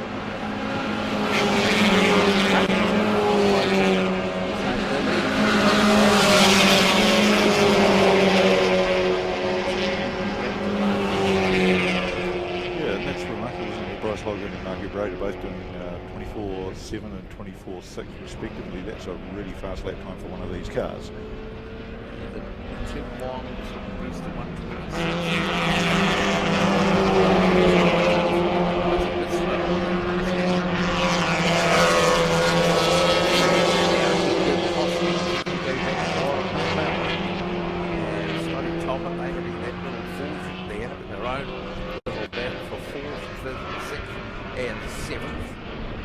Warren's could be out there. He blew a diff yesterday in his first 2 laps into practice, so he borrowed Bryce's old diff, so that's what's getting him around the track at the moment. So that gap between 1 and 2 has come down dramatically as they come out of Higgins, and this is lap number 4 of the 6 of making a move up the back straight. Dilley will resist as long, as hard as he can. How wide can you make it, Mazaribix 5 as they come down the front straight? Dilly doing everything right. He takes the shortcut right down to the left-hand side. It's a long way, and we've got the move down the inside, Dilly on the outside as they come round the big left-hander. Now Dilly will try and ride this one out because he's got the inside line, and he does. Yeah, good racing. Great racing, so close. Dilly's car's got a green door handle. And a Braid puts the benefit to Marcus Braid. Well, they're dicey. They're slowing each other, and Marky Braid suddenly comes right into the picture. Well, there would have been a bit of mirror touching going on there coming through the headline, no doubt. They're very close. So we're down into Higgins. Remember, they've got one more lap after this one. And we've got this three ship out front. The black against the green and the red. Two Kiwis against the Lone Star Texan. You wouldn't put it past Marky to pull a nice little move going past both of those two guys. So where's is there not his passing place? It's called the track. Yep, it's the black stuff. So down they come. One lap to go. There's the magic board. Out. Just conserving his tyres a little bit. Just for this last lap, he's really going to push. So here we go into the S's. Dilly on the inside. Rides it out on the outside. Now it's at the magic brake. He's got a couple of links on it now. Last one. He's got another race to go. So this is it, here we go. Down the intermediate straight. Big telling thing will be the braking into Higgins now. So they close up. Here goes Marku Braid. Is he going to take the high line and then dive down the inside? Yeah, I mean, it looks like it's all settled now, but you can't, you never take that bet entirely until we get to the finish line. Something else could happen here. Yeah, so Hogg controlling the scenario out there now. There goes Matt down the inside. So this is really interesting. So Matt Whoa! And the big lock happened just before the barriers, and